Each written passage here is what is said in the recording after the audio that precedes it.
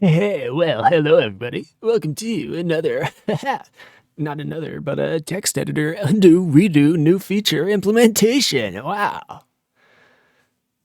All right, we did the intro. Now people are interested. So, you ready to do this? Let's make sure to make our announcement. I've already typed it out so that I don't forget, which is it's been very helpful lately because I haven't forgotten.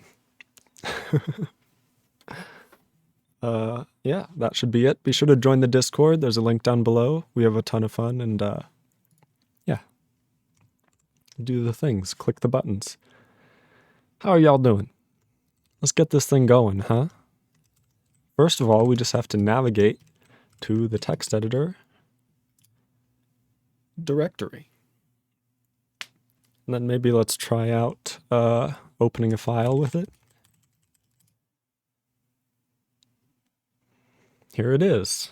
You guys can't see it. There it is.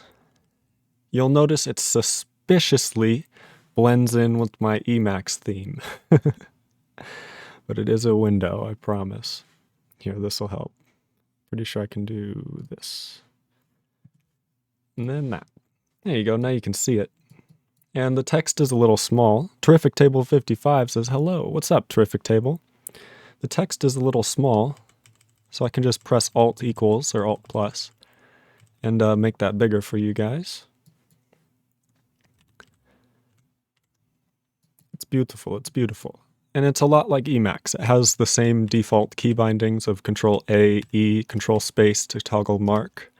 And it has the thing where it keeps updating mark until you press space again on the actual mark byte with your point byte, and then it toggles it off. It also has copy and paste integration. So you can do, I believe it's Alt-C. Yep, there it is. That worked. And then I can go here and right-click. You can see it, that one's a little small as well now. Whoa. Okay, I can right-click, and you can see that we can copy and paste. And I didn't just have that like prepared. I can go change that and then copy it again, right-click, and you can see it's different. And that should work cross-platform. How beautiful is that? This is my text editor. It's not much, but it's a start. And one thing that really sucks is like if I want to change this P back, there's no like undo. It's just done. You know what I mean? There's a do but no undo, and there's definitely no redo. So I think what we're going to start implementing today is a redo feature in my text editor so that I can press, I don't know, Alt-Z or Control-Z, something like that, and have it undo. And hopefully it's not too bad. Y'all ready for this? Back to Emacs. So what we need to do is check out the source code, and pretty much we're just going to be, I'm pretty sure, implementing it at the buffer level so that a buffer stores the history that's been done to the buffer. And that history can be like reset every time you open a new file. But if you open a new file, it'll create a new buffer. You can't like replace a buffer's file. That's not actually a thing. So I guess eventually you will be able to destroy a buffer and then reopen it. But then I don't think you would expect that your undo redo information would save after destroying and reopening a buffer. So I think we're good that a buffer can store the information that we need, the history for the undo redo, right? So just off the bat, Siraide says, yep, what's up, Siraide? What's up, Terrific Table? Thank you so much, everybody, for tuning in. How are y'all doing? We're having a good old time today. We're going to be implementing histories in the text editor. We just did a little... Siraide says, yeah, I wouldn't expect undos to stick around after closing a buffer. That's good. As long as it's intuitive, that's perfect. So all we have to do... It's funny that I made a macro for this, but I didn't make a macro for extracting the value. It's pretty ironic.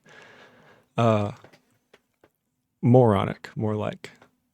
Really, we're just going to need a history. So we're going to have like a buffer history type or whatever.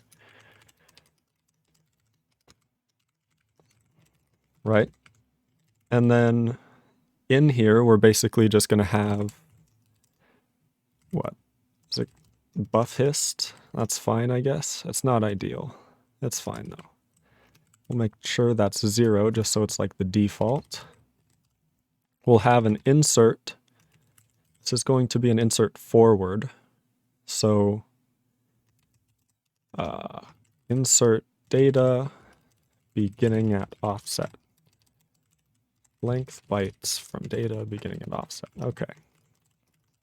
And then we're also going to need a remove, because sometimes you remove things from the buffer.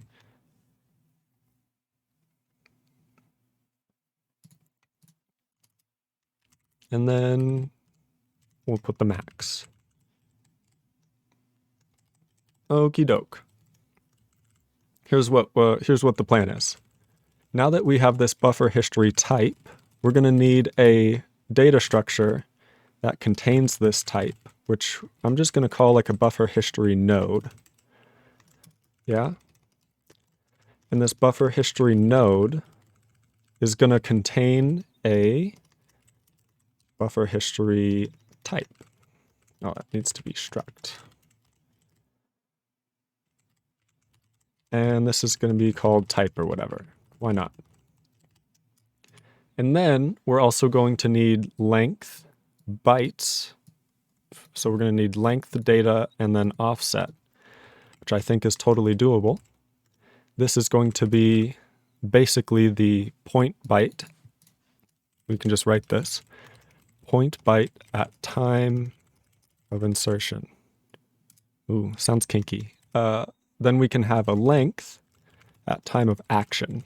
It's really not an insertion because it could be a removal. How many bytes the action applies to. Sure. And then we're going to need the char pointer data, which is, we're just going to line up for funsies. And that's going to data that the action was applied to. I think this makes sense. This is basically the cursor position. This is basically how many things, so that we don't have to do strlen all the time, right? This is like a little string here. And then this is just what action we did. I think this will work.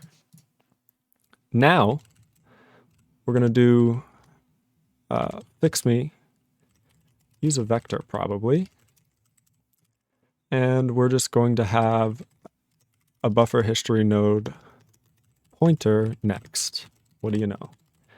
That way, we can just create very quickly a buffer history, and we can have it basically just contain a buffer history node pointer undo, and eventually we're going to need one that's redo. How about that? Yeah? So with these this basic data structure intact, we should now begin to create an API around it, right?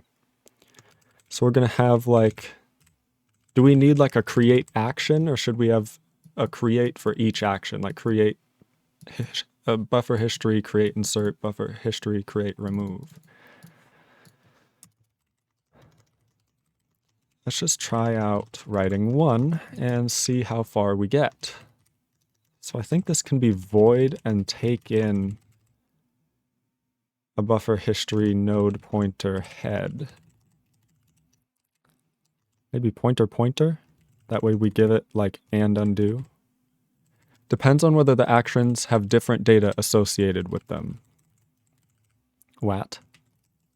Because if they do, then I think it would make sense to have different functions for them. They both just have a byte string. I don't think they'll have wildly different data. So I guess I could just do create. We'll just create insert and then see how hard it is to convert to a remove. So we're going to need like the data. We're going to need the offset. And we're going to need the length. But what we could do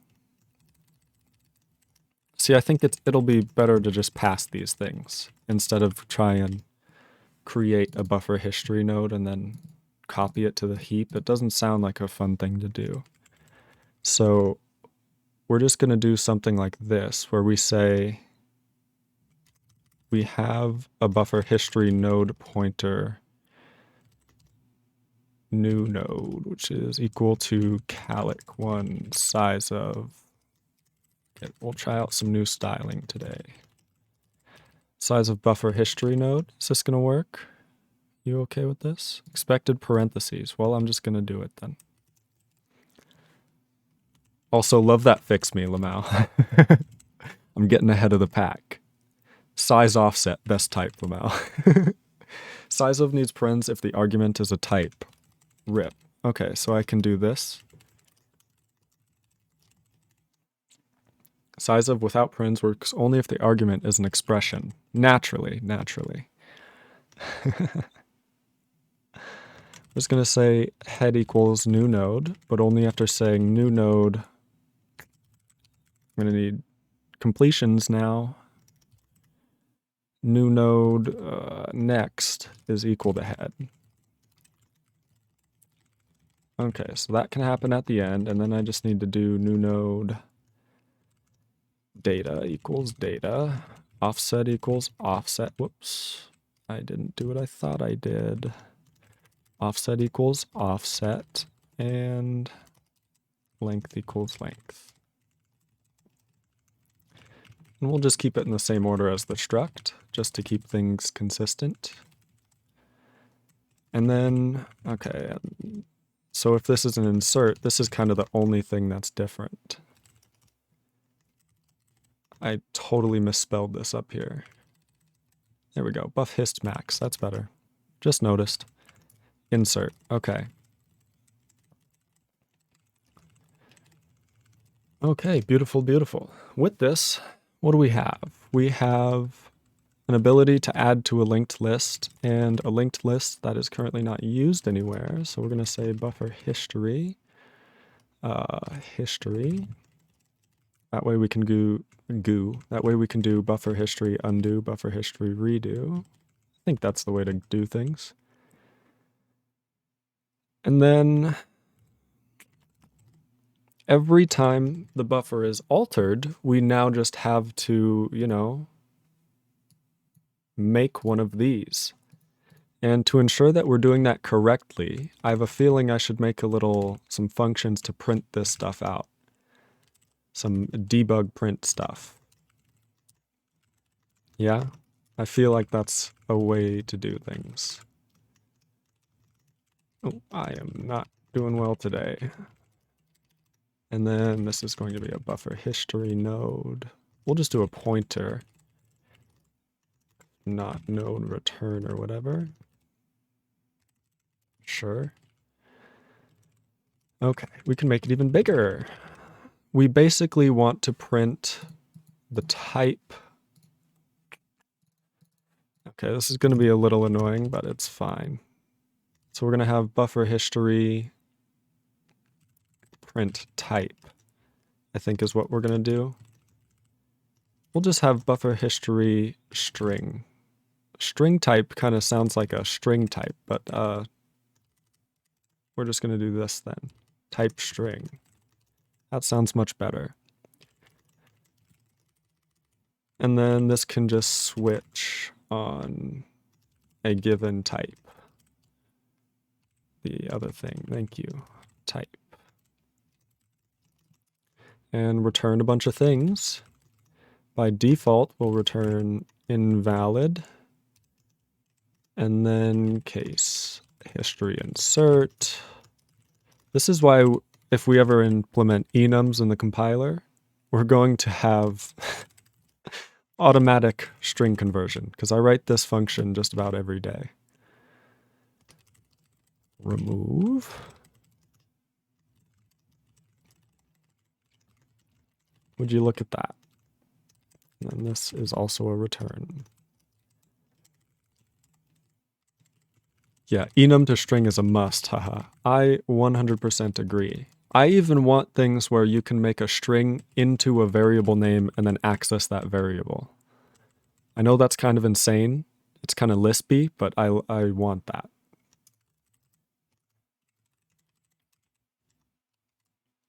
This is just unreachable. There's also an extra thing here we don't need. Okay. Siraide says, sure, there's many languages that have that. Yeah, I think that would be really cool.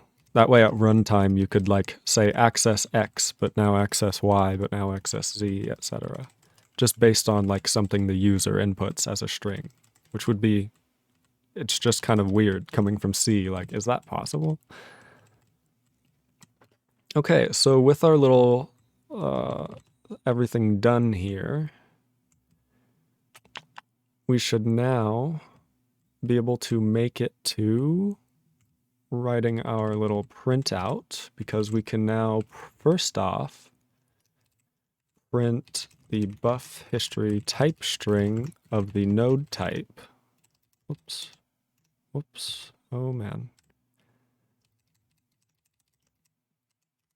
And in here we can now do percentage %s. We're halfway there.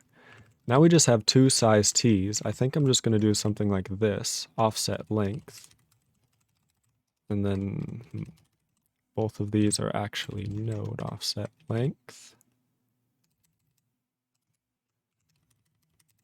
Something like that. I think that's mainly understandable. And then we'll put a new line. Why not? I'm pretty sure that's how we're going to use this. And then we're going to do, I guess at some point we should say if node next, print that. So maybe let's do that first. We can just do this. I guess we don't even need to do if node next because of this check. So we can just do this. And that should print all of the nodes parent first, right? So what should happen is this will be called on every parent until we finally get to one that there's no parent of. And then we go, okay, print that, and then that'll return to here on the parent, on the child, and then print that. And then, so this will print things in order from chronologically. Yeah, everything's fine. I think that's understandable. Siraide says, okay, that is a horrible idea. The strings would have to be known at compile time. Otherwise, no static typing would be possible and the entire language would implode. Yeah. How many nodes would blow the stack? What do you mean? Oh, here, because this is recursive? Well, let's see. A stack frame is probably about 8 to 16 bytes. Let's call it 16 bytes. And then it also has to store this node, which is 8 bytes. So it probably just is 32 at least. So let's call it 32 bytes per stack frame. Then you're dealing with, like, let's do, what, a division. Here, I'm in the mini buffer now in case you can't tell. A division of like 16,834 by 32. This is a 16 kilobyte stack, which is tiny for modern systems. 526. 526 is your answer, but I'm pretty sure we're going to eventually create a maximum. We're just at the very beginnings. So we're just going to try and create this data structure for now. Generally, if you need to worry about stack overflows when printing trees, then there's something wrong with your trees probably. Siraide is correct. Yeah, I'm not expecting it to be exploding, just wondering. It's all good, Mouse6. We love questions. And I usually wouldn't write it this way. If I had the time, I would just write a continuation. It'd be pretty easy, actually. And then, because all you have to do is walk this list backwards. So all you have to do is build a backwards list and then walk it, and then nothing recurses ever. We're not going to worry about it, though, because we're doing undo redo right now. And we're just trying to get this data structure working. So one thing that I haven't mentioned is the API of buffers. In fact, I haven't mentioned it for a reason. Here, let me do some, not eval, there it is. some nonsense. And I can show you. Really got to make a shortcut or a symlink, because it takes me forever to find this file all the time. There's like a million files and I can't find index. We'll get there. Should I trust Windows search? I'm going to try. Oh, it did work. That was pretty good. Okay. I'm pretty sure I can do this now. Oh, I'm still watching my own stream muted. That's pretty funny. Hopefully you guys can hear me. LITE has its whole like Doxygen thing set up. So if we go to data structures, we can just check out the buffer, which is really a simple data structure. You know, nothing too complicated. It's all pretty generic and understandable. It's, I promise it's not as bad as it looks.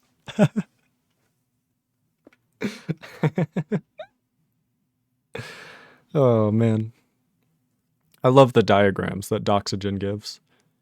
They make everything look like I'm a genius. Like, ooh. Yeah, I totally know what this is. Have you seen LLVM's dependency graphs? I didn't know they had docs. They have docs now? No, I'm just messing with you. When we can look at the API somewhere, I'm pretty sure. It's somewhere. Okay, that's not it. It's somewhere. I'm good at this, I swear.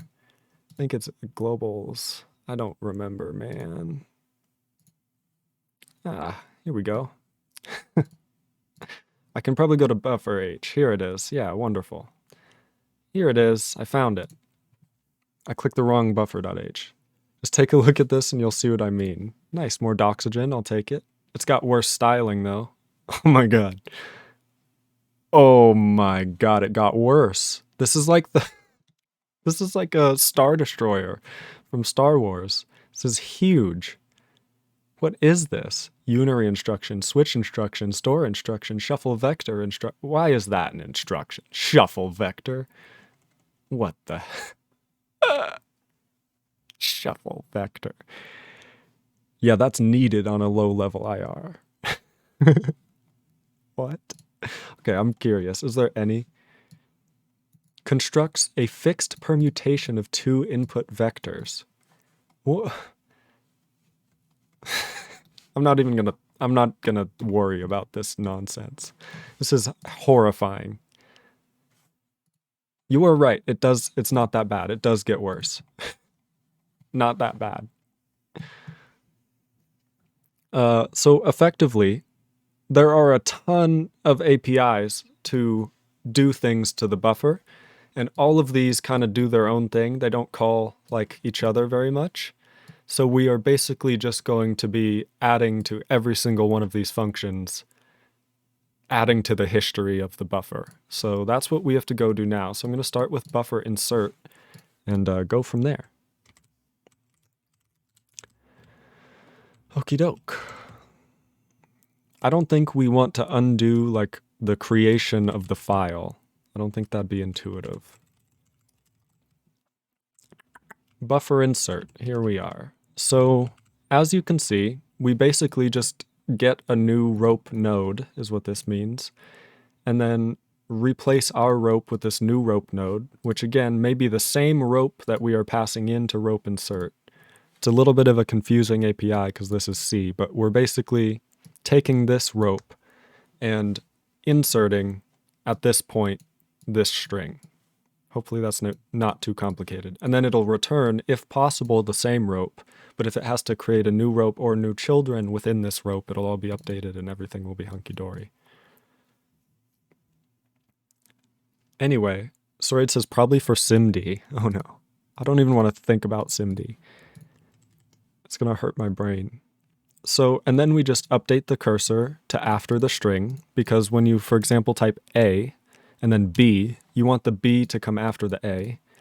And if you paste like a new line, your cursor goes to the end of it. So this is what that does here.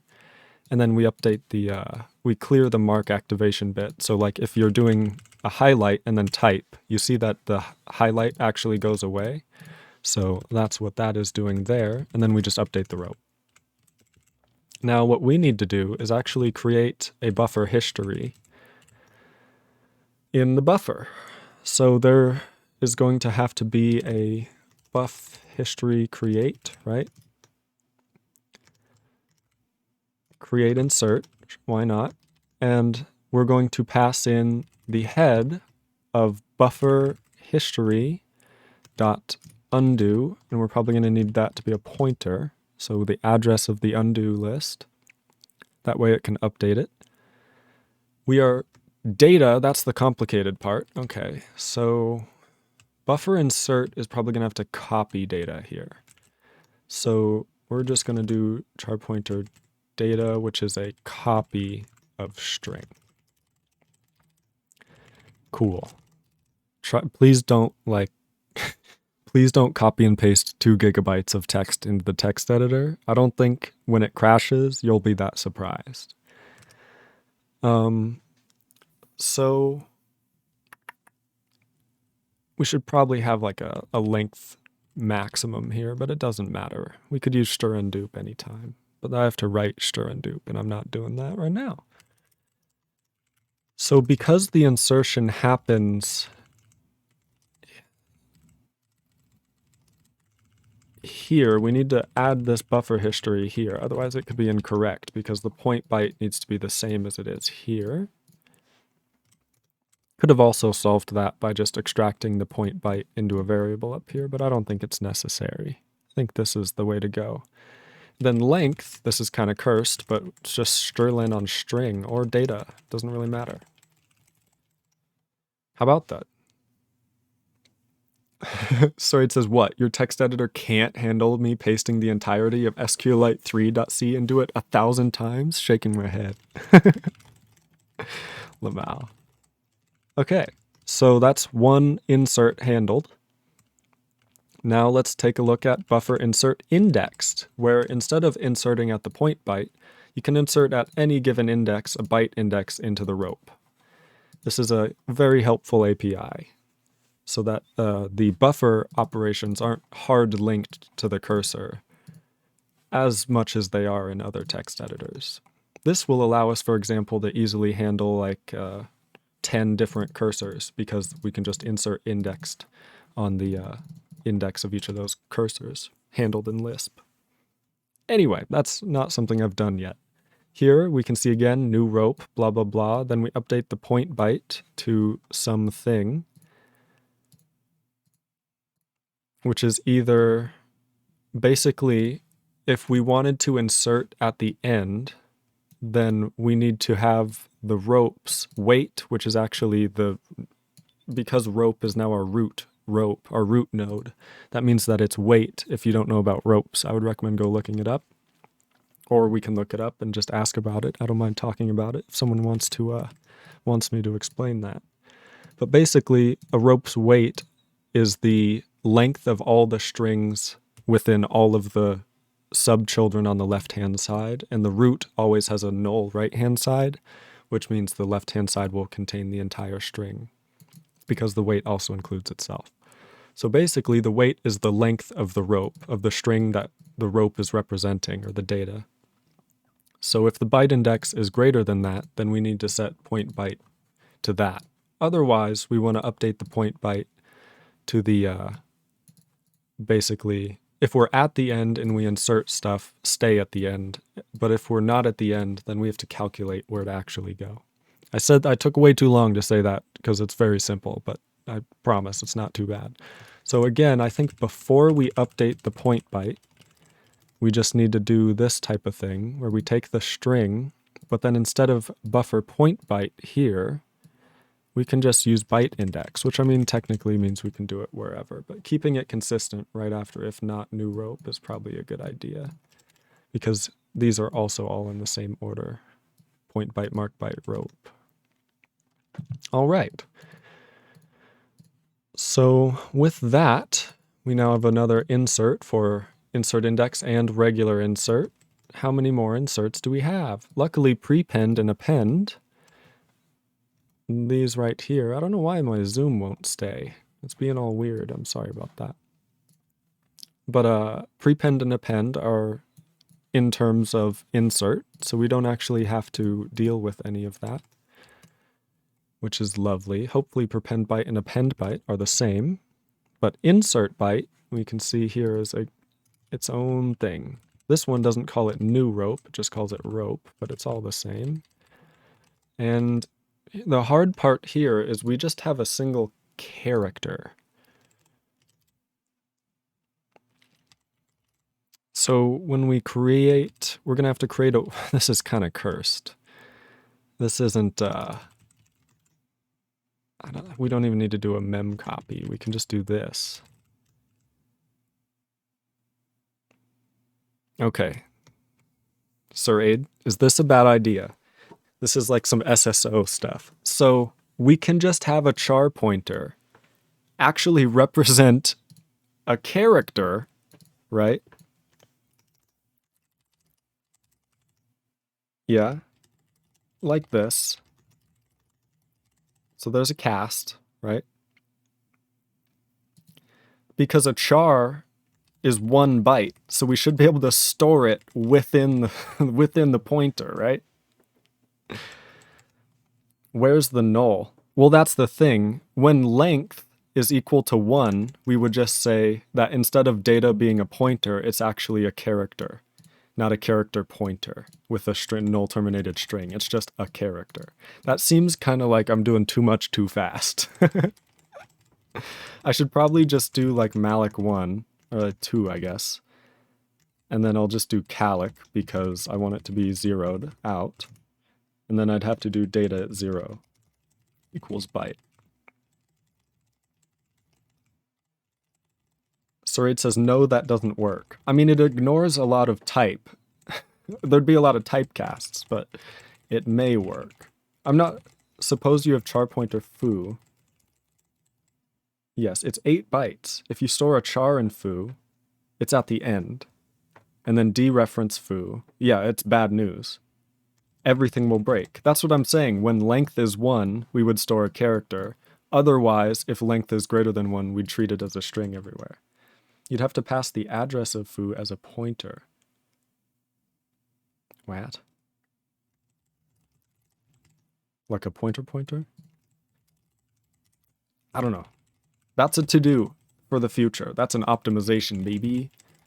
We could store the... It's like small string optimization, where instead of storing the actual data structure, aka the string, you have 8 bytes to store characters in the pointer. You can treat the thing as a tagged union, with the size being the tag. Yeah, exactly. That's pretty much what yeah. That's exactly the idea I'm going for. Just put it much more succinctly and betterly. But then I'd recommend at least declaring it as a union. Yeah, that's probably a good idea. Okay, whatever. We won't do that for now. We'll think about it. Insert byte indexed. More stuff. More stuff. This is again another byte handler, so I can just copy this, I believe. And then this insert byte uses the point byte, but this insert byte index, did I get all 3? Does not use the point byte. It actually uses the byte index.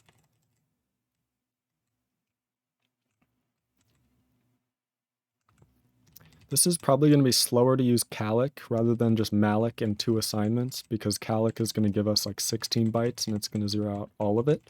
But with optimizations, we can just use like XMM and zero it out all at once, so I'm not really going to worry about that.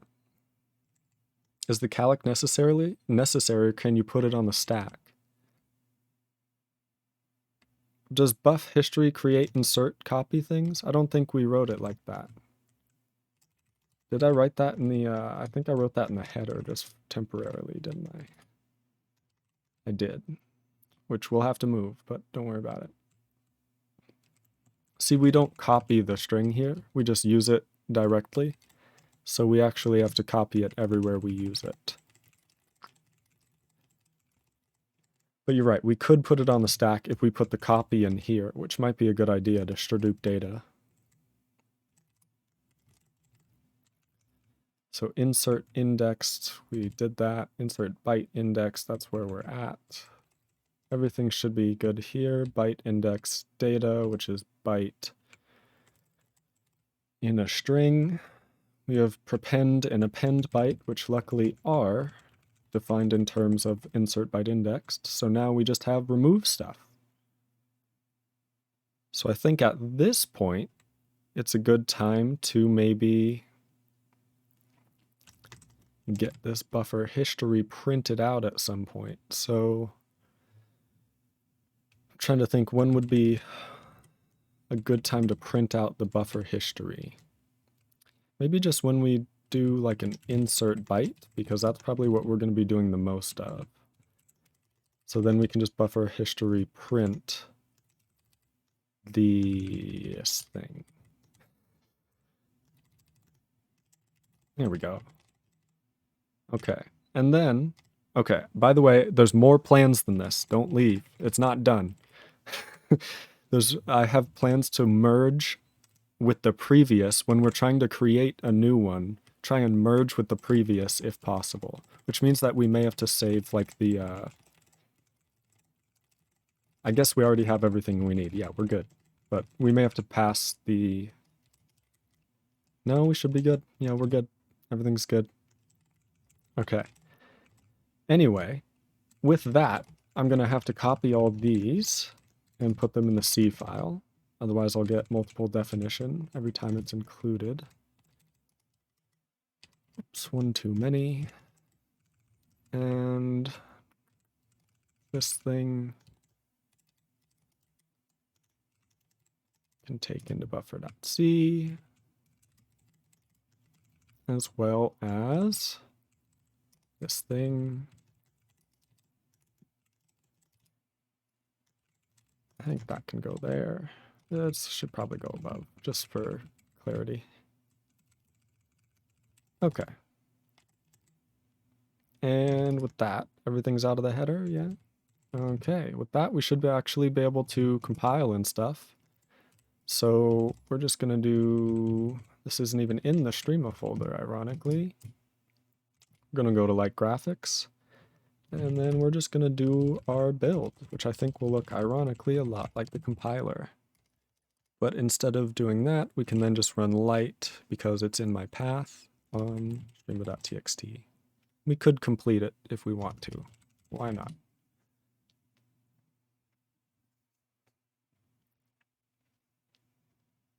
There we go. Well, it still works. Nothing broke.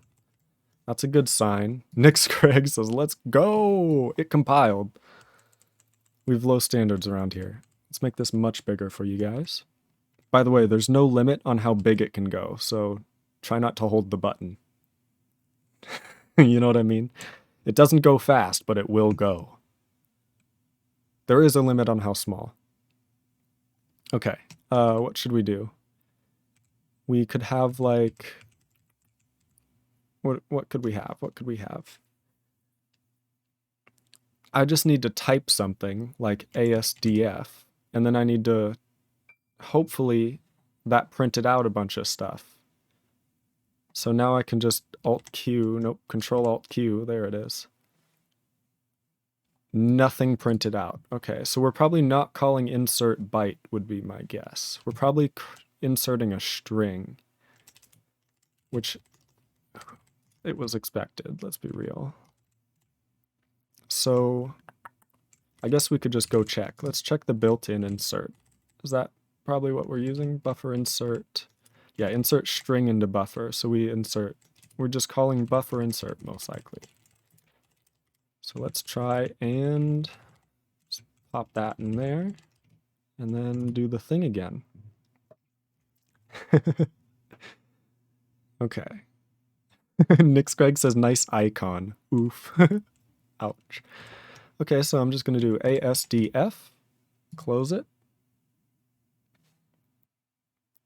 I didn't print out the string, the data string, which would be important. I just realized.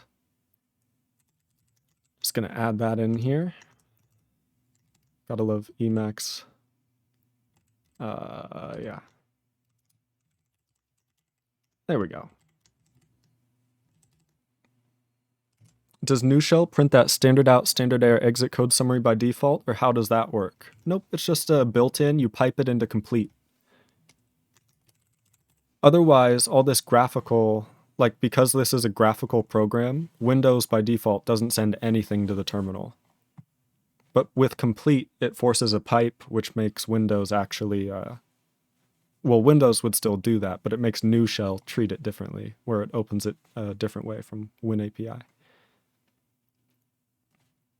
Okay, then we just need to make sure that these make sense, because I'm not sure that they do in their current state. I'm just going to go down, ASDF, close. Interesting. I'm printing everything twice somehow, right? Is that what's happening? ASDF. Oh, no, okay. Okay, it's correct. Guys, I get it.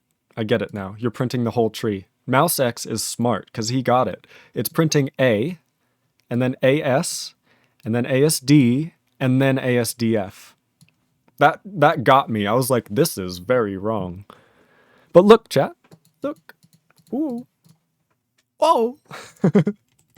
That confused me. Okay. So with that, we can now move on to hoping that removals also work. Right? So when we, here, let me just make sure we're at the first remove. Yeah? And after we update the rope and there wasn't an error, that means we want to add to the history. And I think what we're going to do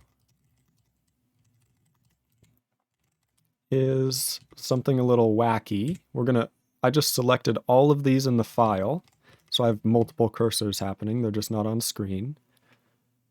And what I'm going to do is actually, I believe, just add buff history insert to all of these. And then go back, delete forward, put node here. Yeah? And then I just have to write that little thing because, again, the declaration was here.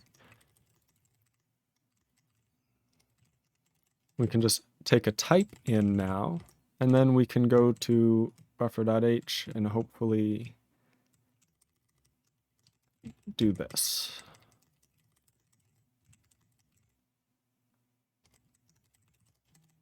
I don't really need to name it here, but then that screws up syntax highlighting, so I'm going to name it. Are you happy now? How badly did I screw that up? I don't think I did. I think I did well. Okay, thanks Emacs, you're wonderful. Look at that, whole file edited. Nix Craig says, oh lol, not happy, Madge. What?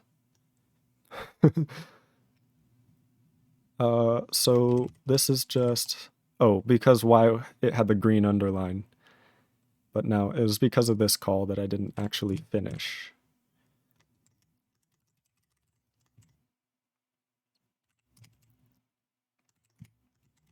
Weirdly enough, even removals would like to be undone so that it adds things back. And this is where it's going to get a little complicated.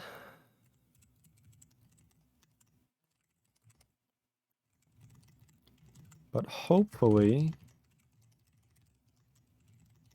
it's not too bad because of my wonderful API.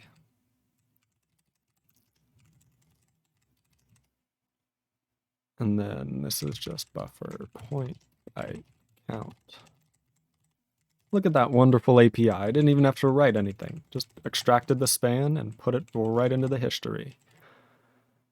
That should be it, right? That should be it. So when we remove byte, it's the same as remove bytes, which is good. Gonna drink some water.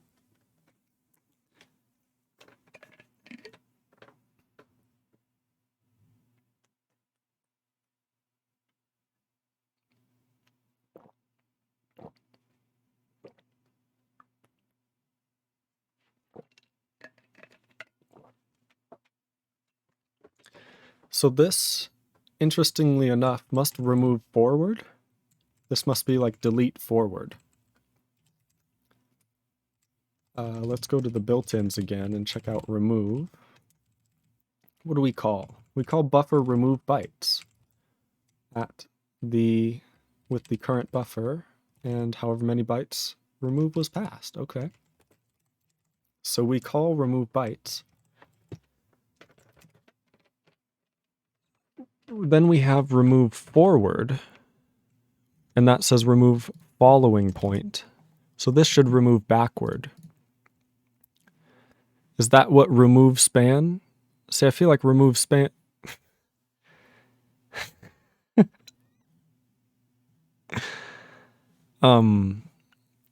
Something may have gone wrong.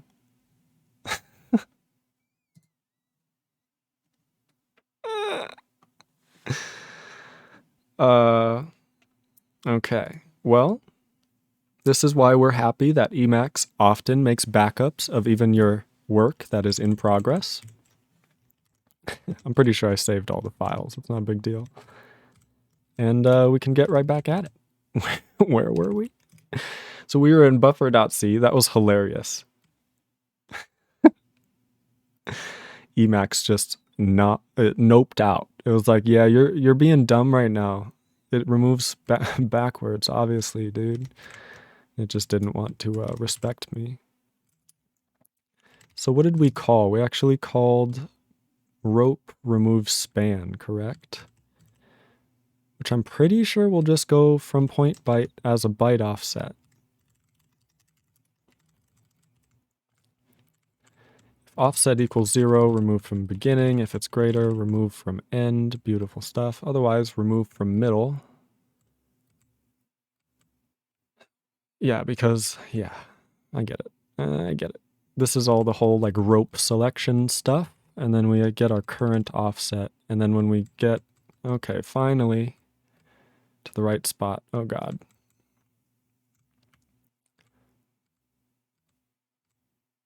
Okay. Else we must continue removing. That's probably where we are most of the time. Okay. Make smaller string from rights. This is a mess. Let me look at this. Yeah, this is one of the most complicated functions. I remember this now. If you want to write a rope, don't write it like this. No, I'm just kidding. This is about as simple as you can write a rope data structure. It's just, it's written in C. And probably you could break these up into functions even further, but then that means you have like 20 functions to operate on a rope, and that just gets scary because there's already 10. Okay.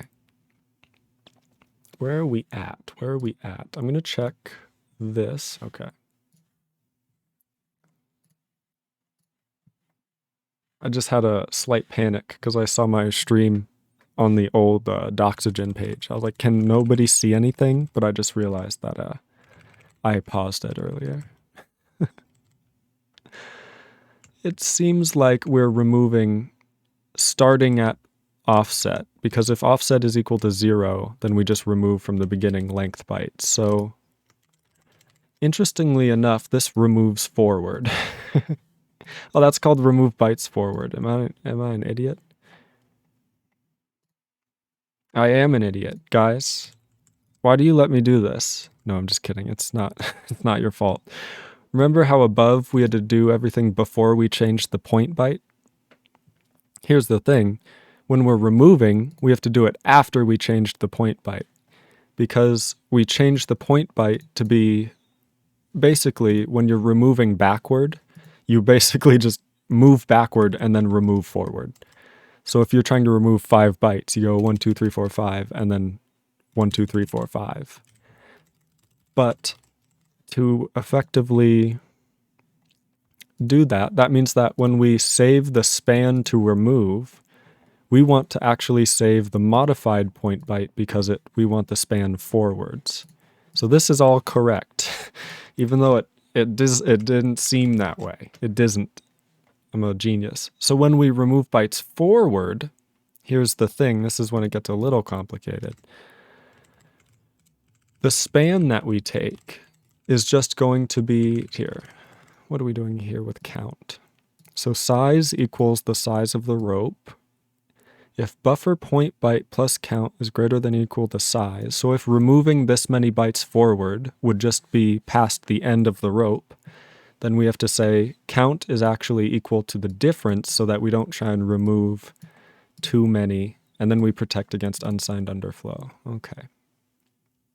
On subtraction, because we're subtracting size t's here, and if we have like an 18 billion, it'd be great to catch that instead of using it. Okay. Cool stuff. All that being said, buffer point doesn't get changed, so we can just use buffer point byte as our beginning.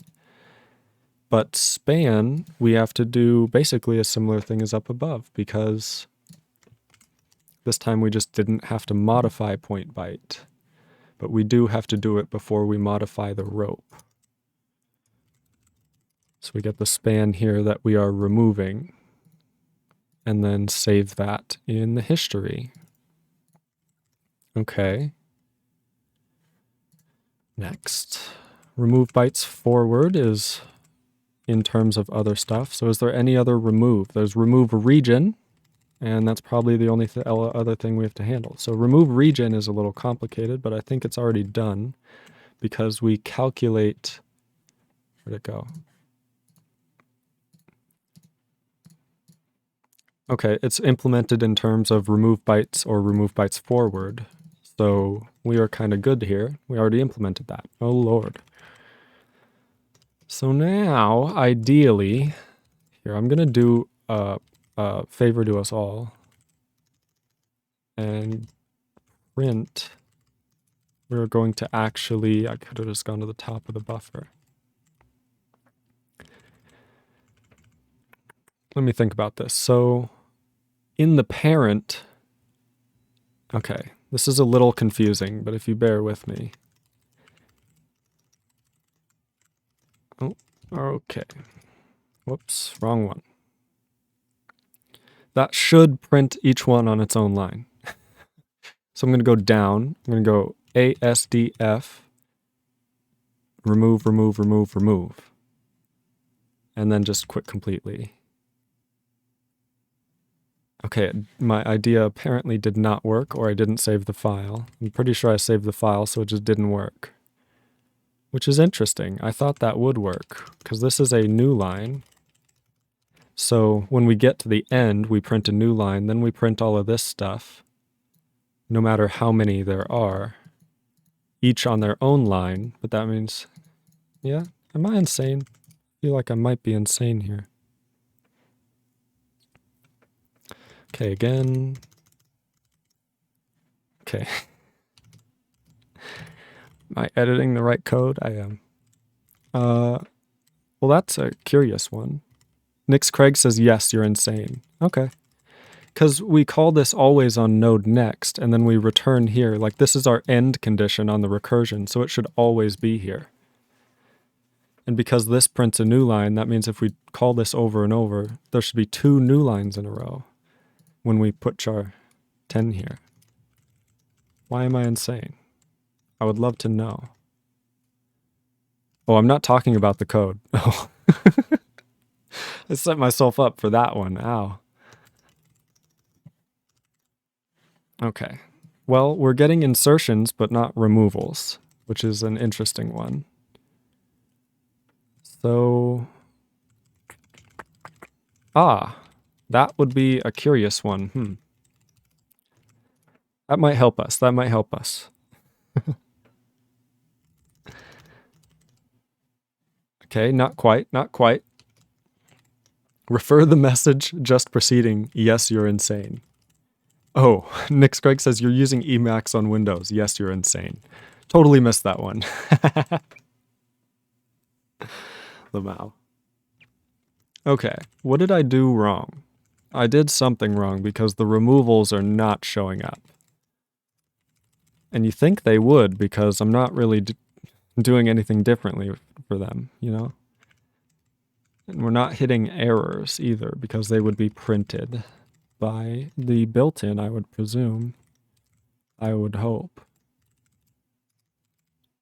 see if error type print error. So if there's an error returned, then it should happen. Buffer remove bytes is this function that has this in it with buffer history remove. And in buff hist create node, we now set everything, including type. Interesting. Am I running the wrong LITE somehow? I don't think that's really possible because I only have one. Yeah, build/LITE isn't even a thing. Well, that's curious. Why? Oh, it's because it's in bin. That way I can keep it in the... Okay. ASDF, da-da-da-da. Not quite. What have I done? This is quite curious, is it not? So when I call... I guess, how does backspace work? Oh god. Okay. Hold on. We don't handle backspace anywhere here because it's in the key map. It's in the key map.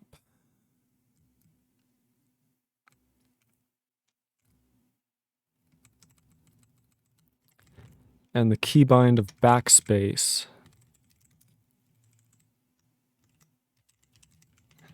is just the function backspace, which is probably here.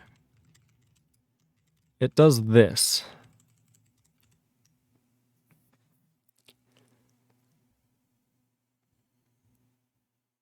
Siraide says, all right, I was gone for a minute there. Where are we at? The first thing I hear is, what have I done, Lamau?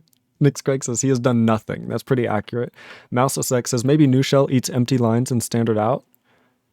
That's probably what's going on, MouseSX. Or whatever dark magic happens. You're probably correct that it removes the empty rows. So,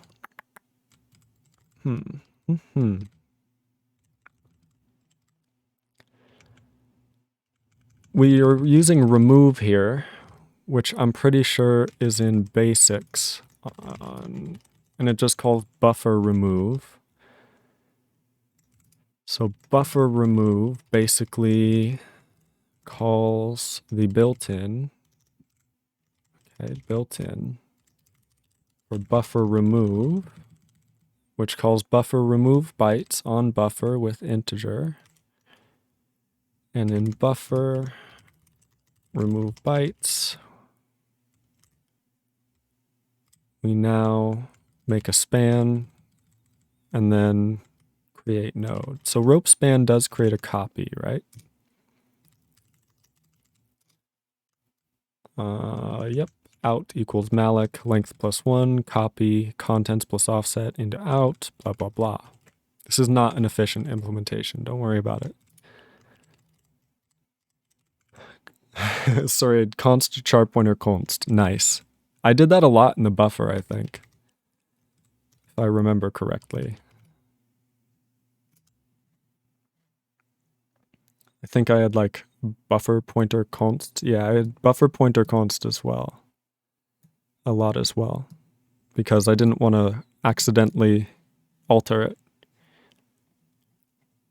At some point, I think I got lazy and I just stopped writing it. So the fact that we're trying to create buff history remove nodes and they're not being created is an interesting topic, right? Because I'm pretty sure here will happen.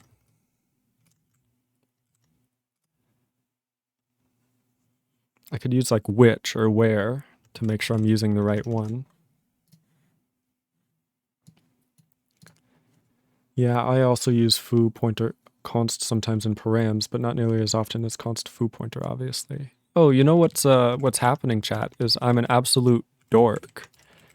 I'm just not printing the thing at all, ever. Which would probably be a thing to do, you know what I mean, if we wanted to see it. But hey, it works.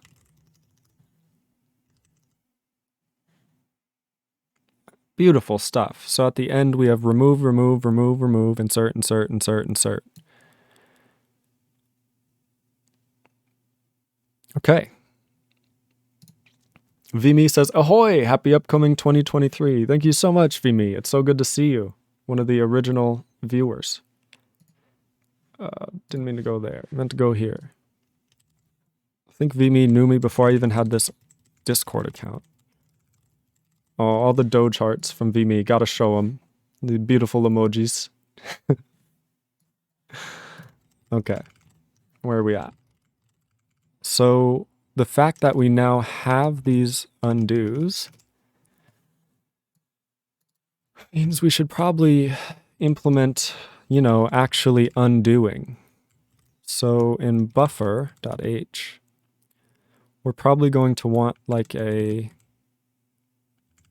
well, I don't know, I guess I would just call it like, it's probably above all this crazy stuff. Yeah, we'll just do here. Buffer undo. Sure, error just in case, because that's what we do here. And all we should need is the buffer. And then eventually we're going to need a buffer redo, so I'll add that. But it's not going to be implemented really. And then where is that? That's right above buffer mark. This one. I can just put that here. Okie doke. I didn't do that yet, did I? So what I'll do is this. Whoops, I shouldn't have got rid of those. What I can do is this, though.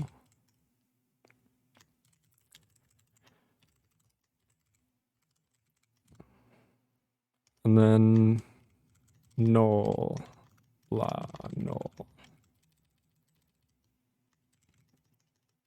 Buffer undo. Okay. Name type refer message suggestion. Does this need to be nil? That's what it is. Okay.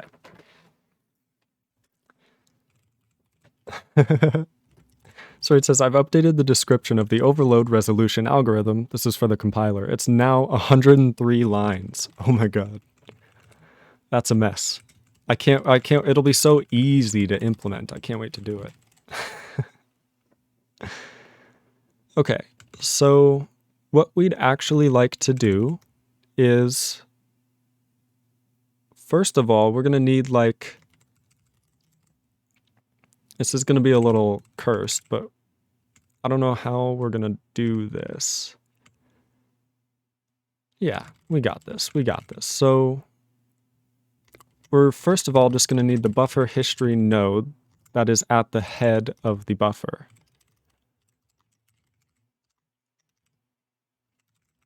Right? And then there will be like a to-do remove head. Move node by updating head to head next. Yeah? So we'll keep a pointer to it because we're probably going to have to do head equals head next or something. And then we'll just remove this to do. That's fine. Okay.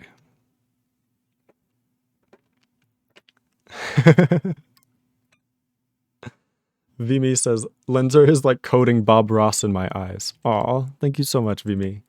Siraide, to do, remove head. Lens, what in the world are you up to? Yeah, I'm gonna... This next program, it's called Guillotine. Guillotine Suicide, my next album. That's the name of my band. Okay, what do I do? So now I should basically say if not head, return okay. Nothing to do. And here, I fell into my old habits. I'll try and fall into new ones. To do, start French Revolution. Vimy, no. Oop, sorry about that. Probably went black for a second. That's my bad. Okay, so now that we have the head, all we have to do is update the head after applying the head. So we basically need to do a static insert on, what is it?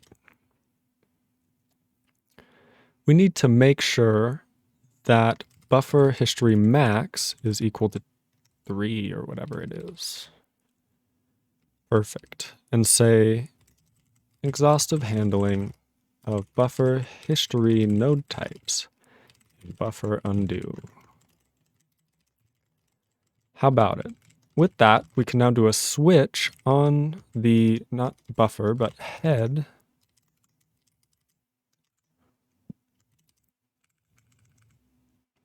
Interesting. I may want to make like a buffer history node pointer node equals head.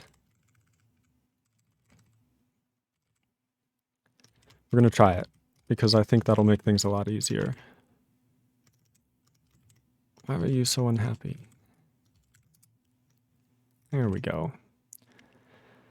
So we want to switch on the node type. I can't believe I couldn't remember that.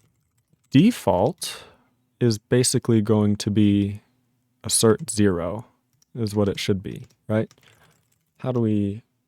I guess we should probably just assert 0, or we can return the error after making it.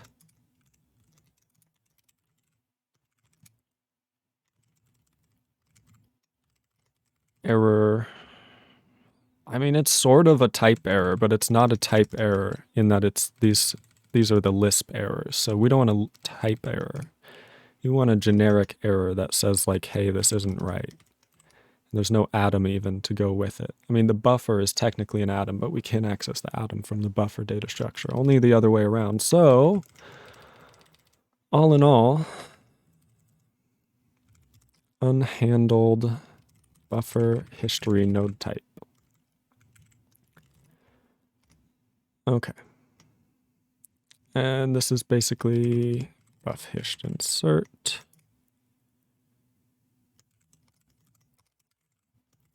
And we're going to do what here? So to...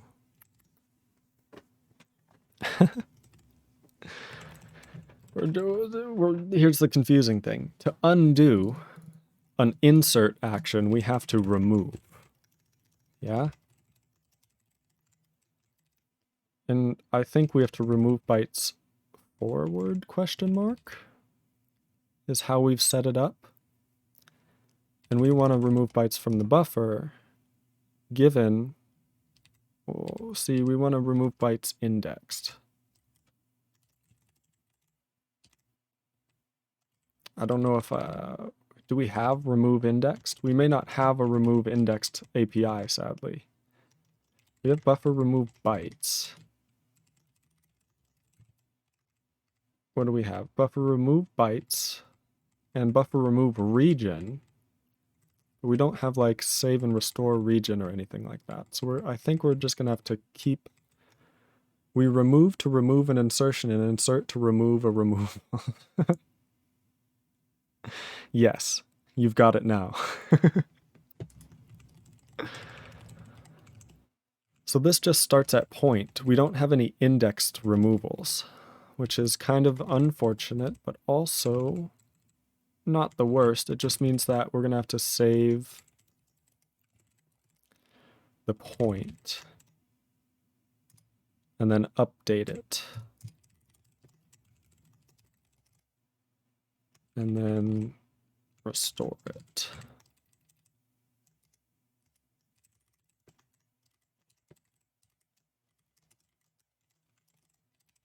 Yeah. And we have to set the point byte to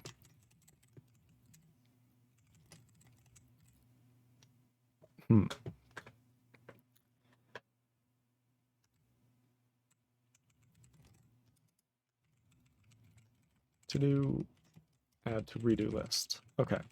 Sorry, just had that thought out of nowhere. When we're doing an insertion, we want to set the point byte to the actual node offset where it was stored or saved. This should make everything work out. Sorry, it says programming just sounds like a bunch of words sometimes. You're right, you're right. Okay, we're doing good on this undo remove of this text editor. with that, should now be able to undo insertions. And you know what? Let's just try this, because we're going to have to do a whole bunch of other stuff in built-ins. In buffer, sure. We're going to need like 2 new buffer built-ins, which is going to be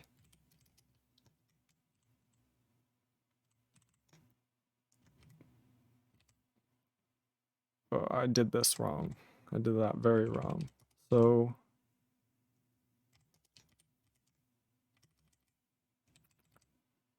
interesting. Basically, I need to do this. There we go. This will work. I need buffer redo. And then I need buffer undo. And then I need, what is this?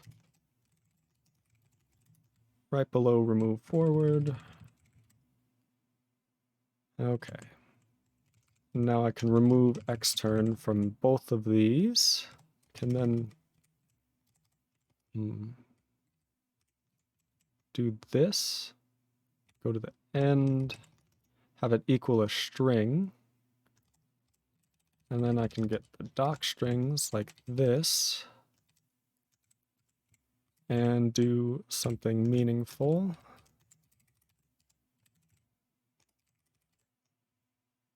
Like this. And then I can do something meaningful like this. Where I can built-in ensure one argument on arguments. Just writing 2 functions at once casually here. And then this will be buffer undo. And then this will be redo. Redo. Oops. Forgot the return error none. Okay.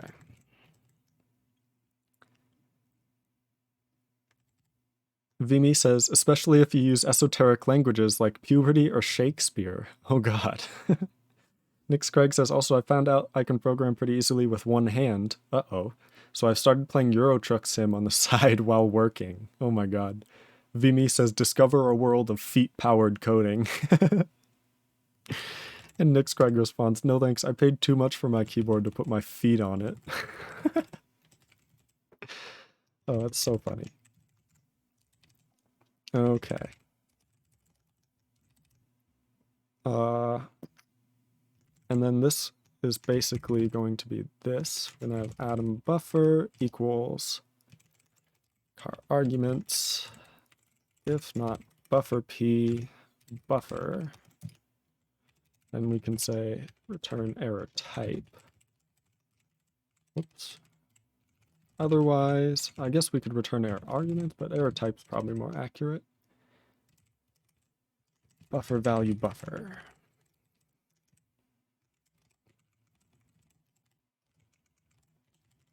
Vimy says, but imagine the efficiency. Lamau. Error.type.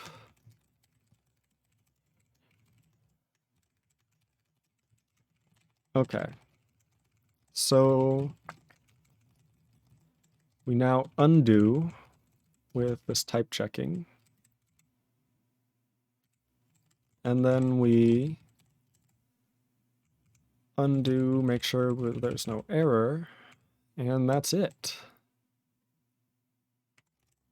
I guess that is it for undo. And then we just have to go to the default environment and add in some new buddies.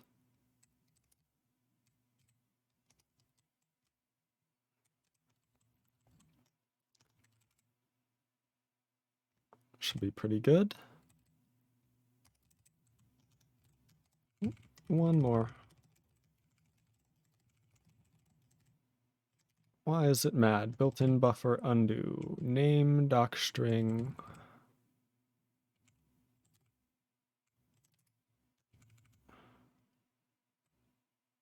What did I get wrong? Built-in buffer undo. Did I not save buffer.h? What's going on? Did I not? So built-ins.h is what it would be, first of all. I didn't save it. Okay, that would make sense. That would make sense. Okay. So we now have a scary thing in that we have remove forward here. And we actually should have buffer undo. Now we have undo and redo in the default environment. Oh boy. Oh, I didn't bind it yet either. Hold on, what happened? Why are you angry? Expected identifier in built-ins.c848. At.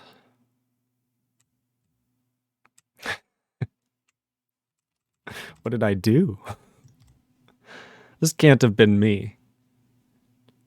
What is going on here? Does anybody even know what's happening? I don't know what's happening here. Luckily, we have maggot. Yeah, don't screw with buffer lines, please.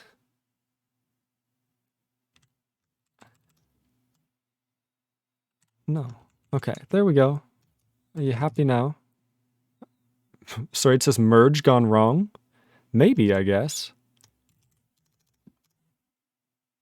Okay. So one thing I forgot to do, which is kind of pretty important. Here, you want to try it in the text editor itself? We're going to try. So if we just go to Lisp/, here's the thing, I'm in the wrong spot. So I should go to like, okay, that's not going to work. Hold on. I got to fix that still on the path handling. This is all looking pretty good though. It's definitely stuff that was inserted. Could probably also print out what buffer we're talking about, but it doesn't really matter.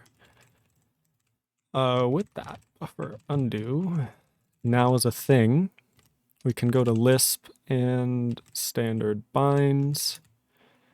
And then what key map do we want to put this in? We probably want to do Control Z, Control V. Yeah. So the control key map is here. And as you can see, I believe we're just fine with Control C and Control V. Okay.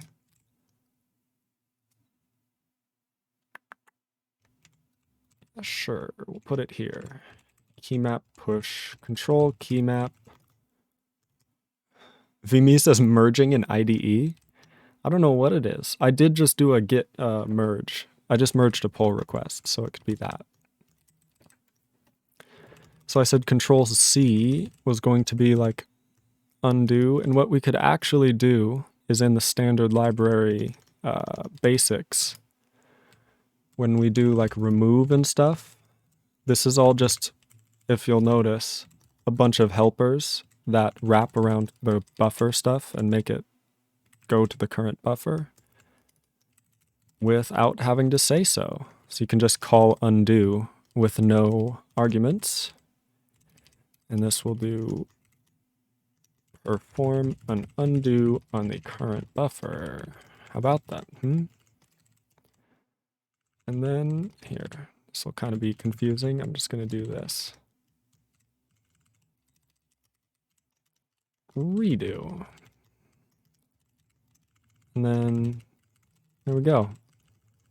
Now we have undo, redo. So now we can just do Control Z, undo. Control, let's go with Y redo for now. Is that okay?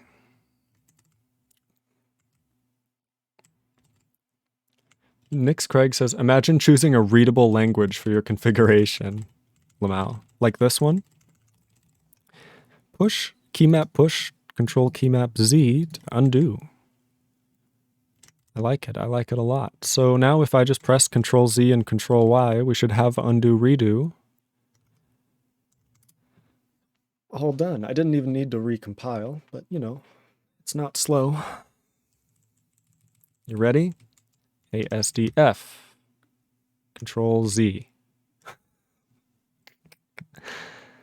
Okay. One thing I noticed, it didn't delete the right things. Oh, you're not seeing anything.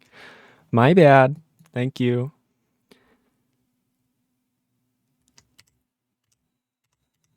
It's just deleting things, which is pretty funny, but it's not actually ideal.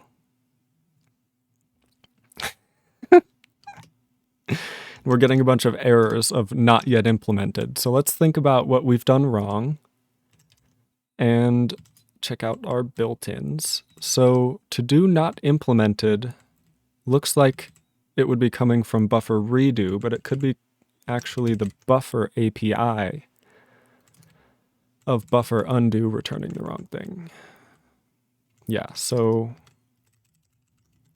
we need to return OK here.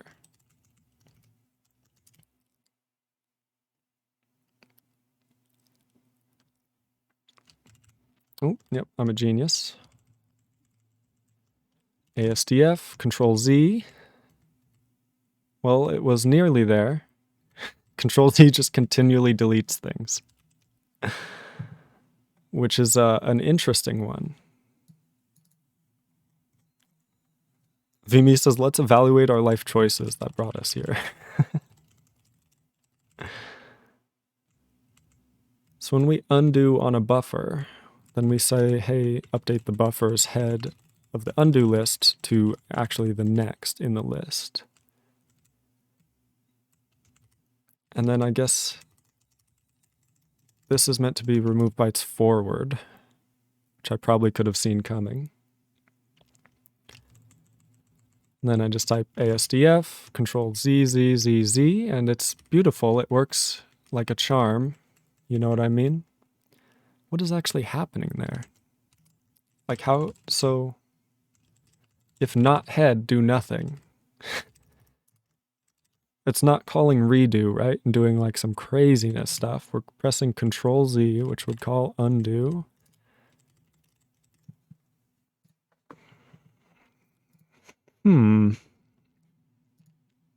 Anybody know? Does anybody know? I mean, we're not handling removals. That would definitely be it.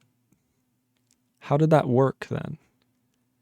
Because we're trying to do an insert, which causes a remove, and it's going horribly wrong. So when we think about it, we have an insert of ASDF, right? So when it has 3, 1 here, then that means what we end up calling is remove bytes forward with 1, and the point byte is set to 3.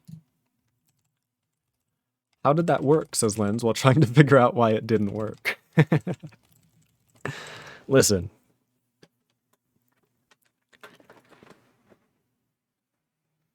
But do you get what I mean? Like we save just the current point byte or wherever we're inserting or removing from. So by restoring the point byte of wherever we're doing, see if we have remove bytes forward.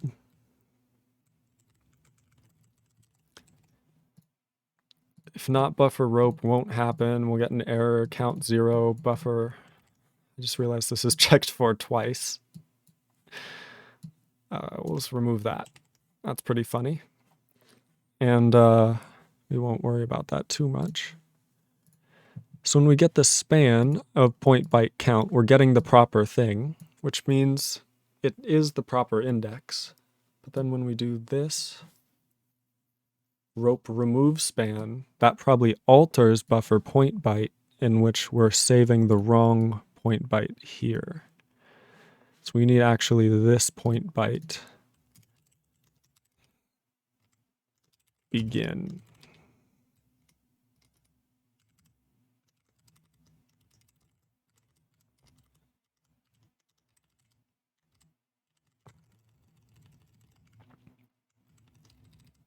Does that make any sense? I don't think that makes sense because the buffer isn't passed to this rope thing, which means that buffer point byte can't be altered because it's literally not exposed. This isn't a pointer. Vimy says that moment when you open a project, find a garbage dump of code and toggle code blame just to discover that you are an author of said garbaggio. Pretty accurate around here. Well, what am I doing wrong? What am I doing wrong? So we are calling remove span with point byte here. So maybe I need to call, okay. In undo itself, maybe I need to call, yeah, that's probably it.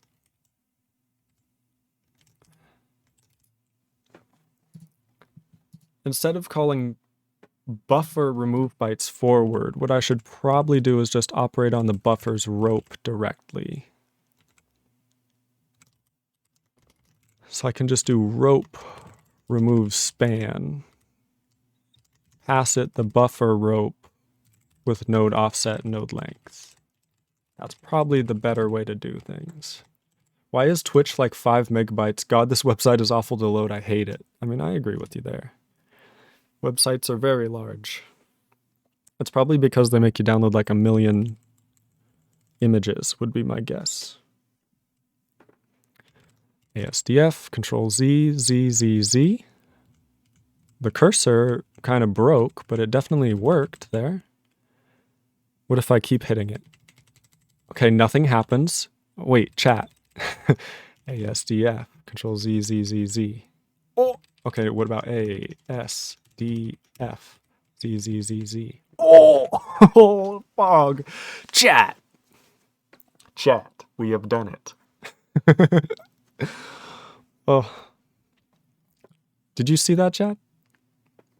That worked. We can insert and undo. It's beautiful. Point byte isn't handled beautifully. Print node. Should probably not do these. Okay. And then whenever we handle insert, we just also need to handle remove, in which we can insert.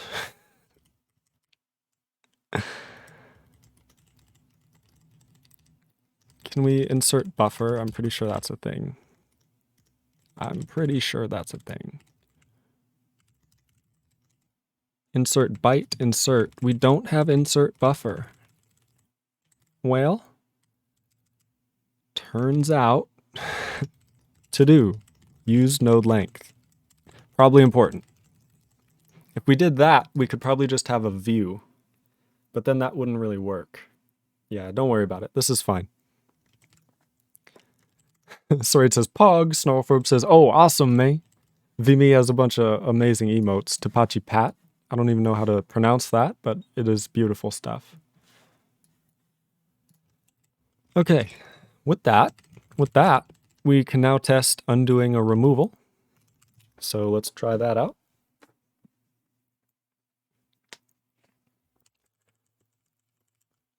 ASDF, remove, and then undo, undo, undo, undo. Very beautiful. Very beautiful. Okay, now, could we actually have the point byte go to the proper thing? And also we should do something like this.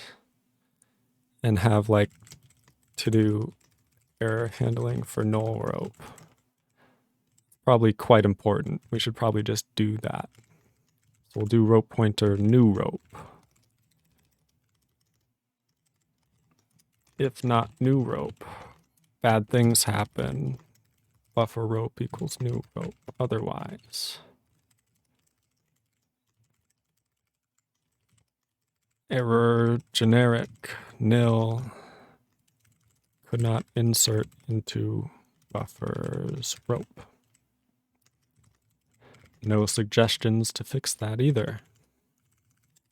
And then we should do the same thing here.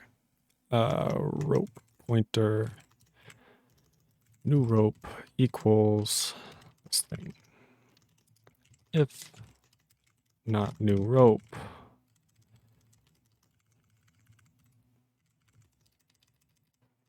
could not remove from buffers rope. And we'll just put like undo there for funsies. VMe, to do, rewrite in a proper way. The day that never comes. It's true though. Okay, that should do that. And then we kind of also want to do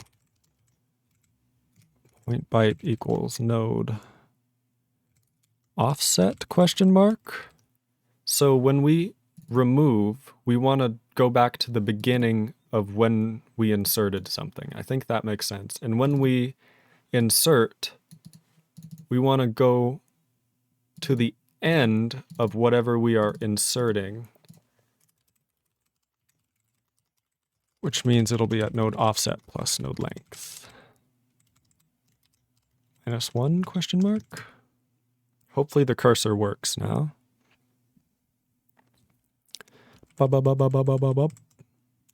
ASDF.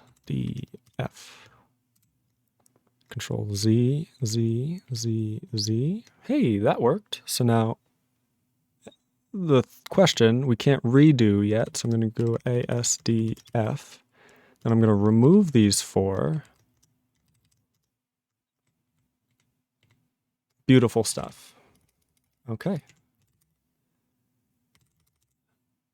Okie doke, okie doke. We're doing much better as things turn out. So the cursor now works. One thing that would be interesting is the redo list now. So what we should say is buffer history.redo. If this, then say redo next equals head. Yeah? So we're going to say one thing that we should probably say is head next equals null. And then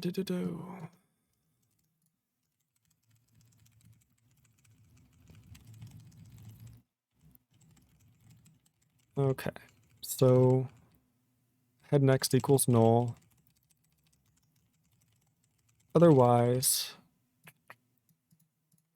this is backwards. So if redo exists, I guess we don't even have to deal with that, do we? We can basically just say head next equals buffer history redo. And then we can say buffer history redo is equal to head.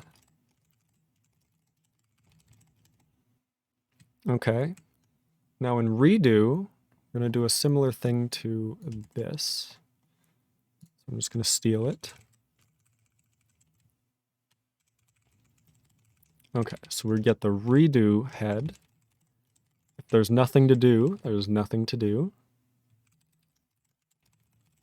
We still want to handle the same things, get the head, and switch on the node type.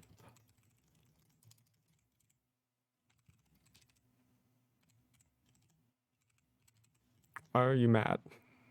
Why are you blue? For enumeration values not handled in switch. Okay, that's fine. And what we're going to want to do is basically this stuff, but not in reverse. What do you know?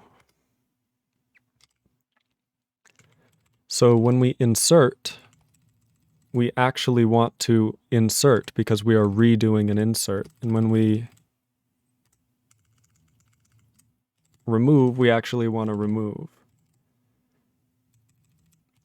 Mr. Mugame says, I like to code the heads of my children. Is that a threat? And then we can just say redo in here. And if we think about it, is there anything that says undo? Is there anything else that says undo? Not in here. So with that, what I think I'm going to do now is a little bit of an API thing to make this a little easier, question mark, and do void, we'll do error. Buff history perform node. We'll have buffer pointer buffer and buffer history node pointer node. Right? Again, then we'd have to like have an inverse table. I'm not really doing that right now.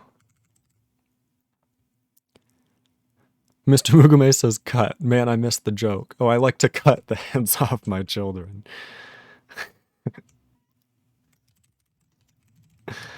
Good for you, man. Whatever gives you peace in life, right? So when you redo something, should you then add it back to the undo list? I guess that is how that works, right? Which is kind of confusing. They kind of just flip-flop. But after we redo, Siraide says yes. Okay. Nix Craig says yes. Okay. It sounds like that was a dumb question. So to add to the redo, we want to add to the undo list.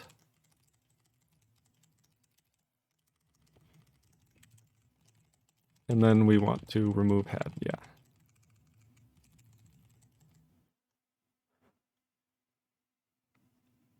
If you redo the undo, you can then undo the redo. Have you ever used undo redo before? I mean, I don't often think about it deeply. I just do it.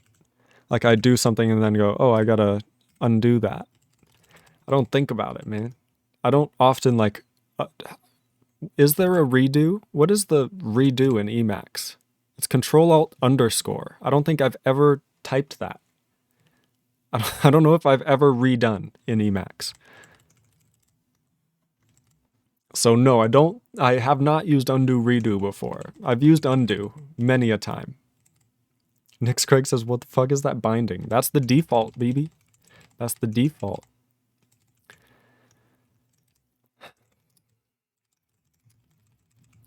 Now, guess what? We redo. How crazy is that? Baligo says there wasn't any undo before. There was not, now there is. Oh, you're talking about an Emacs, huh? I have it on Control R. How do you search for things? Undo for me is Control/. Yeah, mine's the same, Control/. Redo is Alt_. That's still hard to press. You have to do Alt-Shift. Asama Happy, thank you so much for the follow. Baligo says, yeah, Emacs. Nix Craig says space SP. Oh, you're a that kind of guy. I'm just messing with you.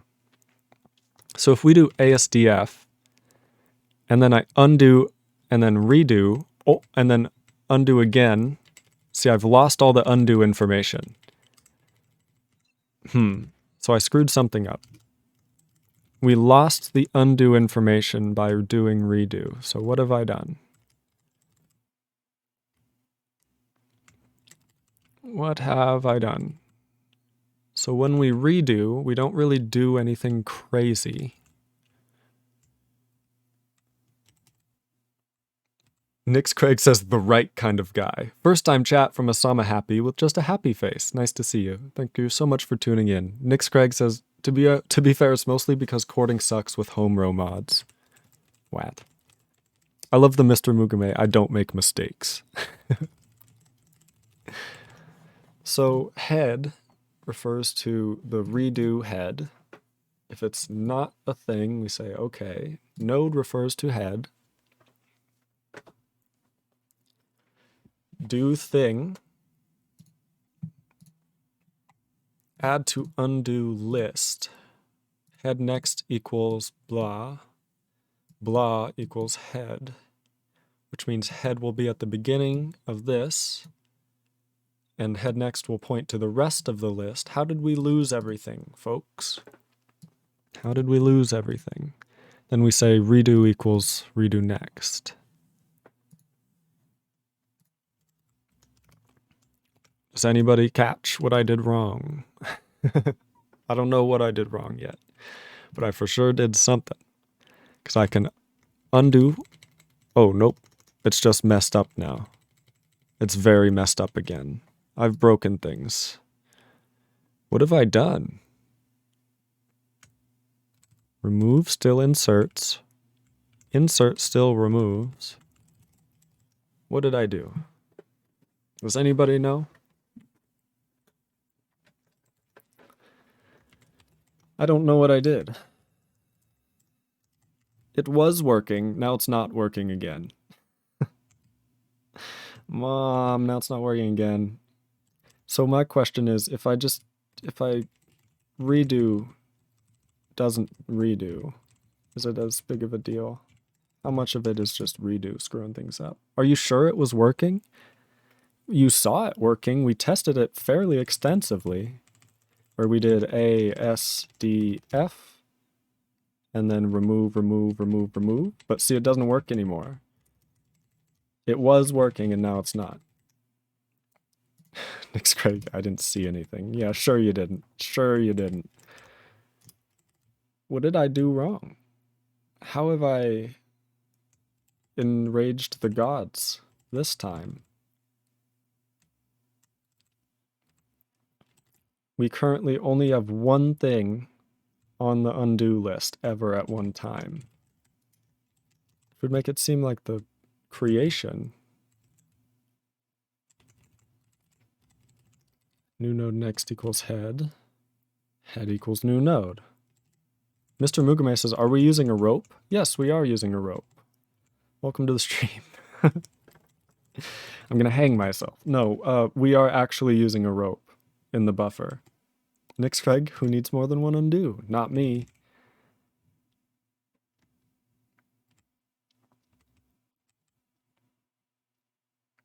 Wonder if I should just use the create node syntax. But then it just would always calc and I'd have to free the old one anyway. Just make undoing twice, undo the last undo.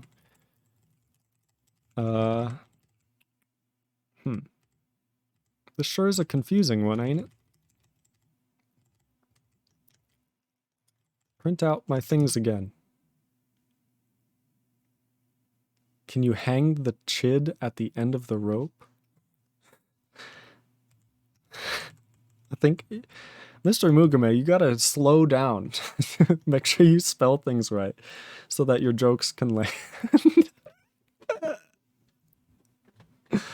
Oh, that's so funny. See, it just doesn't work now.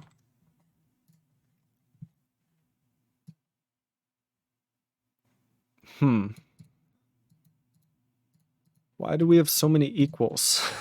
What am I missing something? Why do we have so many equals? Did I type equals? ASDF, Control Z, Z, Z, Z, Z.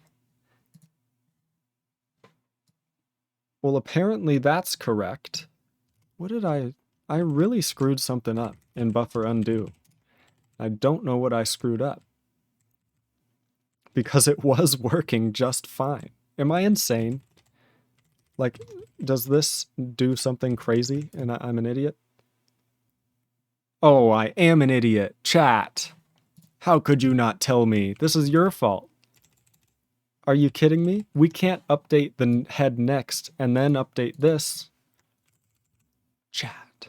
How could you?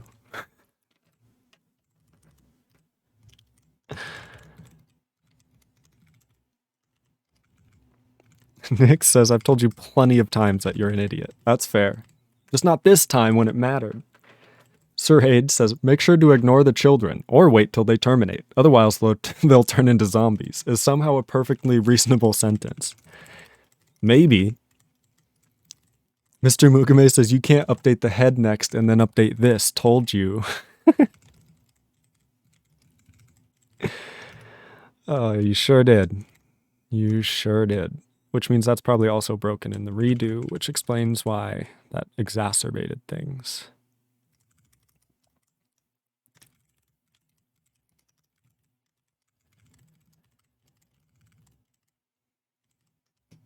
Not enough hard style. That's what's wrong with your code. What is... I don't know. Isn't that a language? Okay, we're here again. I'm going to make it very large. Are you ready?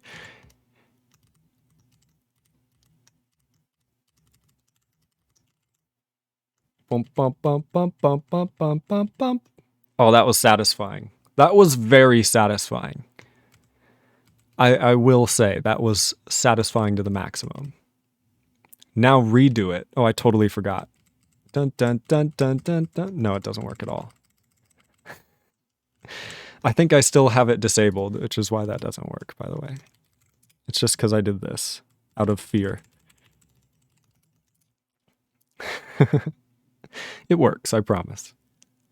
How are you actually saving the changes? Well, I'll show you. We wrote it at the beginning of the stream, so if you want like ultra in detail and watch me build it, then you can just check out the VOD after it's done, or on YouTube once it's up. But I'll show you a brief overview. We're basically saving the spans that we're editing. So I'm just going to do, screw a new line. We're just going to go A, S, space, D, FFF, ASDF. Bum, bum, bum, bum, bum, bum, bum, bum, bum, bum, bum, bum. That's fun. And then redo. Oh, pog. And then undo. And then redo. And then undo. It does work. I'm having too much fun. That's just me holding the undo and redo buttons, by the way. It works, and it's not unbearably slow. Look what we've done. And I'm pretty sure if I like copy, right? And then I paste, that will be one undo. Look at that. So everything you paste, you can then undo and redo. Ain't that a beauty?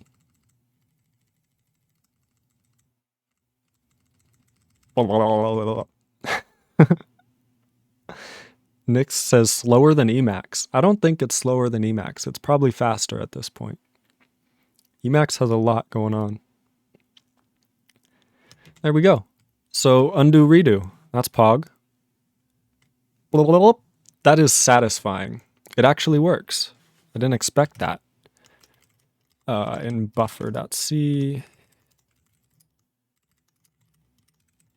Okay.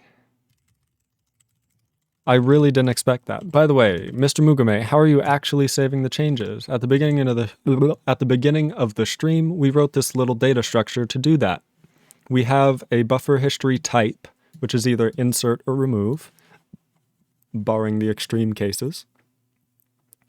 We have a buffer history node, which is basically one of those types, along with a span, a string span, which is basically an offset within the bytes of the buffer, the length of how many bytes that the action applies to, and then the data that the action was applied to. So this is a string span saved in case you need to, for example, after you've removed something, you need to add it back, right? And this is just a linked list, singly linked list, very simple. And then the buffer history is just two of these lists, right? Two of these nodes, which are just undo and redo. And then every time that there is a change to the buffer made by the API, then we just use buff history create node, which basically adds to this, whatever list you give it, a new node with the string span and everything and the action type, which means that, for example, when we then go to buffer undo and we go to insert something, we can just remove at the offset and length. Or when we go to remove something, we can just insert the data that we got. Or when we go to redo and insert, we can then insert the data that we have undone but want to redo. Mr. Mugume says, and you were mashing those spans into a rope? Yeah, pretty much. With rope insert and rope remove span. That's pretty much it. And then, yeah. So what I should probably do now with buff hist create node is to not always create a new node. How about that? So if the previous head is of the same type, right? So if pointer head and pointer head type, like that, equals type, then what we actually would like to do is say if the previous head is in the correct position, I guess a better way to say this is if the cursor is in the correct position, which would mean that point byte of buffer, which we don't actually have here, which is unfortunate.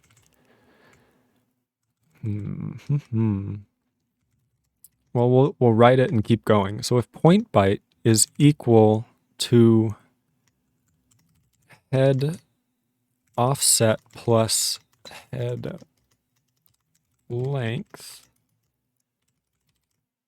then this means we can merge the would-be new node onto the end of the last. Does that make sense? But this would have to be handled differently for insertions or removals. Right? Because a removal, we actually want to check if the point byte is at offset. And if it's at offset, that means we can actually prepend to the remove when we remove more. So maybe everywhere we create a node, we should just not create the node optionally. Or we could create an even like a buffer create history node.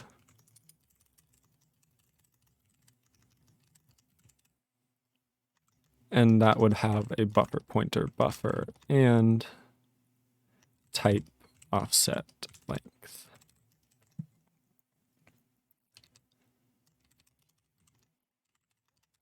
Something like that.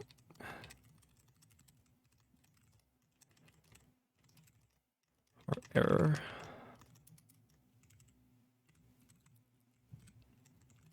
And with this, we could then do this merging type of thing, which is probably what we would like to do.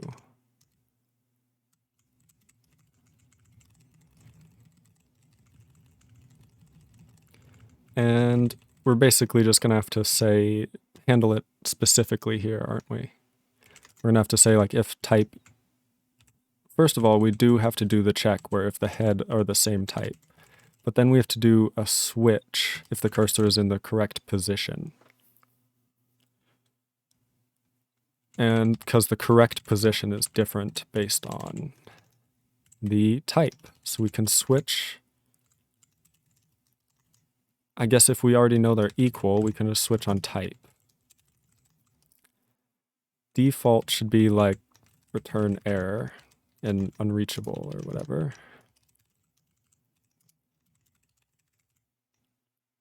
Oh boy. Error generic nil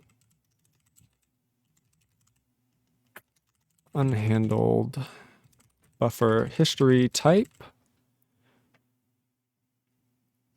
and buffer create history node merging.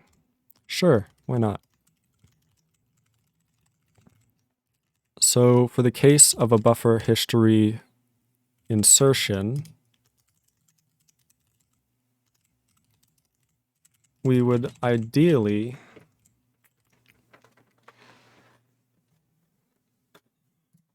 again, we don't have head now. That's fine. And then this is going to be like else of hist create node blah blah blah.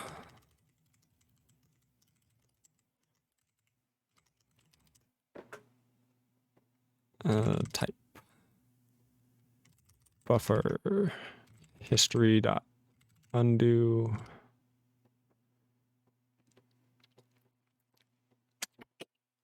data offset length. I think we just have those. we not have data here? We don't have data here. I think that may just be because of how I wrote things. And then this is a pointer, okay. So we will just create a new node by default. But if we're actually able to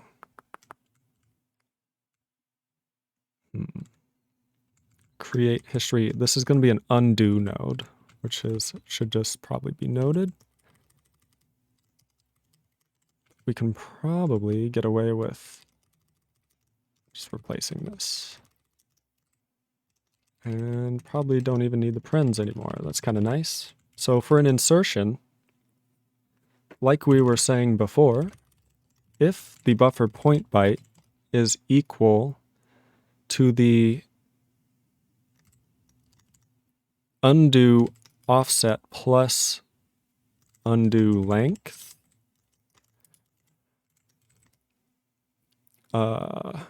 append insertion. And technically, we could also prepend an insertion, but I don't think that would do what the user expects it to. An insertion is possible, but it would be counterintuitive to use. Because if you like typed ASDF, then went to the beginning and typed JKL semicolon, and then typed undo, you don't want all of this to undo. That'd be kind of confusing. You just want the JKL semicolon. So that's append insertion. Yeah? Which means we should probably just do something like this.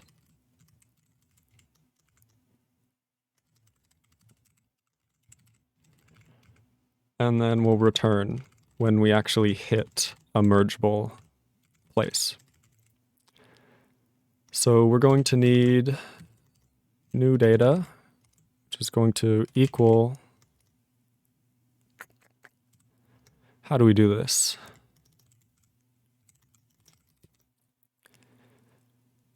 We're basically saying that we need the current length plus the old length plus 1. Don't do that. So the current length plus the new length plus 1. And then what we'll do is we'll just keep this as like a size. Oh God.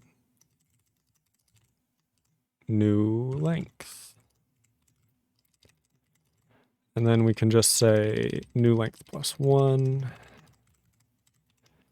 New data at new length equals 0. We'll just do this for clarity.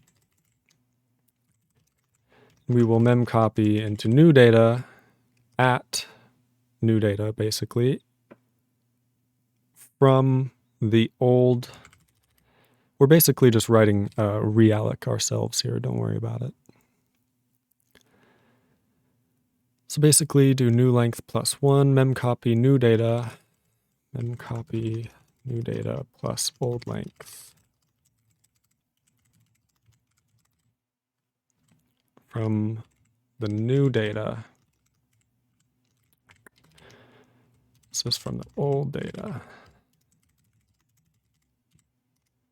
And this is the old length.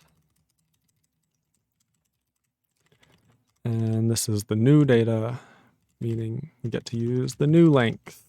That's not confusing, right, folks? It's simple. You just concatenate two strings. And then we can say free buffer history dot undo data. But really we should do like char pointer old data equals this. Free old data only after updating the data to the new data. Ah yes, simple string concatenation. Sorry, it says, I'm currently adding types to the IR, so the entire IR parser is going to remain commented out for the time being. That's totally cool. I get it. That's a lot of extra to do.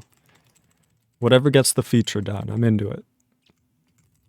So we just simply concatenate these two strings by copying into new data and this new data plus offset from data and old data. This is effectively this data.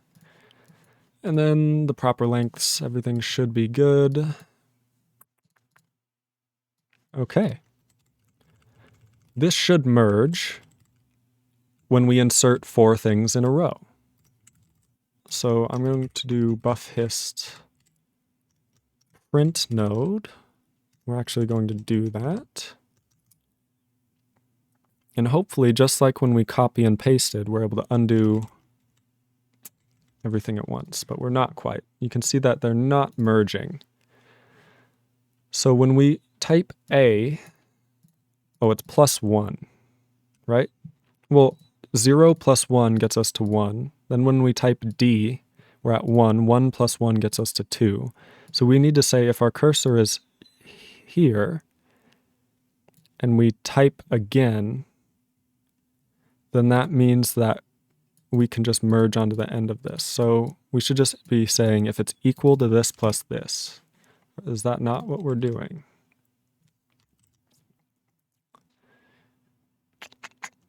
Oh, we're not calling this. That would definitely be the problem. So we're calling buff hist create node, but we want to call buffer create hist node.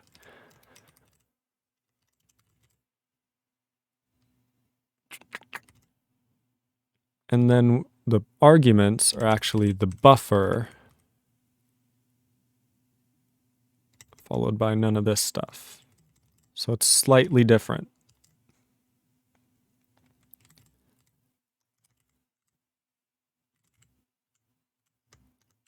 Okay, so what happens here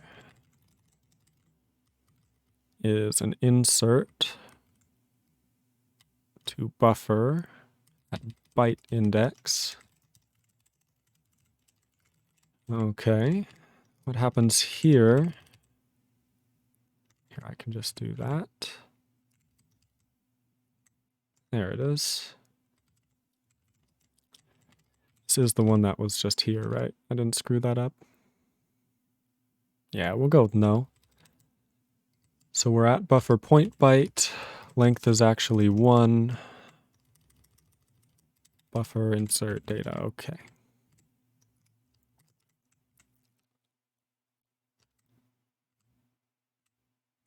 There's the one. Data, this is again byte index and 1. Because this is insert byte indexed, whereas just above is insert byte point. Okay. Okay. We don't want to create 2. That would definitely be a mess. Should have copied the one I just did. Now this one's tricky. It's a remove. And it is taking in span, point byte, and count. This one is... Whoop. Didn't do it again. Also a remove. Also in the span. Also with count.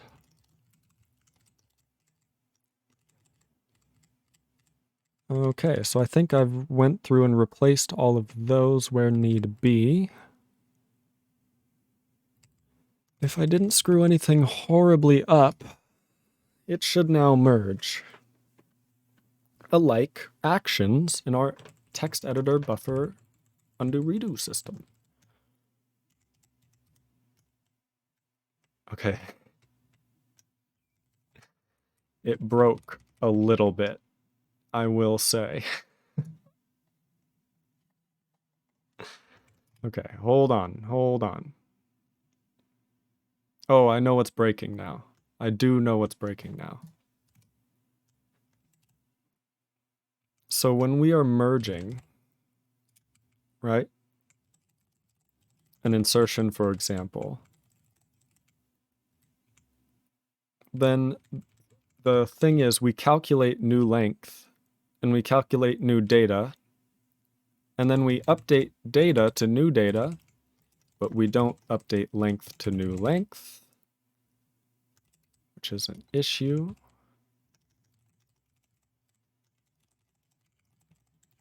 So I think that will definitely help things along. And then we also are going to have to write something for the redo there.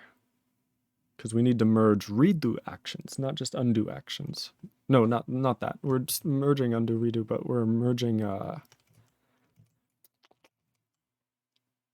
insertions, not removals. I can't speak, I'm sorry. Okay, so if I type ASDF, Control Z, it gets rid of ASDF. But if I do ASDF, it deletes each one. Beautiful stuff. So if I do ASDF, ASDF, ASDF, ASDF, ASDF, ASDF, ASDF, ASDF, what do we have? Then I can press Control Z, and it gets rid of the second 16. I can press Control Z, and it gets rid of the first 16. Very nice. Very nice.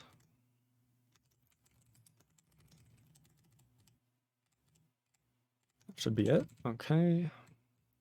Very, very cool. So now I can just work on merging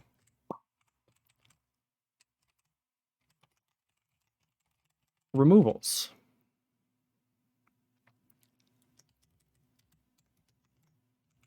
Append removal is possible, but it would be counterintuitive to use. Okay, so if the point byte is equal to the offset at which we have removed something previously. So when we create a removal, so we have to do this backwards. We have to say if buffer point byte minus here's the thing. If we think about this critically, a rare occasion, we type ASDF, we remove twice. What is that actually? So we have ASDF, we have ASD, then we have AS. Where is our cursor at each of these positions? So at ASDF, it's actually at the end. It's actually on the end the whole time, right? Because if I type ASDF, remove, remove, we're never over the characters when we're removing, so that's correct. So this would be the point byte. And when we remove, we actually remove backward. We remove a span. So we have the beginning of the removal, which means that for this removal here, we store this as the offset and the length as 1.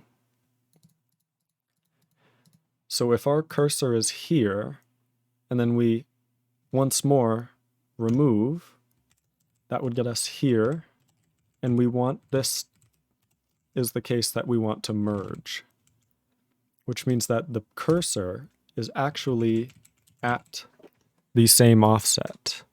Doesn't matter how long we've been removing something for, right? So now we have to prepend remove removal. Okay, so the new length is going to be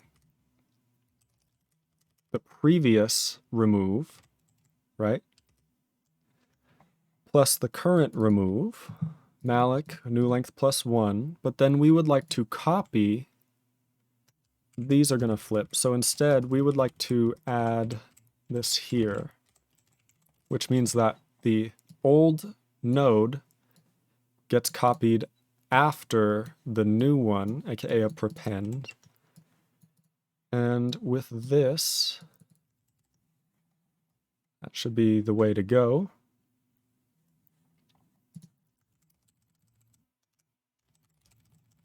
In which case, we should be able to ASDF, remove, remove, undo, and then get back to ASDF. So just to go be clear on that, we should be able to do ASDF, remove, remove, undo, and see just the D came back. So that's not ideal. So how did that happen? How did that happen? So first of all, if the previous head is of same type, so if the thing on the top of the undo stack equals the type that we are trying to create, then what we would like to do is ensure that the cursor is in the proper position for a merge to happen of the action. Otherwise, we just have to go create a new one, which we end up doing here if we don't return. Okay? And for a removal, if buffer point byte equals buffer history undo offset, I'm just going to check if this is happening. That was very smart by me. Wow. So if I see a bunch of here, hopefully that will let me know that it's at least trying to merge, because it's not doing it properly. I don't see here at all, so it's not trying. Is it trying? Not trying, but is it getting here? That's my question. Good old printf debugging. And we can do ASDF. We do get here. Once we got here, which is perfect. That's exactly what we want. So why is the point byte not equal to what we need it to be? When do we call buffer create history node?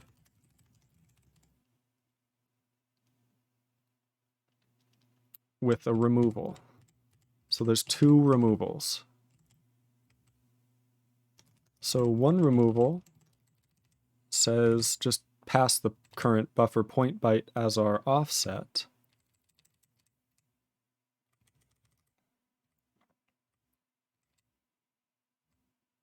But this is already after it's been altered? No, the buffer point byte hasn't been altered yet.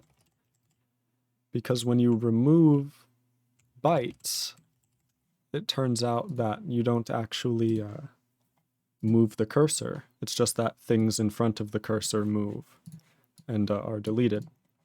Like if I were to press delete here, the cursor doesn't move, as you can see. But a bunch of stuff gets deleted. So the cursor isn't moved, which means point byte should stay the same, but we need to prepend and make it longer.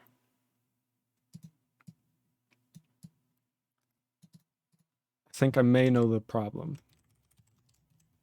I think I may just know the issue. So the interesting thing is that we're copying this old data, right? So new data, we're copying data by length, but then to skip this data of length bytes, we're adding the improper length here. So to skip this already written stuff, the prependal, then we need to actually, didn't mean to do that, then we need to actually add that length instead of this length, which we're about to write. Which would make sense why things are breaking slightly. ASDF, I'll make it bigger. Minus, minus, undo. Damn, okay. Well, the insert still works, but if I remove, I still only get one remove. We get here twice now. That's right. So why isn't this working? So just print me out buffer history undo offset. Just that. Perfect. I guess I should have also checked what the current point byte is, but I know what it is right here. So minus minus, it should be 3 then 2. So when we remove one, we need to update the offset to the newest offset, which we're not doing. What's the new offset, you say? Good question. The new offset would be the old offset minus length.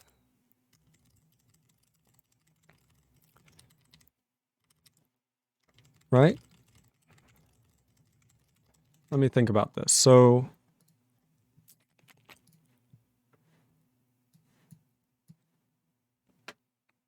the reason this is like this is because we have, like we said, ASDF, ASD, AS. And offset refers to the cursor position where this yellow thing is here, right? And with that, we can see that when we create a new removal here, that means the offset will be, let's call it 0, 1, 2, 3, right? 4 here, 3 here, 2 here. So it'll be 3 here. And the length will be 1. But if we remove the next byte, which is exactly what this is handling, we would like to say, okay, if you're at the right cursor position, then what we should do is actually, because we're not now removing df from 3, we're removing df from 2, is what I'm trying to say. Hopefully that makes sense. So when we try and merge these two, we basically just need to check or update the new offset to be minus the length. Because if we were to remove SD 2 bytes at once, which is totally possible given the API, then that would mean that we need to actually have the new offset be 4, 3, 1, right? And the only way we can get from 1 to the only way we can get to 1 from 3 is by subtracting 2, which is the length of what was removed. Okay, that makes sense. And with updating that, hopefully that updates the whole span properly now. We can make it bigger. Bigger. ASDF, remove, undo. Still didn't work. So what is the reason for that? So let me make this a little smaller so that we can see things. So with this number, we have ASDF, and it's at 4 now, and then it's at 3, and then it's at 2, which makes it seem like, maybe these aren't perfect. We'll do buffer point byte equals blah. What did I type? Oh my god. Okay.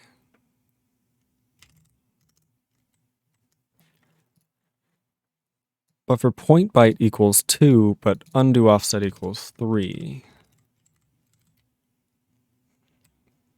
Interesting. So if we're trying to create this after we've already altered the point byte, that would be a problem. So is the point byte...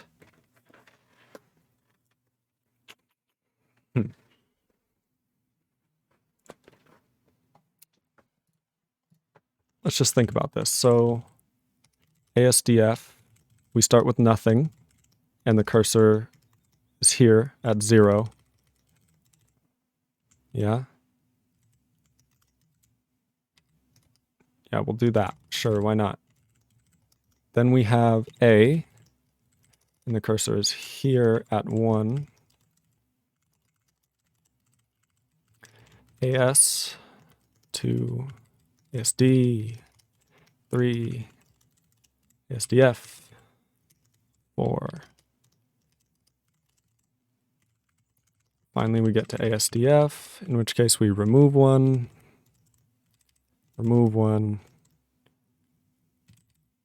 and we're here. I guess this is still 3, and this is still... Yeah. Interesting. This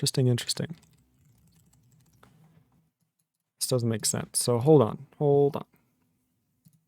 0, 1, 2, 3, 4, 0, 1, 2, 3, 0, 1. Oh, I just didn't get rid of that. That's why that's confusing. Okay. So I'm at 4. I make a removal of F and it should be at 3, which I guess I can do better at printing.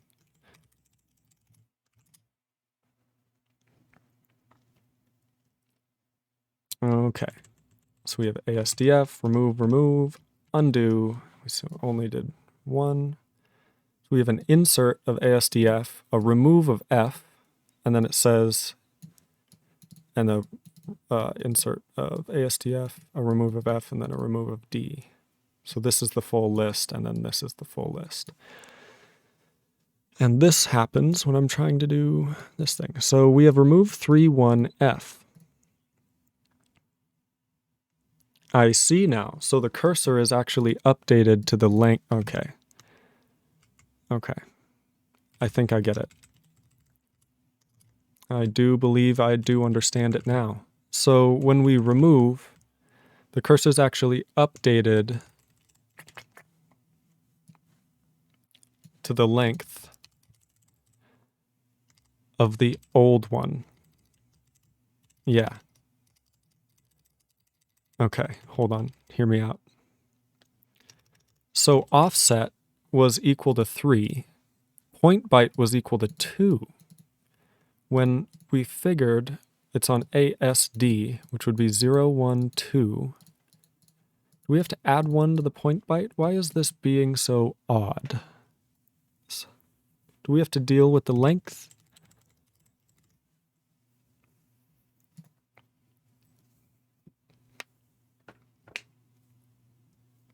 What have I done? So we call buffer create history node with remove, which is what I would like to see. And here, we'll just keep printing it out. Who cares? So we create a history node of remove at buffer point byte of count, which is exactly the span that we should have removed. And when you remove a span, your point byte doesn't actually change. We don't like update the point byte back, and all we do is like bounds check that point byte is within the bounds of what does this do? If buffer point byte is greater than or equal to count, buffer point byte minus equals count. Yeah.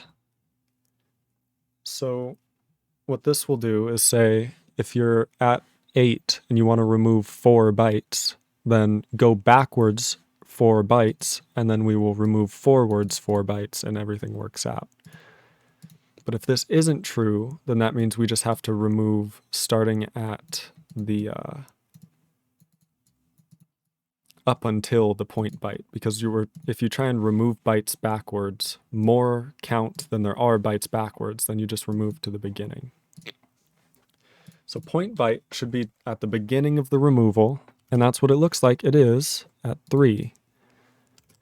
And then when we create another one, okay,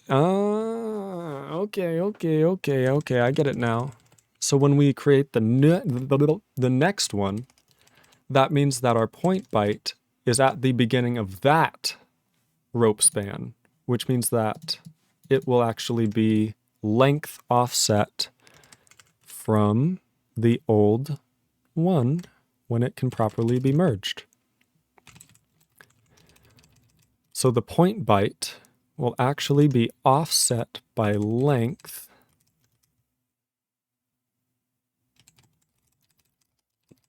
right? Yeah, because the point byte is at the beginning, and we want to check if what we're removing, the span we're removing, if the end of it is equal to the beginning of the last one. Oh boy, this should work now. That's a complicated one there, dealing with spans. I'm going remove, insert, ASDF, ASDF. I promise it makes sense. Hey, it worked. Did you see that? So now you type ASDF, undo, redo. redo, redo. Isn't that beautiful? That didn't quite work, I don't think. So when I do ASDF undo, ASDF undo redo, ASDF delete, delete, delete, delete, and then if I redo, you can see ASDF comes back. And if I do undo, it also comes back. Beautiful stuff. Uh-oh. Something's a little broken, I would presume. Something's just slightly broken. So let's do a simpler test and see if we can break it. So I'm going to type ASDF and then undo that, and then redo that, and then delete that, and then undo that, and then redo that, and then redo, redo, redo, nothing. Okay, undo, undo, undo, nothing. So we can now just keep going back and forth with ASDF, not ASDF. That's beautiful. If I then redo, type something, undo, those merge as well, which is pretty cool. And then if I redo, redo, undo, undo, okay, very cool. It's mostly working. There may be a bug somewhere, but it's working rather well, I would say. It's not completely confusing anymore, I don't think. And you can now see that we are actually making removes with a greater than length than we are actually doing. Beautiful stuff, beautiful stuff. So the confusing part, what are undo trees? And how does that have to do with anything? Because I feel like this is a pretty good undo redo implementation. It's not perfect, but we wrote it in 2.5 hours, not bad. And it works, right? It definitely works.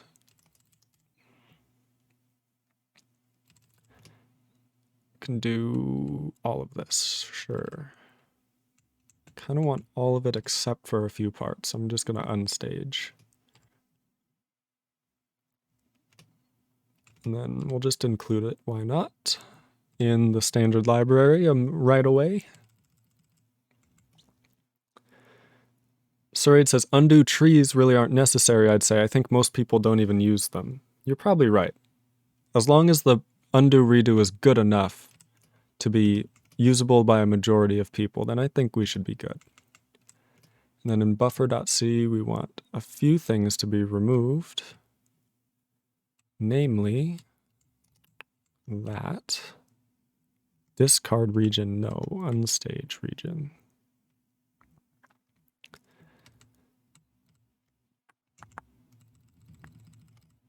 Unstage region. Okie doke. Beautiful stuff. And we can now, hopefully there's no untracked files that I'm forgetting, commit this and say, I mean, basically, we just did it. Undo, redo. Woohoo. We did it. You can now use Control-Z and Control-Y to undo, redo. And it's even somewhat smart.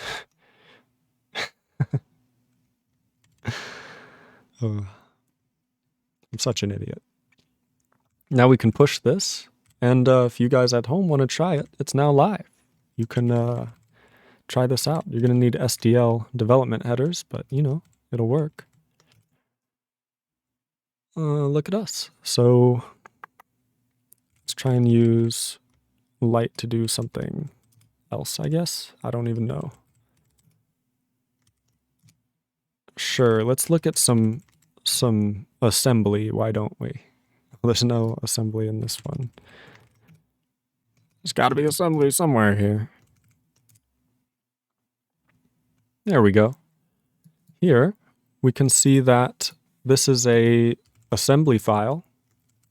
It's not syntax highlighting yet, but it is a possibility. And it's not ideal, but you can edit it. So we still have to implement, like, when your cursor goes off screen, it scrolls to it, but we have implemented scrolling. So you can manually scroll through a file and check things out. And you can even select things as we discussed before. And now we can apparently, let's say I accidentally go, accidentally just deleted a bunch of stuff. And then I saved the file. Uh-oh, that's not good. Now it won't work. So I'd like to undo. Oh, I'd like to undo. No, I know what I did wrong. That file is just gone now, though. Actually, I could probably call undo, but it's going to undo itself. So that's definitely going to break things. No, you know what happened is that, here's the thing. Siraide, this is your fault. Siraide, undo is going to undo itself. Siraide, this actually is your fault, believe it or not. Because Siraide said a few days ago, when trying out the LITE, he helped me out with a bug I was having. He said, hey, it's really dumb that you have to actually install a program just for it to work, even if you're not using it, you're just developing it or working on it. So you should, like, everywhere your paths are checked, you should try and just make it work if it's in the root of the repository. Which means that now we do this funkiness where we try to evaluate the proper .lite directory and the proper place of getting the standard, because just like Emacs, there is actually a something like this. I guess home doesn't work. Can I do like this? I don't even know if this will work. I probably have to do app data. Unclosed. Can I do like a string plus? This would be crazy. I wouldn't expect it. Gotta try, right? Well, that part works, but then you just can't continue it, which is sad. Unless I have to do like /.star. Yeah, it doesn't work. Anyway, I could probably like then find star.lite or whatever. It doesn't matter. I don't think it matters. Effectively, what I'm trying to say is that in this giant directory with every program I've ever used is a .lite file. Yeah. Ah, yes, it's not like string concatenation is an important and frequent operation in shells. I don't do it often. Normally, I just use Emacs and use the little tilde. See?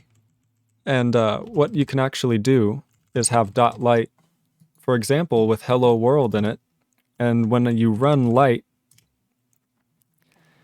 I have to complete it, otherwise we won't see it. But when you run LITE, you can see that it says hello world. And you can put anything in here, like hello schmurled or something, if you wanted to do that. See what I mean? And this is much to the same thing as Emacs, which has .emacs. We have .lite, which is the same user configuration. Along with this, though, we have the LITE directory, much like Vim has its .vimrc. I don't have Vim in Windows. It's in a MinGW install, so don't worry about it. But just like Vim, we have a Vim directory for the text editor, LITE directory. And in here, you find everything you actually need. So like this is where the Lisp standard library is contained for an installed user. That way, if they want to add anything, they can put it in here. And then anytime you open a buffer, this is checked if there is no file at the exact given path. So it's checked if it's not an absolute path to be relative to this directory, which is why before it would search for lisp/standard.lite and it would find this one, which means everything would work out because it would use your installed configuration. But now, thanks to Siraide, it doesn't do that, and it first searches your current working directory, which where we were, the working directory was up above. We were actually in LITE graphics, which means that we didn't need to install because we were using the in repository version of the standard library LITE graphics instead of the installed version like we do when we're not in that current working directory. All that to say, Siraide, I blame you. And to fix it, it's not actually that complicated. You just have to pass in install build. It's like this. I forget sometimes. So you do cmake build build, clean first, and then install build. Siraide says, my bad, Lamau. It's not actually your fault. I just like blaming you. And you can see now, hopefully. Okay, we did, okay. I don't think we installed from the proper place, so hold on. That's another thing that I should probably, we can probably handle that right now, actually, that we could fix. The little install. I just went to the total wrong spot. We can go to the cmake and change the install to hopefully do a little better. Oh, that's right, we can't, because you can't use absolute paths, otherwise it'll copy incorrectly. That's right. Is there a way to make install have a runtime directory? CMake help. Install. Install. No, just install. Okay. So, directory. Specify the directory on disk to which a file will be installed. Arguments can be relative or absolute. Okay. And then, okay. So with that, that's, for example, we install the LITE target, which installs the executable, into this position. And then we install the graphics fonts into the graphics subdirectory, and then we install Lisp into the Lisp subdirectory. So Siraide proceeds to spend 30 minutes reading CMake docs. Why do I keep using fancy quote instead of star? Well, I don't know. It's got to be something to do with your keyboard layout, me. So I'm pretty sure there's some weird stuff that goes on with absolute and non-absolute paths. But I can't remember. I think it has to do with like Windows, and it's not able to handle absolute paths. All that to say, you should build it from the proper working directory. How's that? What? Okay, yep. I'm a genius, I swear. Now we can rebuild and run it. We don't really need to run it, but we do need to run the install. See, all this stuff needs to happen. Because you can see that we actually needed to install basics, binds, standard, and the executable. All that to say, when we then open up code.s, and now imagine that you're doing this crucial editing task and you fumble the backspace. Oh no. And then not only that, you fumble the save button. What are you ever going to do? You're going to press Control Z and undo it like a man. Oh, that did feel good. Siraide says Pog. Yes. So Pog. We've done it. It works. It works. It's beautiful stuff. Hey, look, it's my own version of object dump. How far down can we scroll? Uh-oh. You can scroll down forever, can't we? That's not a great thing. Probably should work on that at some point. The thing is, this scrolling thing is complicated because that would mean that we have to have both, like, I just said both, kill me. We have to have both, like, the line number that represents the actual line, and then the line number that represents the visual line. So it says, it's okay, some people say both, Lamau. But do I? Do I need to?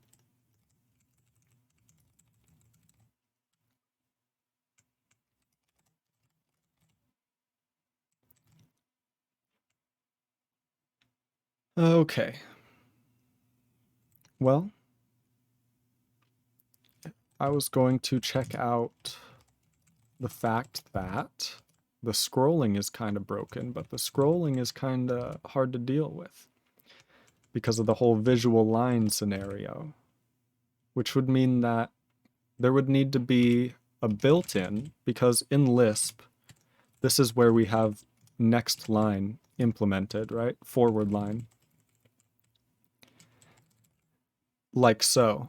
And it just uses like some very simple forward byte, backward byte, and then a seek bytes type of thing. So the thing is, forward line, if we then need to query, right? To do query whether or not the cursor is on the last line of that is visible. If so, here, I'm going to do that and do that. If so, we should scroll down last line amount of times to scroll a whole page. It's not going to be ideal, but it's going to work out at first. But if we were going to do that, this means we need a query from Lisp on what visual line the cursor is on. And that's really difficult because of how everything is structured currently. So if we go to like the graphics library, we can see that when we're actually drawing things, it's mostly done by this insanely complicated function, draw GUI string into surface within rectangle. And what this basically does is takes a string that can have colored text properties applied to it and draws them into a texture, which is like an SDL surface, is how you can think of it. This is like an image or a frame buffer you can draw into within rectangle so that we don't draw outside of the screen, because we don't need to draw outside of the screen. And even though SDL blit would get rid of those calls because they're not in bounds, it's still way more efficient to stop rendering when we reach the edges. And this is also where, for example, scrolling is implemented. And if that's the case, we basically, the cursor, we don't really know where it is. I know that's funny, but I guess the way to do this would be to not actually display the cursor and then query where it is, but to do the same calculation to reach where the cursor would be. Does that make any sense? So for example, if we still don't do horizontal scrolling. Don't worry about that yet. Vertical scrolling is complicated enough.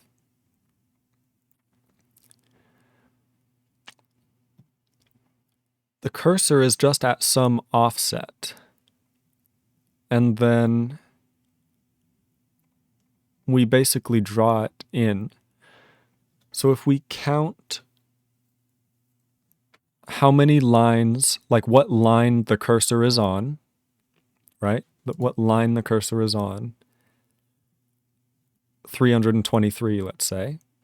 And then we subtract the vertical scrolling factor, because vertical skip count, that's how many new lines we are skipping, the vertical offset. Which means that basically we would take 323, subtract the vertical offset, which in this case we're skipping 302 lines, right? So if we skip 302 lines, minus that from 323, then that would be, what is that, 21? So this would be the 21st GUI. I guess we could do something like that, but it would not handle line wrapping at all. And if line wrapping is happening, then I feel like that's going to be complicated. Is that not? How do you calculate or query where a cursor is visually when line wrapping is happening? That just sounds terrifying.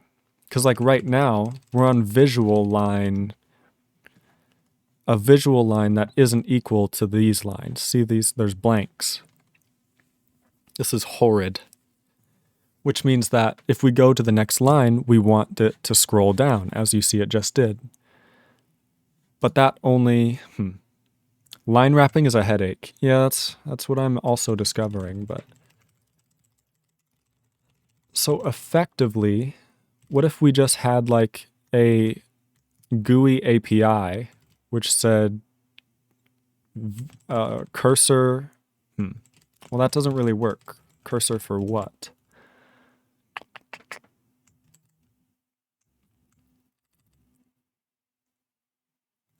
Because this is rectangle, graphical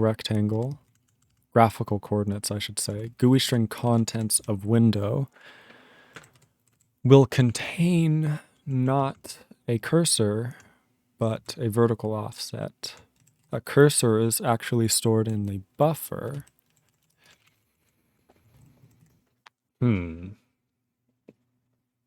Which means that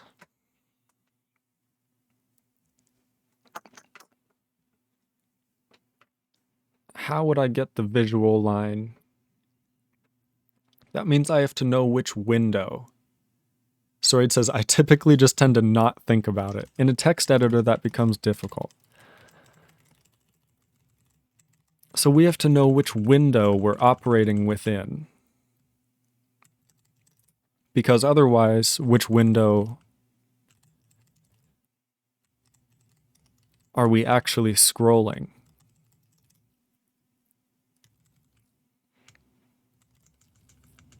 This is so interesting.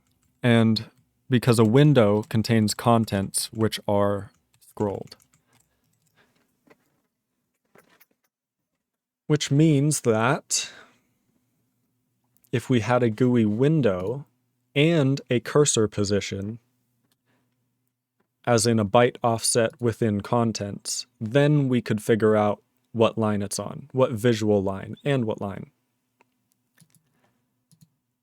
But to get the visual line, we're going to need this vertical offset, which means we need to know the window. Not only do we need the vertical offset, we need which line the cursor is on. And to do that, we kind of need the cursor.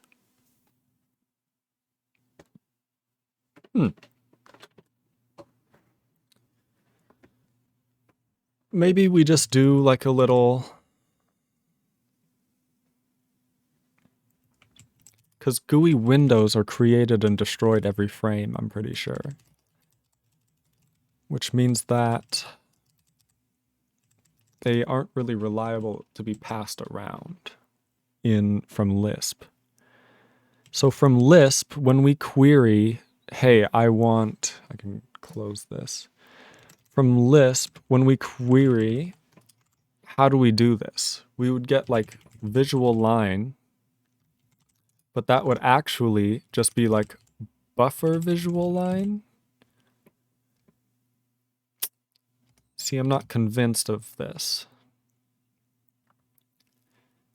Because the buffer is being displayed somewhere in a window, which then So maybe we need like window visual line.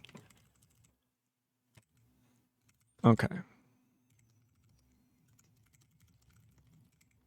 So window is this thing. Yeah. And we can get the active window. So if all we did in next line, or forward line, I should say, was call visual line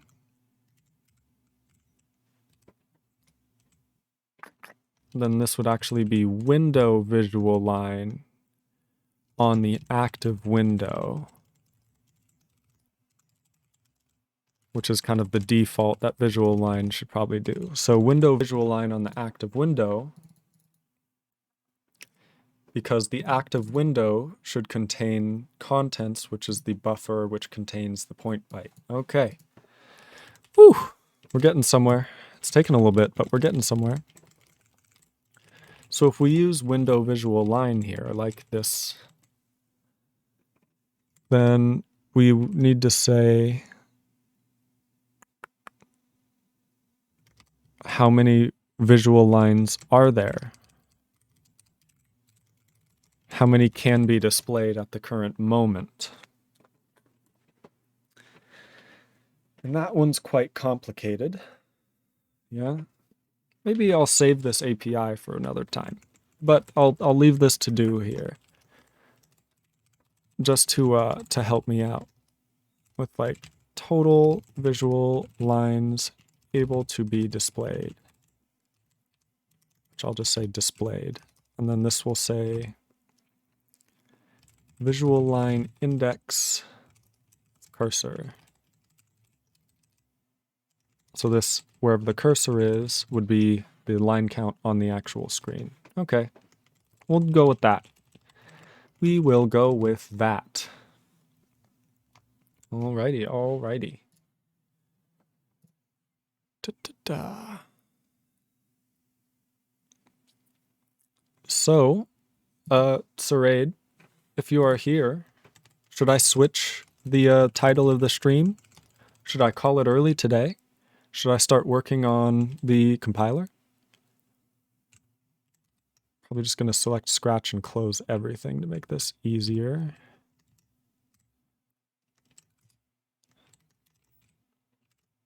Okay, so question, Siraide, how do I do this? Do you want me to make a new branch and make a pull request to your main branch, and then we will merge that into the main? Or would you like me to make a pull request or like just changes directly on the main, and then you merge them into yours? Because for those that don't know, I'm pretty sure Siraide is something like 40 commits ahead.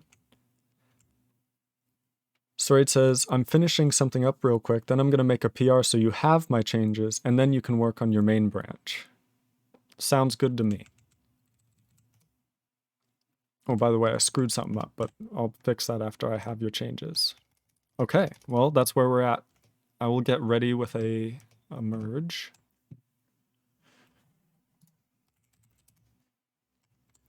And also change stream info. Undo, redo in my text editor to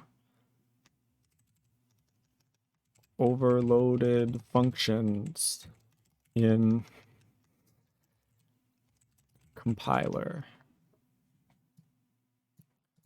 Lenzor is dying live on stream, fixing bugs and kicking math in compiler development. Sure. Sorry, it says 1 minute, please. I'm giving you all the time in the world. I'm not in a rush. But I will just get everything ready. PR is not open. That is fine. And we will do some other stuff. Yeah. One thing I can do is show my new to-do. This will be fun to go through. I have a lot of stuff to do, and I still plan on to-doing all of it, but for now, I need to find what to do next. And in that case, we have number one in the compiler would be function overloads, which, that's going to be easy, but that's the thing where you can define, for example, foo as an integer returning function that takes in an integer and returns C or whatever. Then you can define foo, which is an integer returning thing which actually takes in void or nothing, for example, I'm pretty sure. And you could return 69. And then depending on how you call foo, with foo of 420 or foo, then you would either dispatch to these different functions. Also, do you want to get in a call for this? Might be easier to explain, discuss stuff that way, just saying. Yeah, not a bad idea. Let's do it. I have to find my headphones and plug them in, so that'll be good. Yeah, this is what we're talking about with function overloading. So stuff like this will be allowed. And then let me show you just Emacs. And might be a pop here. There wasn't. Hallelujah. Okay. Plug in my headphone Aroonies. All right. Do you want me to call you? I'll just call you. We're going to see what happens.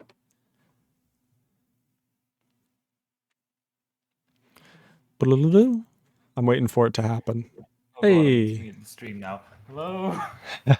Hello. Can you hear me? I can hear you. I believe the stream can as well. I had to mute the stream, otherwise it'll just be an infinite feedback loop. Okay. Alright, I have opened the PR. It's not that much. I mean, not that somehow 1,500 lines added, 900 removed. But it's really just mostly tests, minor bug fixes, and a few things. And I think most of the lines is because I renamed everywhere. It was just bulk renaming of macros and some fields, so it's really not that much. Oh yeah, sharing your screen does help. Okay. I don't know how to use this. Yeah. I'll figure it out. Is there a way to hide this? That's what I'm so surprised at, is there's no way to hide your own stream. Sorry, what? There's no way to hide your own stream in Discord. Oh, yeah, I don't think so. It's like even when you go to a new place, it's still like, hey, by the way, you're watching this. Like, yeah. I know. That's the problem. Right, I'm gonna pop out the window so that I can actually see something. Very good. And then I'll make it less recursive. This is what we're talking about, by the way. Stream, this window here that you can't get rid of. Shout out to all the lovely people in the Discord. Including Siraide, who's now on stream. Hello. And yeah, basically this is my little to-do list for what to do next. And it doesn't include what I'm about to do next, which is pretty ironic. Classic. But for examples. I want to write more of them. I've started writing some, but I still have some more in mind, like simple things like getting the length of a string once we have, bytes. Once we have strings. Yeah, byte arrays and stuff like that. Even just a byte pointer, it's really all we need.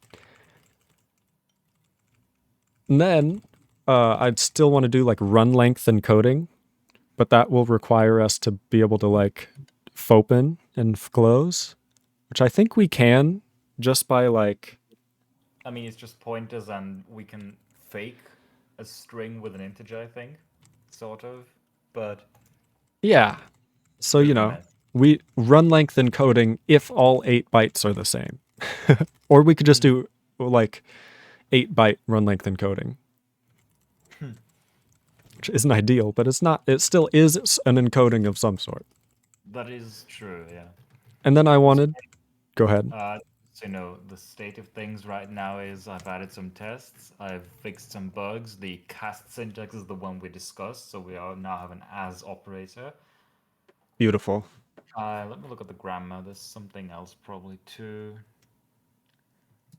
Actually, oh yeah, blocks are more optional now, but I'm not sure if we already did that last PR or if it's this one.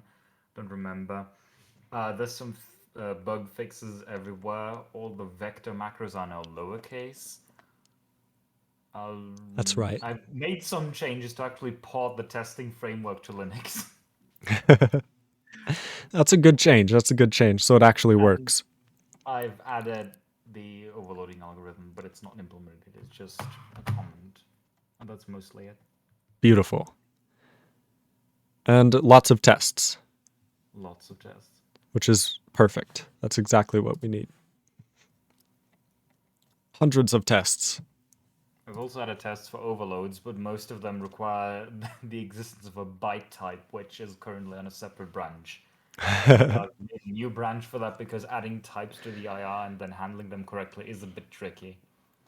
Definitely, You definitely. have to set the types everywhere, and also if we have more than one type, if we emit an add between two things, the two have to have the same type, because you can't add rex and bl or something like that. That's nonsense.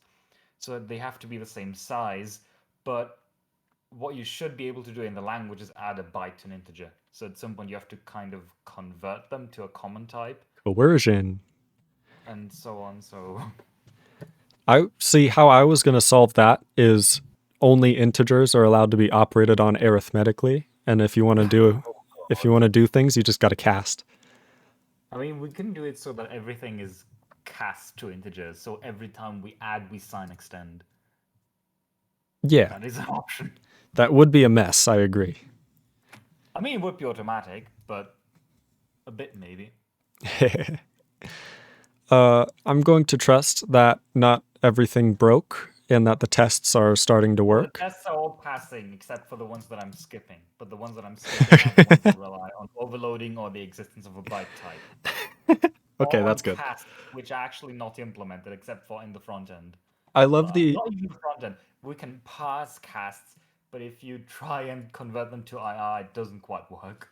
That's not implemented yet, and we don't even have zero assign extend instructions in the IR. So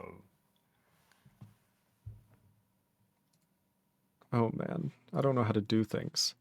Yeah, that would definitely be an issue. Is this how I... actually, one more thing. I've added a separate integer literal type that is implicitly convertible to any integer type, not just integer types of a higher width. Very nice, very nice. Otherwise, you'd have to cast them like an integer literal to a byte or something, and that's jank. So See, I was just going to go for that. I wasn't even picturing fixes for that. So you've done above and beyond. I think I'm just going to merge. Are we good? byte type already in this? I'm not sure it is. If it is, it's not being handled correctly yet. That's fine. We're not going to worry about it. It's merged. It's actually in there already, so you can pass byte, but it's not being handled correctly. It just treats it as integer. In the backend, at least. Which that's probably completely fine. At least for now. For now. So what I mean, there's a problem with it. If you're like loading a byte or allocating a byte, that's a problem. Yes. Good thing we don't do that. I mean, you can try. It will fail horribly, but you can try. Must be less than bit with a... So I had changes to rule 110 and then a fix in the editor. So I think I'm going to stash those. Unless... Have you not touched these? More stashes. Yes. Yeah, we'll just do a stash just in case. This will be fixes. Remember to pop the stash eventually, otherwise you'll end up with more stashes than commits at some point. Or untracked files. Yeah, actually. I hope it didn't break the testing framework on Windows. We'll see, I guess. We'll know rather quickly, I would say. The following also recompile untracked working tree files. untracked files. Okay, interesting. I don't think I've ever dealt with that. What does that mean? Let's see what files is it complaining. Oh, okay. Well, So the reason I had those is because I was testing Vim, and I would just rename the file to .un. But now that we renamed all the files to that yeah, kind of breaks. you can kind of like, I don't know. I'm just gonna go delete them. That I suppose might work. It's the Oh hope. god. Maybe now it considers the deleting of them to be unstashed. I hope not. No, that worked. Okay, it worked. Woo! Scary. Okay, now. Now, don't forget to recompile. True. Oh yeah, now you can pop the stash, I suppose. I forgot. So I have to press Z key. Okay. Yes. Yeah, I just had git stash pop. What have I done? Okay, it Oh worked. god, merge conflicts. Merge conflicts. Yes, but I think it didn't go too badly. If I'm correct, because it did it automatically. Because Megit. Okay. Oh god. But it's true, it did work. We have the changes. This is what I wanted. You trust me on that one. I can't quite tell what's going on here. Lol. It's fine, we're good. So first of all, we're just gonna update the editor. Editor Emacs to use proper indent function. That would help, probably. It does help a little bit to actually do that. And then I'm just gonna push that. Oh, yeah, that should be fine. That should be fine. For a second, I was like, wait, I'm in your, I'm in yours. I'm not. We merged it. We're good. No. Should be fine. I mean, if GCC fails horribly and it spits out a line with like That's 20 less than signs or something, then we know something went wrong. Because that's what happens if you accidentally commit like git's merge annotations. That's happened to me before. Oh yeah, yeah. It's just horrible. It certainly is. So we would like to build and clean first. Then we would like to run. Probably. Run tests, I suppose. Yeah, that's what I was going like. Wait, I'm doing this wrong. Oh, or you can. There's a CMake target. I keep forgetting there's a CMake target for that. Yes.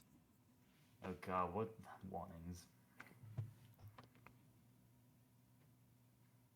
Well, The suspense. It worked. it worked. Nice. Beautiful. If you define this is a proper terminal, so you can define enable test colors equals 1. However, you do that in your shell. And then OU? yes. Okay.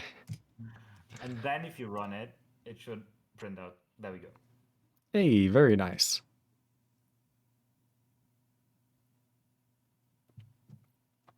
There you go. That's incredible. All the ones that skipped are just because it's either Overloading. One of the overloading tests passed because it's supposed to fail anyway. Beautiful, beautiful stuff. Okay. All right. So now. So there's. I wrote this down somewhere. There's 3 things, I think, and I keep forgetting about one of them. There's 3 things you need to do. That's simpler. There's mainly 2 things, actually. One is to implement the overload resolution algorithm. Yes. And 2 is name mangling. That's not too bad. So. Suppose you can do overload resolution first, because then you can just print the AST and it'll show up correctly. In the AST, you'll be able to tell what it is. Yes. If it's resolving the right thing. So now, is that so? This is in the parser question mark? The parser, no, the parser doesn't need to do anything. It's in the semantic. Yeah, because if you grab any program, actually, is the tests all use a byte type or something? Actually, no. There's overload return value error, but that's a bit of a scuffed one. Actually, no, that one's not gonna. Actually, if you do semantic analysis, no, not even semantic. Actually, yeah. Okay, if you grab the. Actually, this one works. Overload simple. It's in test overload simple.un. If you grab that one and try to run the compiler on it with syntax only, so print AST syntax only, then that should work. So that because the parser should be able to parse it. There's a lot of shoulds in there. Yeah. Okay, so we have two functions, one of which returns 42, one returns 69 because it takes a pointer. And we're basically just calling foo with an integer, which isn't a pointer to an integer, which means we should return 42. Looking good. That's the basic example. Okay, so I'm just gonna... I guess I could probably just call the compiler itself on... Maybe not build target test. That's true, not every time. It's not too bad. You also don't need to clean first every time, otherwise you'll get all of those warnings. That's fine. And it's going to take it, but I think it's overload simple, that one. Okay. And just remember to do print AST and syntax only. And then print AST like that? Yeah. Because So, print AST causes it to print AST, and syntax only means don't do type checking, just print it and exit immediately. if I'm correct, -v no longer does anything then. Not really. Okay. Just checking. Redefinition of symbol foo. Okay, that's interesting because the parser shouldn't complain about that. So maybe we do need to change one thing. You just need to search for redefinition Yeah, of symbol. Interestingly, the parser does check there's for a that. few But when it places. creates a function, yeah. So I think one thing that you need to change in the parser is when it creates a function, it needs to check if it's a duplicate. So, And I suppose that is kind of the same thing as the overload resolution algorithm, more or less. It's similar in some respect. which error message is this? So what you can do right now is just comment that out. It is this one because it's a sim function, I think, right? I don't know. All of these are sim function. This is in past decor. Hold on. There it is. I found it. Yeah. It's this one. Okay. Because it's a function and not external. There you go. So a non-external function. Just comment out that. This whole error. Yeah. Like that? Work? Actually, that's not going to work because of how scope find. It's not going to add the symbol to begin with. So what you actually need to do is not here, but you need to go to the symbol table and tell it to add it regardless. So not here. Leave the one, leave the error. The problem isn't here. It's in the scope finder add symbol. Scope finder add symbol. Legendary, which is in the AST. AST.c, just do something very bad and just comment out the first two lines. Oh no. So scope add symbol shouldn't check for duplicates. I kind of want to rerun the tests. That's not a nice thing to do. Interesting. Oh, scope add symbol does try and find this. Goddamn, comment that out as well. So no, that's fine. Comment out both of these, and then go to scope add symbol and also comment out the first. This is very scuffed because what we need to do actually is we need to check if the signature is the same as one that already exists, and if not, then yeah. So Don't. actually, we can just add function. The thing is, we don't even need to check for duplicates here if it's a function because when we try to resolve the overloads, it's going to do that for us anyway. So okay. There we go. Now we have two function references on the function. So we have two functions in there. Please don't delete that. No? Just leave it commented out. I'll take a look at it later. Because we do need to check for variables. So now we would be able to redefine variables too. So we need to check for that in the but that's type not checker priority right now. So okay. That's the thing we can do later.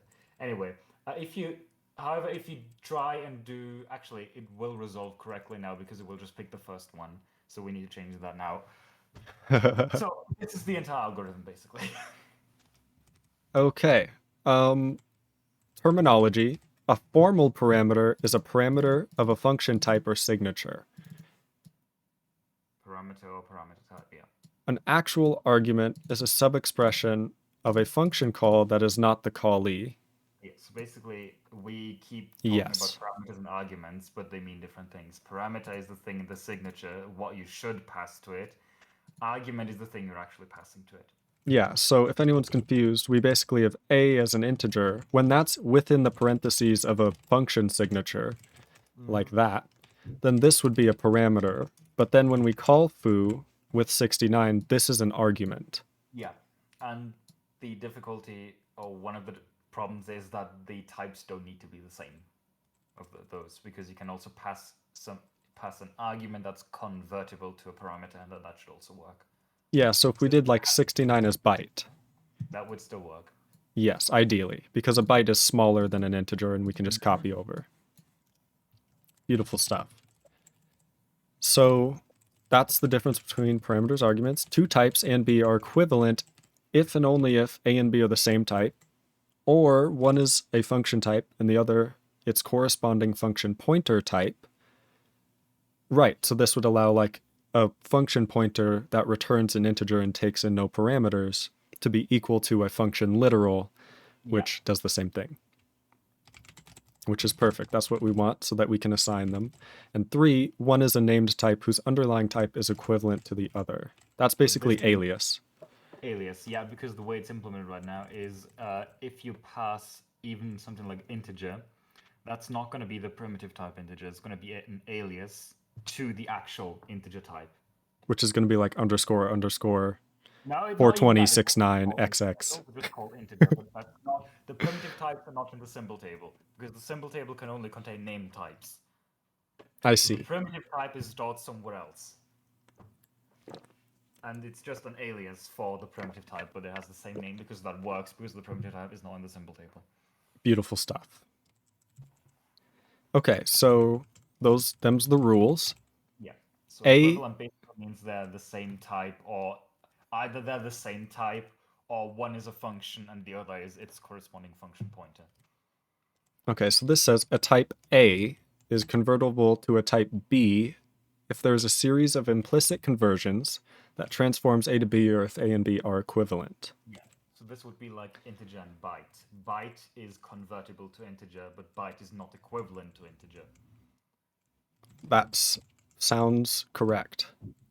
And then an argument A is convertible / equivalent to a parameter P if and only if the type of A is convertible or equivalent to the type of P. That totally makes sense. You have to write the type of all the time. That's just type checking, basically. Yeah, it's basically the same thing. It's so that we don't have to say if the type of argument A is convertible to the type of parameter P, we're going to say if A is convertible to P.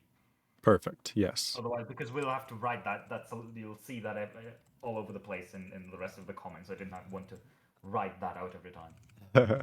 So now, to resolve an unresolved function reference, execute the following steps in order. The unresolved function reference in question is hereinafter, great word, referred to as the function being resolved. Yeah, so note that this doesn't need to be the argument of a call. If you pass a function to another function, then you also need to resolve that function, for instance. Yes. Okay. So this does not need to be the callee of a call, but that's described later on anyway. Collect all functions with the same name as the function being resolved into an overload set. O. Okay, that's named O. We cannot filter out any functions just yet. Hey, 1 sec, I'll be right back, okay? Coolio. I'll keep reading. Where's the deafen button? He found it. If the parent expression is a call expression and the function being resolved is the callee of the call. So if the parent expression is a call expression, presumably to the function being resolved, and the function being resolved is the callee of the call, then,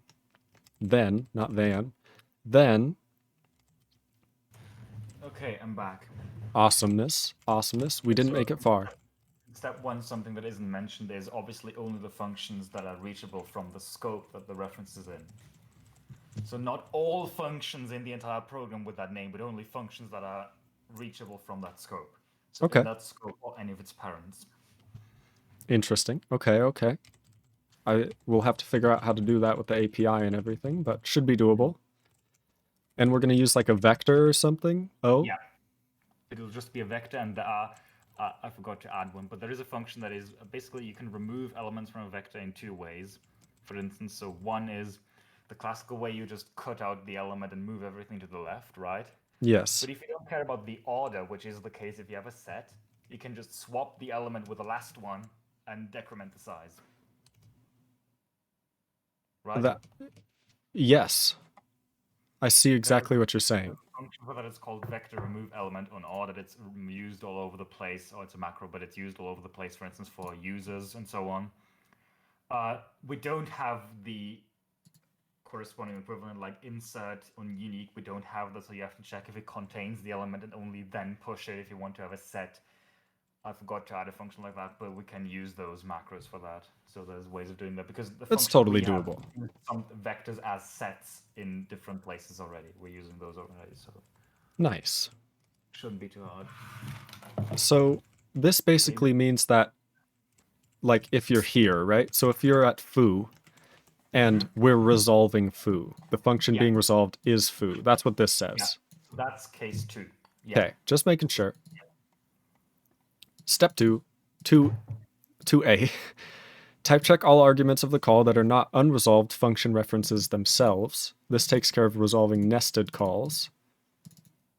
So you basically just call type check expression on all the arguments. Yeah, it's just on all elements that are not also function references, because that's described later on. That's going to be the headache. Okay. 2b, remove from O all functions that have a different number of parameters than the call expression has arguments. That makes a lot of sense. So you're basically matching by count first. An overload set, and then we reduce that down to one thing, basically, is the strategy of the entire algorithm. That makes a lot of sense, I'd say. Let A1 through AN be the arguments. Subscript, so that we'll have to do. Yeah.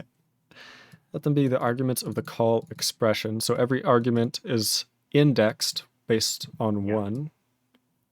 For candidate C, in the set of overload, the overload set, let parameter 1 through n be the parameters of C. Okay.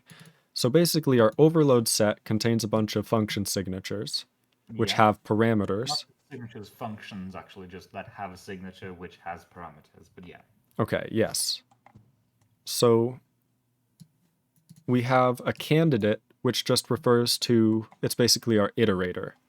So for candidate C in blah. Yeah.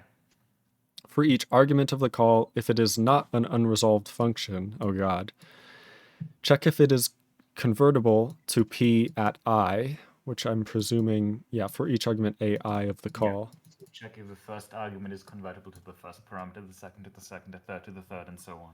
Yes. Remove C from O, so remove the candidate function from the overload set if it is not convertible. Okay. Yeah, Note down... If the arguments are not convertible, remove the thing, because it doesn't match anymore. Note down the number of arguments that required a series of implicit conversions to the corresponding parameters. That's going to come in later. Okay. 2E. This is the headache. This is the headache. We haven't even gotten there yet. This is what happens if you're resolving the callee of a call, and one of the arguments of the call is also an overloaded function. Okay. So you have to kind of resolve both of them at the same time, because they're both unresolved. And the type of either depends on that of the other. I see what you're saying. Mm-hmm. So this is the headache. This is why we've been saying up until now, if the parameter is not an unresolved function, because this is what we handle those parameters. So let f be that argument.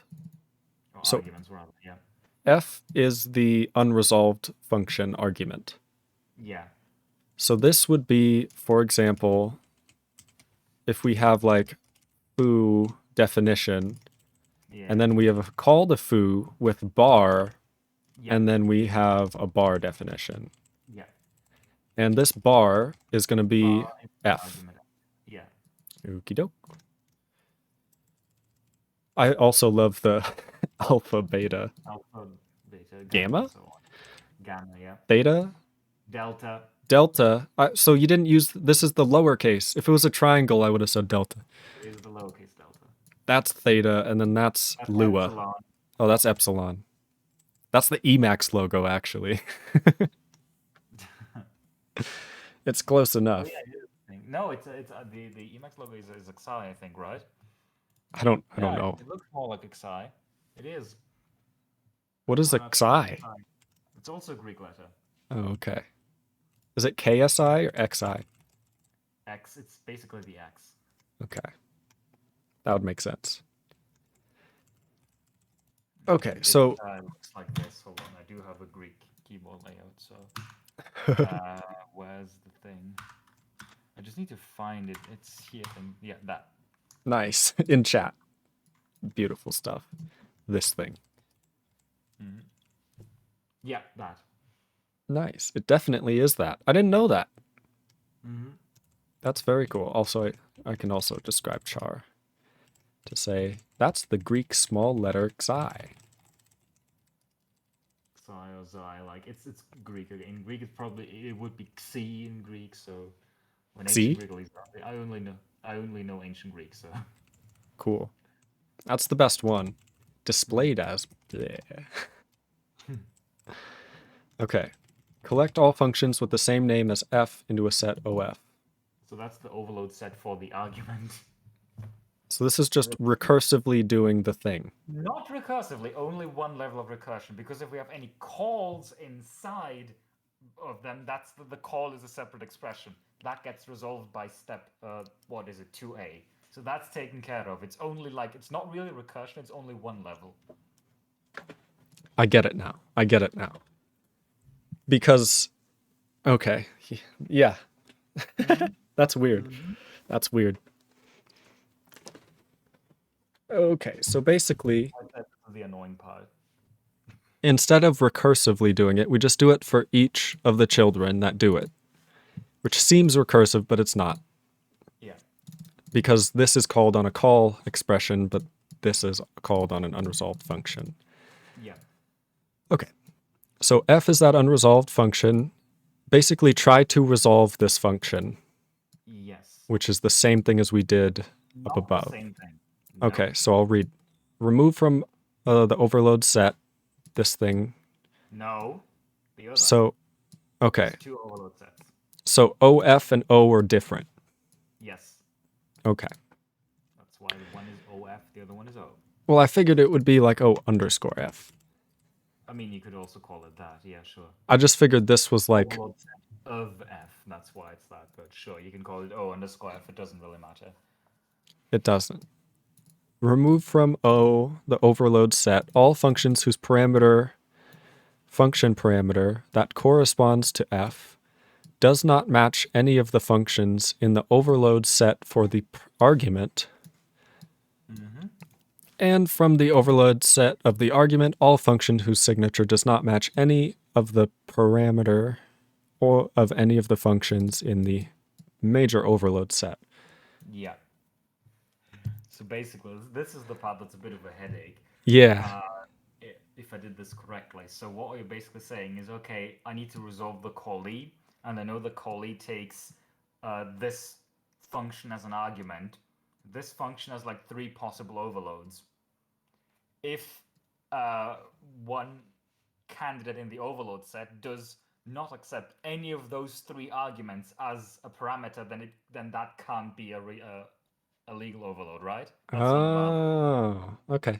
and the same thing goes in the other direction. If I have a function in this overload set OF, so in this parameter that I'm trying to this argument I'm trying to resolve, there's 3 possible overloads, Yeah. and none of the candidates for the callee accept this overload as a parameter, then this also can't be it. So Yes, that's okay. it goes Okay. both ways. That's the weird thing. You're resolving them at the same time.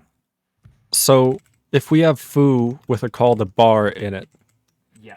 and foo's been defined with overloads or whatever, Yeah.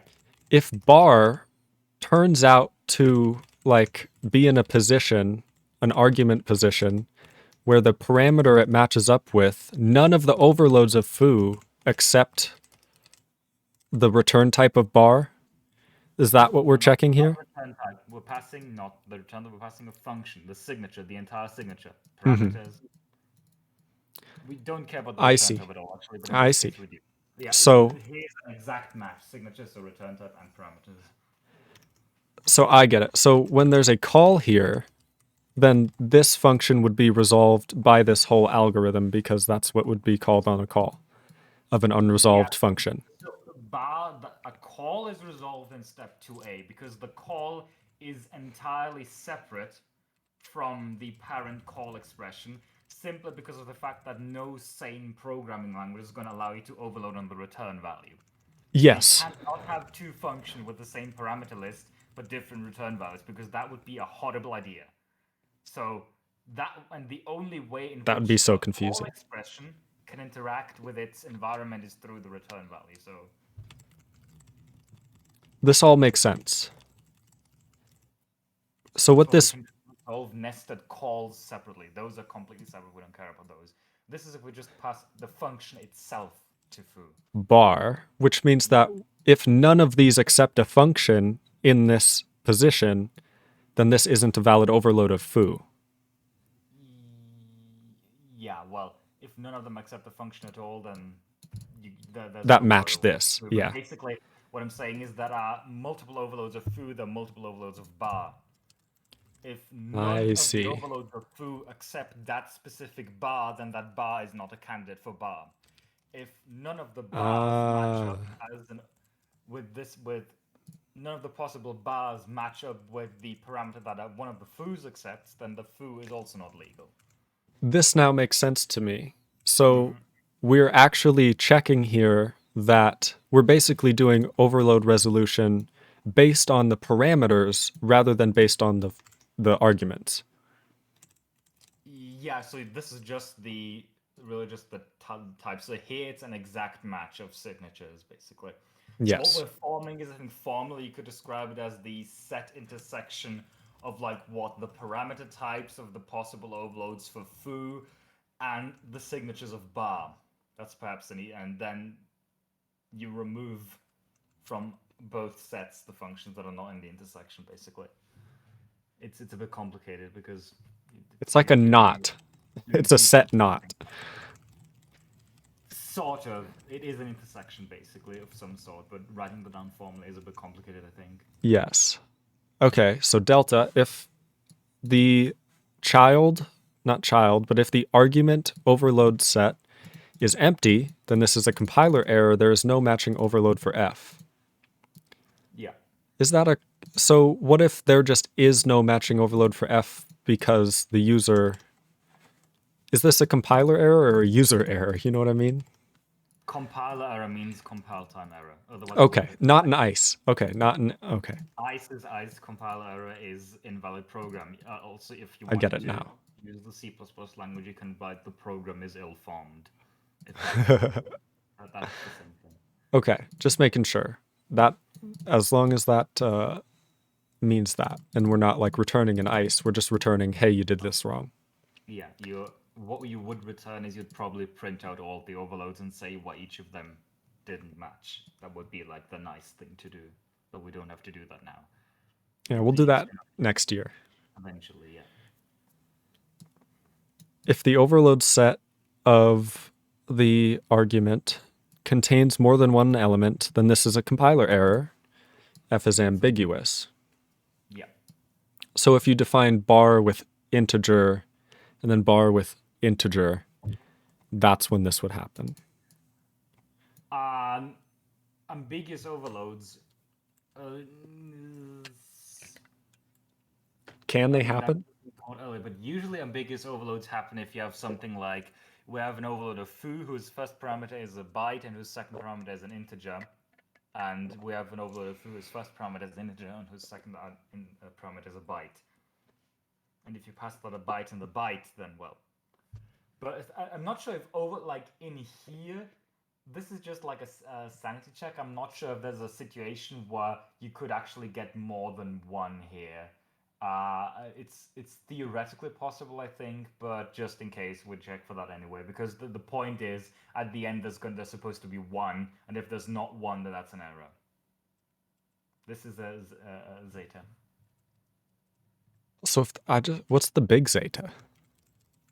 Just like a Latin Z. Oh, okay, it's boring. So otherwise, resolve F to the overload set. Yeah. Okay, That This is because basically overloading can fail if there's no possible match for an argument.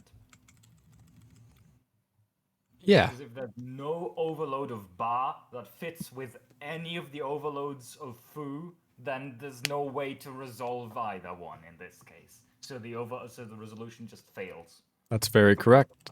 That sounds. I can't believe you wrote this out so succinctly and eloquently. It looks correct. That's why we just fail here in like 2e delta and 2d epsilon and 2d epsilon. I should say 2e epsilon. But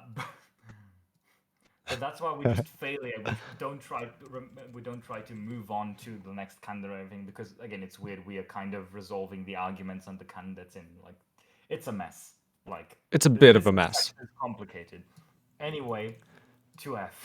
Remove from overload set all functions except those with the least number of implicit conversions as per step 2D. So if you pass like integer byte and you pass numbers as both of them, Yeah. then the thing is one of these has to be implicitly converted. But if then you have an integer and pass 2432, That's well, more guess exact. what? You should, yeah, that's more exact. Okay. Yeah, the point Okay. of this, we pick the one that that's the most exact match for the signature. Yeah. So if we can, even if the language is able, by the way, shout out to Moonlit Raptor XSP for the follow.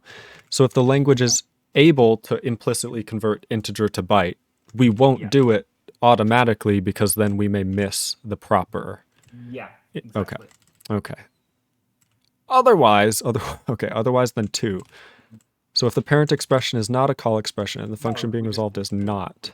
We just did 2, yeah. Oh yeah. Yeah, if it's not 2, so 2 handles calls, that's the complicated one. And here's 3 is just simpler. That just lists all the cases where we can have a function reference without it being called. Nice. Okay. In which case, what do we have to do? We have to do if the parent expression is a unary prefix expression with operator address of, then replace the parent expression with the unresolved. I meant to write address of, yeah. So Okay. you just replace it with address of. So basically, you can just do an ampersand, but yeah.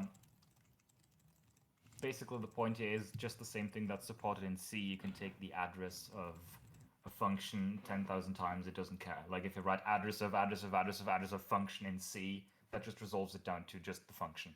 Like you can take the address as many times as you want. We might as well support that. So that just collapses that. That's the point of this. Which seems totally reasonable. So, yeah, if it's an address of, basically just replace the current node with not address of, with its child. Then same thing again, depending on the parent. Okay. If it's an assignment or declaration, and the L value is not of function or function pointer type, this is a type error. Otherwise, remove from O all functions. Oh boy. So this is handling when we're trying to assign to a function pointer. To a function pointer, exactly. Or declare one. You could even write an L value of function pointer type because there are no L values of function type, or there shouldn't be at least. Yeah, we'll leave it. If we try to assign to a function pointer, the signature needs to match exactly. We can't assign to, if it's a function pointer to a function taking an integer and returning an integer, we can't assign to it a function that takes a byte and returns an integer, even though byte is convertible to integer, or integer convertible to byte, or whatever. The signature has to match exactly. Very good. And I think that makes sense. Calls, because in calls, we allow for implicit conversions between the arguments and the formal parameters, and we pick the one that's best. If the function isn't called, it needs to be an exact match for the signature, though. Which I think makes sense. That's why we distinguish between equivalent and convertible.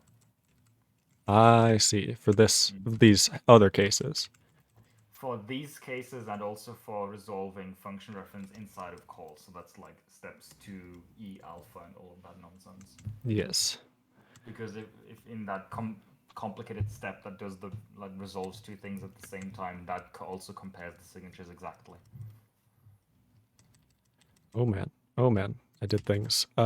So That's like what? That's 2e gamma, I think. That also, yeah, 2e gamma also has to be an exact match. So that also means equivalent signatures. Okay, okay. So if it's a return expression, the return type of the function f containing the return expression. Okay, basically, if we try and return a function and we're not returning a function, that's a problem. Yeah. So if you try and return a function from a function, God Yeah. damn it, then the return value of that second function has to be a function pointer. Otherwise, you incorrect return value. Yeah. There's nothing resolved here. And then if we do actually return a function pointer, then we need to say remove from O all functions that are not equivalent to the return type of f. So this basically uses the return type of a function being a function pointer matching exactly to a Yeah. overload. Basically, we are trying to deduce the type of this function, of this unresolved function, based on the return type of the function it's being returned from. Yes. Okay. Okay. If the parent expression is a cast expression, then... Okay. If the result type of the cast is a function or function pointer type, then remove from O all functions that are not... Basically use the cast as a filter. Yeah. Otherwise, that's the interesting one. If the O overload set contains more than one element, then this is a compiler error. The cast is ambiguous. We can't infer the type of the function here if we're not casting to a function or function pointer type. This is the degenerate case of someone trying to cast a function pointer or a function to like an integer. Which I see. you can do, it is an address, but if it's like, if foo is overloaded, then how is the compiler supposed to know which one it should pick if it's just casting to an integer? I see now. If you're at least casting to a function type, it has something to like work off of. But like if it's not even a function type, then at that point that's only possible if there's only one thing in the overload set. Otherwise, we can't do it. Otherwise, you have to cast to a function type first, and then cast that to an integer. So this case right here. Yeah. So here, foo as integer is ill-formed. You'd have to do foo as integer parens as integer. That works. Because a function pointer can be converted to an integer. Yeah, sure, why not? But you have to know which one. Beautiful stuff. That makes a lot of sense because otherwise, if in the foo as integer, this could refer to either this foo or this foo. Yeah. So that's why cast has two cases. If we wanted to be like C++, we could do like integer or not here, right? It would be a way to place that here, but... Oh, it'd be horrible. Yeah, we're not going to do it. But you could just add the type information of like, this is the overload I want. It's not really needed though, because you can just... Past that, but yeah. Yeah, I'd rather have the double as. Yeah, and the double as makes sense. This is my favorite. If the parent is any other expression, then sure, that we can't do, and there's no way to further resolve anything. We don't have any guides as to how to resolve it now if the parent is anything else. There's no context. Okay, if the parent is anything else, we don't bother doing anything because probably this is ill-formed in some other way, probably, and unused and caught further down. So okay. That makes a lot of sense. So if we somehow happen to get here with like a function that isn't used in one of these scenarios. Like 4 plus foo. Oh god, yeah. That will fail because it can't resolve foo, because okay, what the hell is it supposed to be in that case? So we don't even try and do anything here because it's ill-formed anyway. We don't have to do anything here. And also, in step 4 now, that's... If O is empty, then this is a compiler error. There's no matching overload. Makes sense because we removed all the ones that don't match. Mm-hmm. If O contains more than one element, then this is a compiler error. The function being resolved is ambiguous. Yeah. That's like the integer byte thing, right? Yeah. Okay. You have more than one overload that matches, or actually multiple overloads that all match equally well. Yes. I Like, think the classic example, there is an example for that. If you go to the tests, I think it's overload ambiguous. Yeah, overload ambiguous is one example. oh, beautiful. Awesome. So we have byte, integer, integer, byte. Oh my God, commas. And we have basically, if you pass 2 bytes, oh man. So a byte can be converted to an integer, and that takes one level of what is it? It's one Implicit parameter. conversion. We don't care how many implicit conversions it takes. We just care that there's an implicit conversion. So we just care about how many parameters need to be converted. We might want to change that score later, but the point of it is generally that you have some sort of way of scoring or overloads. So which overload is better, which one is worse. And right Yeah. now, the only way of doing that is how many parameters need to be implicitly converted to something else. Which is like if we have an integer here, then y needs to be converted, but b doesn't. The names Yep. confused me for a second. Crucially, it's only types that are implicitly convertible but not equivalent. For instance, if a parameter is a function pointer and you pass in a function and the function, then that's fine. That doesn't count as like an additional point because a function is equivalent to a function pointer. So there's no There's way no to like, cast. there's no, yeah, basically, there's no implicit conversion required, even they're basically equivalent. So Whereas if we did something like this, no longer ambiguous, right? exactly, that's the point. Okay, beautiful stuff. Beautiful stuff. And integer literals by default are equivalent to integers and implicitly convertible to any integer type. So equivalent to the integer type and implicitly convertible to any integer type, basically. That makes sense. So now the question is, do you call resolve function in all the places we need to? Yes, it does. Otherwise, no program would compile because the CodeGen front end doesn't handle function reference. If there's a function reference in the CodeGen front end, then it just screams violently. So There's like there's an unreachable there. Like if you go to codegen.c and you search for node function reference. there is. Yeah, so if the semantic analysis pass somehow doesn't resolve all of them, then the program doesn't compile. Which makes sense, I would presume. Yeah. So what resolve function does is it's passed a function reference, and if you go to the AST header, you'll see what a function reference is. I think it's node function reference. Function reference. With nodes. There we go. Yeah, that. So basically, the parser will fill in the name and the scope, and resolved will be null if it's unresolved. And the job of this function is basically find the unique function that this resolves to and put it in that resolved member. So right now, this just looks like a simple table. So currently yeah. Yeah, and then the rest of the code will handle replacing the function reference with the function and so on. So this just has to do the resolution, basically. So symbol,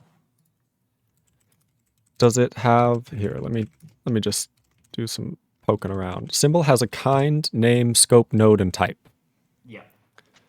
Node and type, crucially, is a union. So it's node if it's a node, it's type if it's a type. Okay, that helps a lot. That check, what you can do is, if it's not a function reference or it's already resolved, you can just return. So you can just flop this condition and return, so that way it's simpler. Because this might be past some other thing. So in that case, funcref.resolved. And we're basically just going to return true and say skip anything that is not a function reference or any function references previously resolved. Okay. And then you can get rid of that of one level of indentation. So that's easier. Okay. So And by the way, just so you know, the macro returns false. So you awesome. don't have to do and then return false. It already returns false. Collect all functions with the same name. So this means that what I'm a little bit confused about. So when I call scope find symbol, I get one symbol, but I need to get multiple now. Yes. So do I need to like call it multiple times? Do I need to call scope find all symbols? There's no such thing because we haven't needed it yet. You can make one, but I would recommend just iterating over the symbol table manually.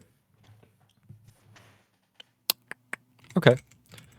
So we're going to need a vector, right? Mm-hmm. Do I need to like define a new vector type? It's no longer uppercase. You can just do like no. All types in this code base are title case, so it's vector with a capital V. So we need a Okay. vector of probably just symbols, right? And it would be like this? Symbol pointer, but yes. Okay, yes, that would make a lot of sense. Yeah, always initialize vectors to 0 or bad things will happen. Okay. Or it will crash horribly. And you need to give it a name. Okay, do I give a name here? Okay, I give it a name here. So That's basically, the overload set. Yeah, I think that's perfect. And what you can do, what I'd do maybe is, as we are implementing this algorithm, just like grab step 1 and paste it into here as a command. So we'll gradually just Yes. put out the steps and paste them in here. So vector contains, I now just need to give it an element, right? Yeah, so the way you need to do this is you need to iterate over the symbol table. So basically the way the symbol table works is we have a scope tree, or it's like of an inverted tree. Each scope has a reference to its parent until you get to the global scope, which has no parent. Right? Singly linked list, or can there be any amount of children? There can be any amount of children, but the thing is that doesn't matter here because we only go upwards. We never go down into a scope, right? If you have two scopes that side by side, then one scope doesn't have access to the other. So we only need to go up. That makes sense. That makes a lot of sense. So that's why each scope only has a pointer to its parent because it doesn't need anything else. So what we need to do is iterate over all functions. So we start at the scope that the reference is in. The function reference has a reference to the scope that it's in. We start with that scope. We grab all functions in that scope that have the same name as the function we're trying to resolve. We add them to the overload set, and then we go up a scope and we keep doing that until we reach the global scope. So do we need like the top of the scope stack? No, don't. That's not, the scope stack only exists during parsing, and you're never supposed to access the scopes directly. You can just do funcref scope. The funcref holds it. Okay. That's right, we saw that earlier. While scope. I could probably do a 4. For this thing. Yeah, sure. The for loop works. And then we can do scope equals scope parent, I would hope. Yes. Okay. And now we need to use scope find symbol. No, don't use scope find symbol. Don't use scope find symbol. But each scope has a list of functions. I hope it does. Just loop over those. Yeah, so it's node function pointer. Actually, no, it's just node pointer because it's the same thing as Oh, yeah. Function is the value. So we're just going to call this node, which is equal to scope. Actually, let's see what this has. What does this have? This has children symbols. Okay, the problem again is with autocomplete, it shows up as unnamed because they're just vectors, so you have to go to the definition of the thing. Yes. They are. So that would be in a scope. What are they actually in scope? Scope. Oh, man. So it's struct scope. Yeah, that. So it has symbols and children. So you want to iterate. Okay, yeah, a scope. Iterate over symbols. It doesn't store a list of functions, it stores a list of symbols. So you need to iterate over each symbol in the scope. Which makes sense. Yeah. And then this, while it's not null, is it null terminated? It's a vector, so use vector. It's vector for each. It's just for each, actually. It's just for each. But for each pointer, so for each underscore pointer. So you use for each underscore pointer if the elements of the vector are pointers. And the syntax for this is type comma, name, comma, vector. So this would be a symbol pointer. And then, yeah. Yeah. I mean, I would very much like to omit the type name, but for that we need type of. So if we drop the MSVC support, we can remove the type everywhere in those for each macros. Which would be nice, I understand. Very nice. But it does kind of still mimic for, which I kind of like. It does mimic for, but it would be easier if we didn't have to spell it out every time, because it's easy to get that wrong. And I mean, if the compiler will tell you if you get it wrong, but still. I tried. So language. You need to. But yeah, there we go. If it's not called symbol, you can just do sim kind. it's called sim. Sim, yeah. Not sim pointer, that's an internal thing that's used by for each pointer by the macro. The variable name is the thing in the middle. So it's just sim. I see what you're saying. So I have to do this? No, sim is always going to be valid. Sim kind. If it's not a function, we can skip it. That's probably a better control flow. So if it's not equal to a symbol... Well, it's close. It's sim function, but yeah. I'll get there. Okay, so for every scope... we can just skip the one. If it's not a function symbol, we can skip it. Starting at a function reference, for every symbol within this scope, if it's not a function, ignore it. Mm-hmm. Otherwise, we have a function, and we would like to test that the name... Don't use string compare for this, because those are spans and strings. There's a macro for that. And the macro is string equal. So string underscore EQ. Okay. String STRIN. Okay. Is it? No, it's lowercase. Okay. Just like the macros. And then it says AB. And it's a macro because you can pass this a span and the string, or a string and the span, or two strings. So it doesn't care what. I see. And it should be a func name, otherwise it's comparing it with itself. Thank you. I was like, wait, this symbol doesn't contain all of the defined. It's func ref name, because again, and the confusing thing that inside of func is the node, inside of that is yes. the function reference. It's a bit of a mess. That's because it's a union, so there's everything in there. So overload set, I'm just gonna copy this bit up here now. I feel like it's a good time. That's one, yeah. We've done one. Yeah, we can put that here, basically. So now we can just push that into the vector. Which would be vector push, I would hope. Vector push. And then, is that element? It's vector element, okay. Vector first an element. Symbol. Yeah, that should do the trick.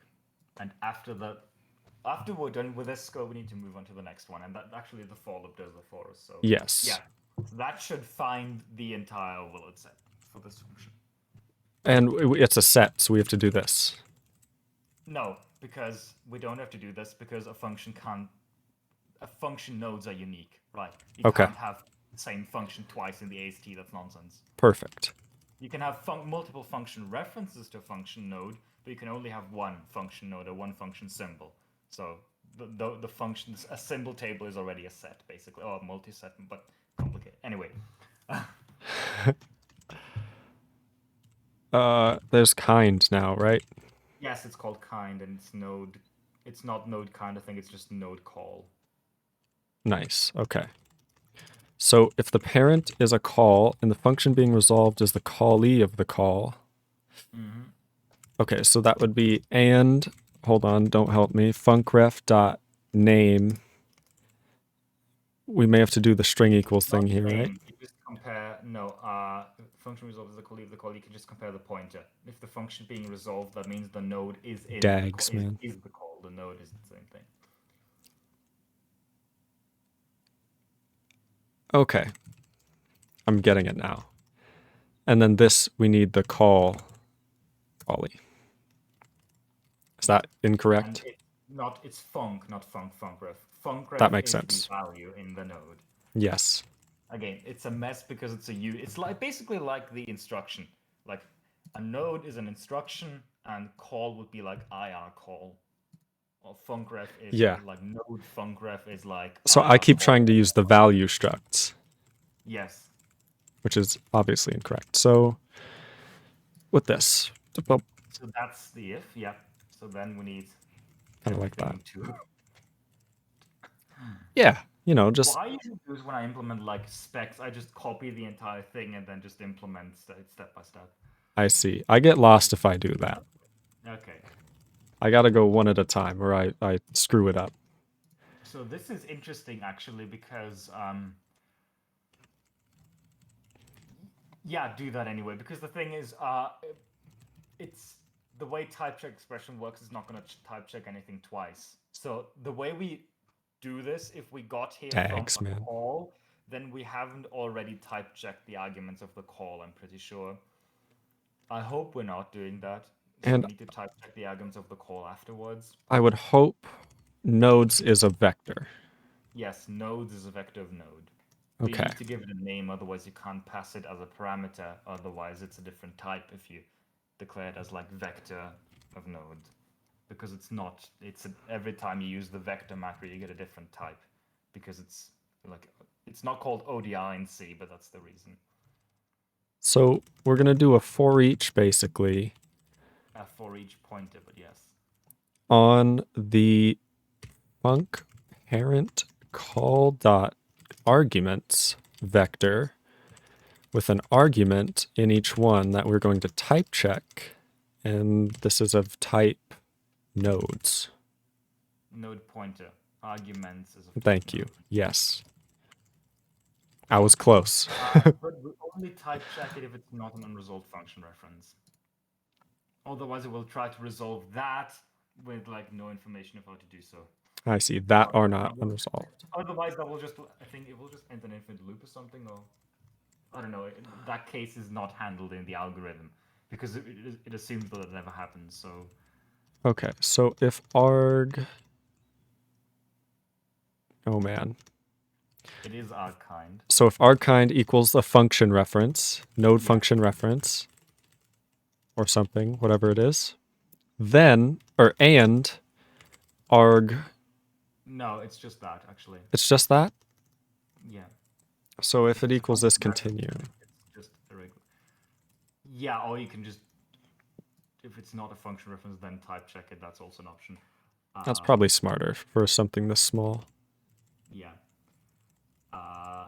Okay. Exactly, and do me a favor and go to whatever we type check the call, so just search for node call and make sure that we don't try and resolve the parameters before the callee.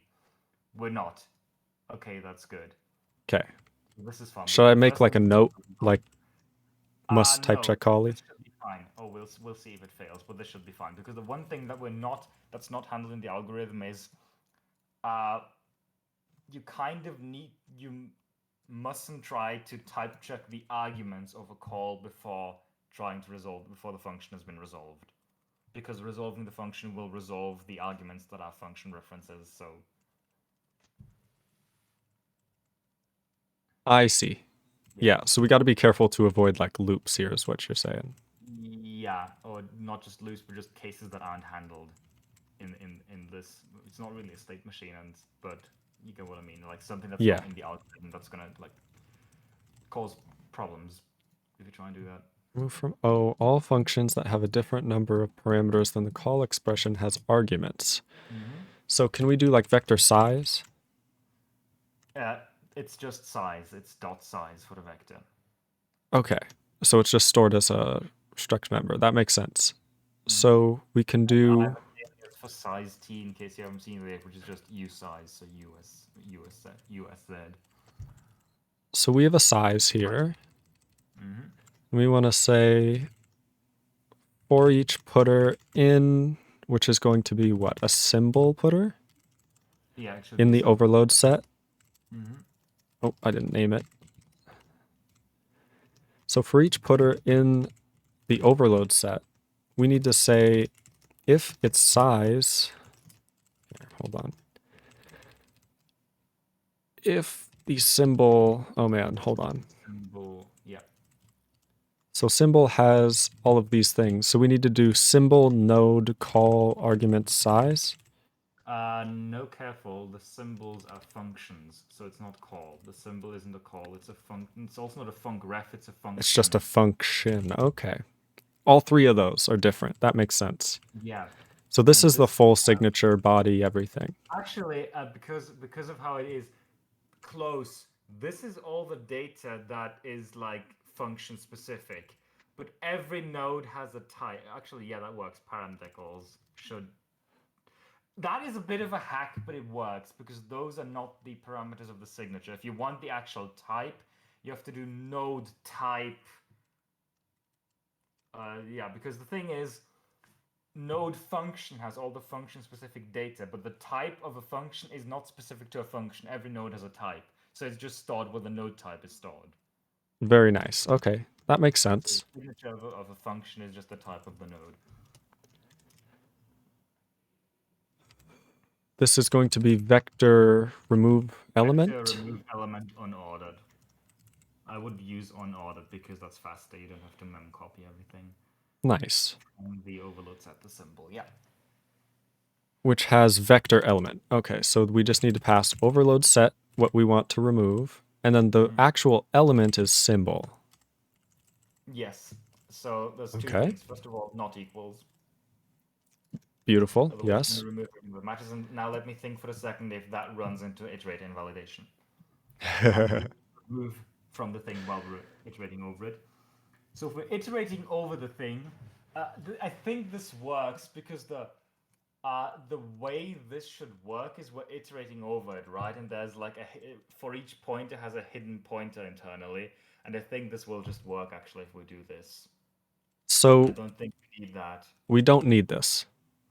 I don't think so because if we're removing an element, say we're on the third element, right? Yes. And we find, okay, we need to remove this. What will happen is we're going to replace the third element with the last one. That's what vector remove element in order does. Now the last one is here. And actually that is a problem because then we will not check that one if we iterate over it. Wow. So we should do that this way. So either we'd have to just call remove element or we need a separate vector. So it's easy to do this. Again, iterate and validation is horrible. So now instead of remove element on order, just do vector push onto the remove vector. And then call this here. Yes. And then this is vector push. Yeah. Of sim. And I don't know what it's complaining about. If you can like, because it's under. Oh, it's yeah. There's some. Here, oh god. Yeah, that's fine. That's fine. Bug-prone size of expression. In this case, it's not a bug. It's been written very deliberately. That's just because for each pointer is a bit horrible because it declares two. If you could look at the implementation of it, it declares there's two loop variables. Declaration. I did the wrong thing. Boink. Okay. Well, that's vector remove. I was talking about for each pointer, but yeah. Thanks. I was over the wrong thing. Yeah, that's a for loop. That's definitely just a for loop. Yeah, but it's a horrible for loop, but yeah. Incredible. This is scary. But yeah, I can see why it's a little spooked about it. Size of. Okay, so basically, we've now removed from the overload set all the functions that we needed to remove. Pretty much, yeah. All the symbols. And just after, we might want to remove more things later, but so we can just clear the remove vector after this, yeah. Okay. Let A1, AN be the arguments of the call expression. Conceptual. That's just conceptual. We can just inline that. Whatever I'm doing here. So for candidate C in the overload set, well, I'm pretty sure that means we need one of these. Yeah, we need to iterate over them again. And actually, you can merge the previous two steps. Like you can merge this iteration with the one above, but it's not that. We can do that later because you can also do that checking in there and then remove it. That's an optimization. So let P1, PN. Okay, I'll just mention that. To do could optimize this by merging with above loop. Yeah. For candidate C and O, so this is now C. Mm-hmm. Let parameters be the parameters for each argument of the call.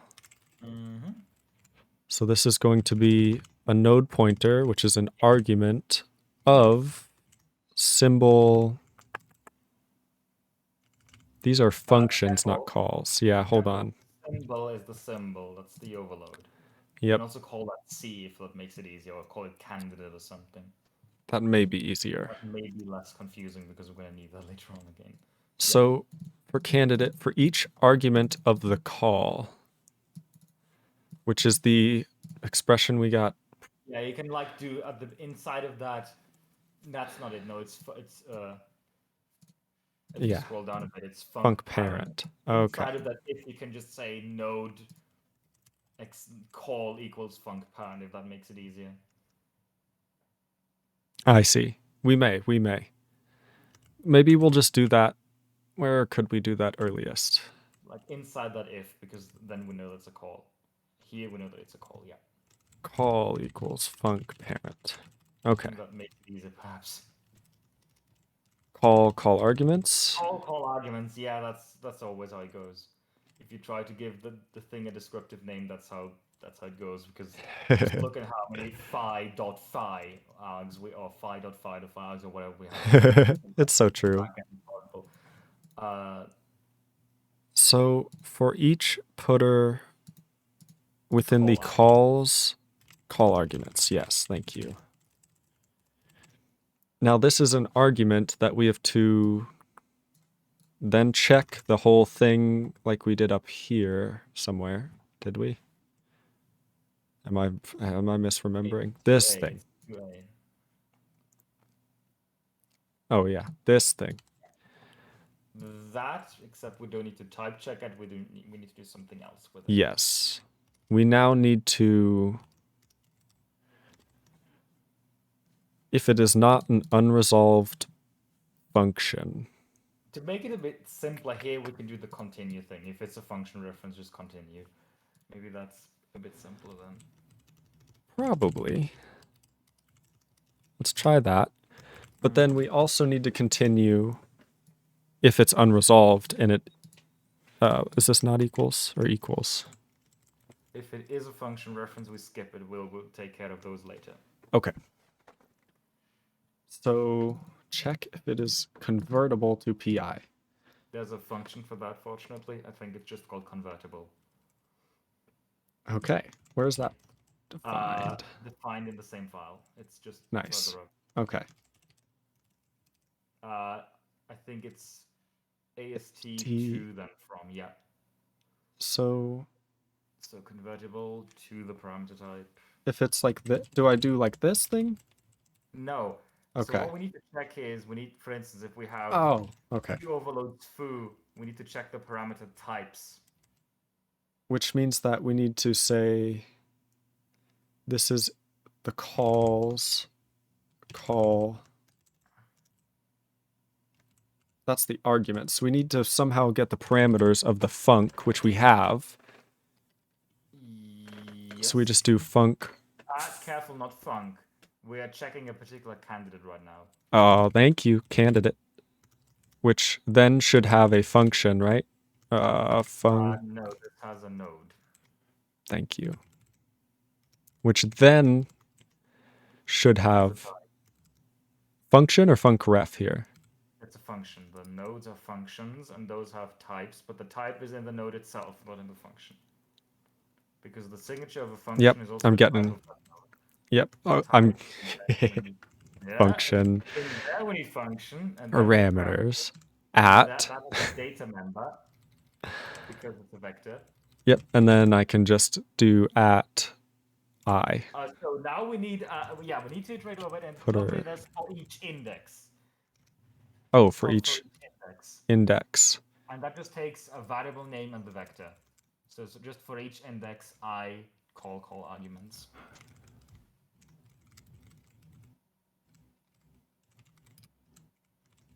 I. But yeah, you need to tell it that you wanted to call it I. Yeah, that.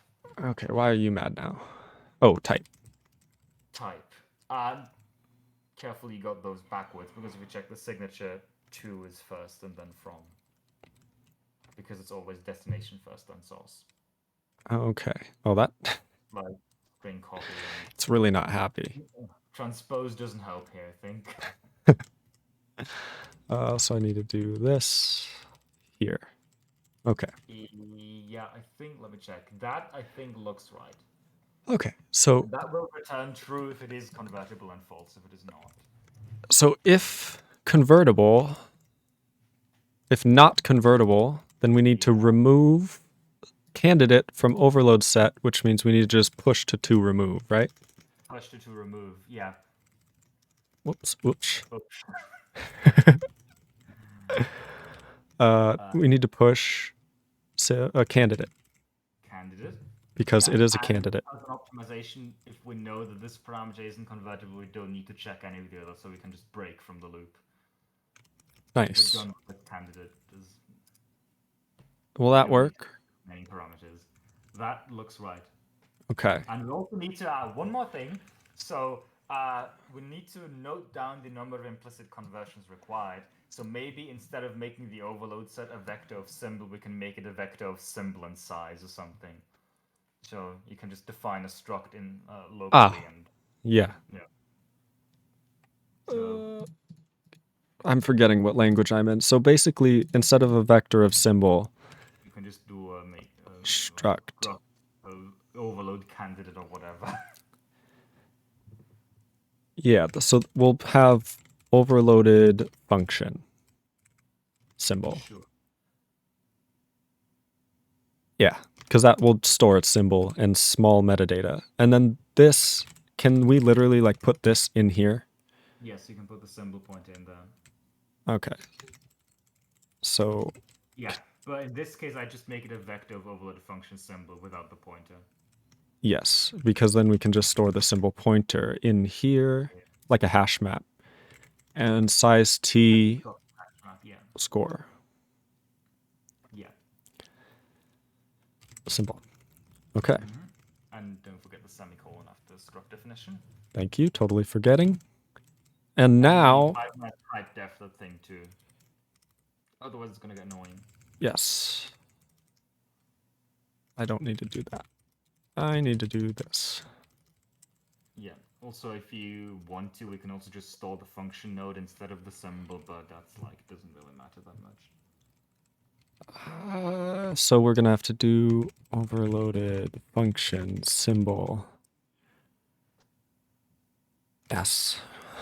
That's probably not good. Just call it O or something, it doesn't matter. We're just going to push that onto the vector anyway, it doesn't matter. S dot score equals 0.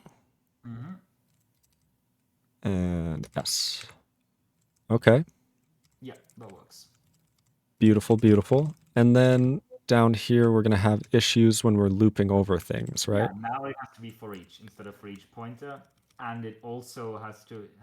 Oh, man. So how are we going to do that? Did function symbol. Symbol. Symbol. It's gonna be annoying with this, but we'll see.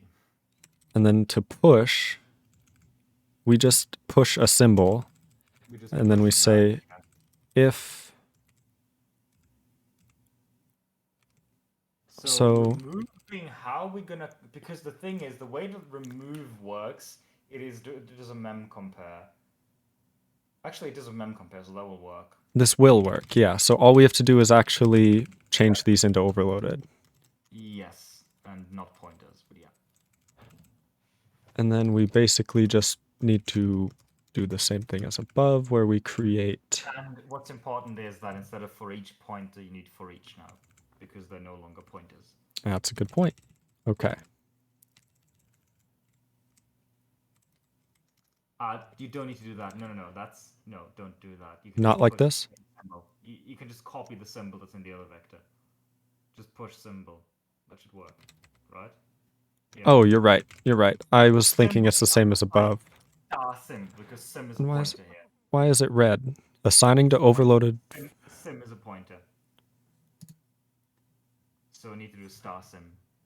Got you. I see what you're saying. The thing is, so let me explain these two macros really briefly. The thing is, it's basically supposed to allow you to iterate over a vector, but by reference, quote unquote, but C doesn't have that. So what we do is, if it's a vector of pointers, we just copy the pointer and give you that. But if it's a vector of things that are not pointers, then instead we give you a pointer to the element. So basically, if it's for each pointer, iterates over the pointers by value, but for each iterates over non-pointers by reference. So the end effect is that the loop variable is always of pointer type.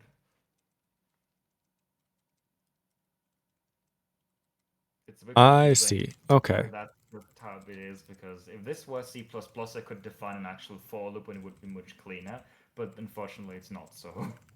This is what we got. Instead. What did I forget? I feel like something's going horribly wrong here. Okay. Let's... If... yes, if going to the end of the function, that's perfect. That's better, right? Oh yeah, there we go. So it's still complaining about the vector push. Why? What is candidate here? It's an overloaded Assigning... function. It's the same thing. Candidate, yeah. Okay. So... I think that's right. For candidate C and O, let P1, Pn be the parameters. And after that, we need to do the same thing. We need to remove everything. Archetype. That's right. We need to do this little thing. Yeah.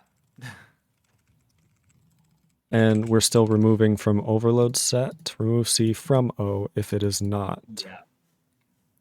So if it is not convertible, remove and break. And if it is convertible, so after the convertible, increment the score by 1. So after that, if increment the score by 1, because if it is convertible, we need to record that. So of the candidate score. Yeah. Okay. And because it's by reference, it will increment the actual candidate. So that's yes. Beautiful. Okay. That's done, right? So that's done. Now we get to the hard part. Yeah. Now, after 100 lines of code with complicated macros, we get to the fun part. Oh, God. Just copy all of 2E, yeah. And 2E is basically... That deals with the annoying things. That is the, like, nested function reference. So function references that are arguments to the call, but not actually called themselves.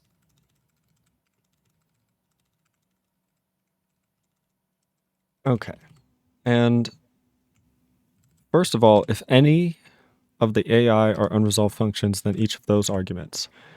AI, as far as we know, are the arguments of the call expression, which means we have to do this loop here. Yeah. Okay. And the rest of that all takes place in this loop, I think.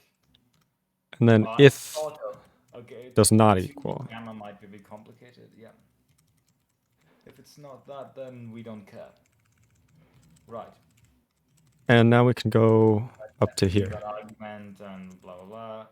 Collect all functions with the same name as f into OF. So we need a new overload set. We need a new overload set. Overloaded. I suppose you could declare it in here, yeah, sure. And then this is going to be... What did we call the one up above? I think we call it just overload set. So this one will be... Argument overload set or something, maybe. Yeah, we'll go arg overload set equals Always, 0. Yeah. And inside the loop, you can just like clear it on entry or something, because we can reuse the same thing, but we're gonna have to be yeah. So just beautiful stuff. Okay. Here, that only sets the size to 0. It doesn't free anything, so you can reuse the capacity that you've already allocated. Optimizations. We might at this point want to factor out the loop above that collects the overloads, because it's the same thing just for this function reference. So that's if we go all the way up at the beginning of the function, where we collect everything into an overload set. I think Yes. before that. Here. This entire for loop, and so yeah, that would require extracting overloaded function symbol outside of the function. So that entire thing into a separate function, I think, would make sense. So what does this effectively do? This just collects... This collects the overloads of a function reference. What would it return? Nothing? A vector of overloads. That's doable. Okay, so we can just do vector. That doesn't work. We need to do something like type def. Because that would, otherwise it would be a unique type. Because it's not actually a template. It just looks like one. Yeah. That. Okay, and then we need the struct. This is horrible. It is, isn't it? So now we need a static. Okay, if you want to switch to C++ at some point, that's doable. I don't. And this will be collect overload set. Whoa. Oh god. Why has done? Emacs. What is Emacs doing? Okay. I don't know. It's thrown it over there. It's now this much indented. Oh god. It's got to be the macro screwing with things. See, it's just going to wherever here is because it's somehow not seeing what is happening. I don't know how that's happening. Do you? It's brilliant. No, I have no idea. I don't know what Emacs does indenting. Because type def needs a semicolon. What? What if I get rid of static? Nope. Put like 20 semicolons after the type def. What in the world? There's got to be something screwed up. What have I done? No, this is fine. This code is completely fine. That is Put a... like 20 semicolons at the end of that. Maybe that'll shut it off. Put 1,000,000? I don't think it'll work. And I don't know. Emacs is freaking out. Something's wrong with this type def. In that case, grab both of those and move them to the beginning of the file. Maybe if we just move them far away enough, it won't notice. Nah, I'm just going to do this. If I don't press Control-I here, then I can press Control-I here and it'll indent properly. Okay, but make it static maybe, otherwise we'll... Yes. It's overloaded discard, but... function symbols. Overload set. Return. Overload set. And then I have to... You can just copy the code that's in the other function, I think. Nearly. Yeah. And we can now do this on...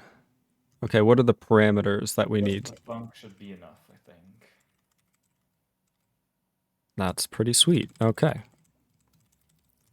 Select the overload set on function. That's easy. And now we can reuse that down below. That's right. For the overload setup. This is getting long, oh no. So, collect overload set on arg. Yes. Yes. Okay. And then this is going to be arg overload set. In that case, just like, yeah, and also like, yeah. This could be more effective, but we don't care. So, overload set, remove, blah. Okay, so this is, now we need to think, because I don't think we can do this in like a regular for loop. We sort of need to like, how are we gonna do this? That's the thing we need to figure out now. Remove from O all functions whose parameter... I suppose we need 2 for loops here. We need to iterate over all functions and remove any functions that don't match with any of the parameters. So we need like a nested for loop. So we need 2 nested loops, sort of, I think. Because if for each overload, So- for each overload candidate, Yes. Okay. for each indexes, I think we can just iterate over the overloads normally. Loaded function symbol. That's a type name. It sure is one. And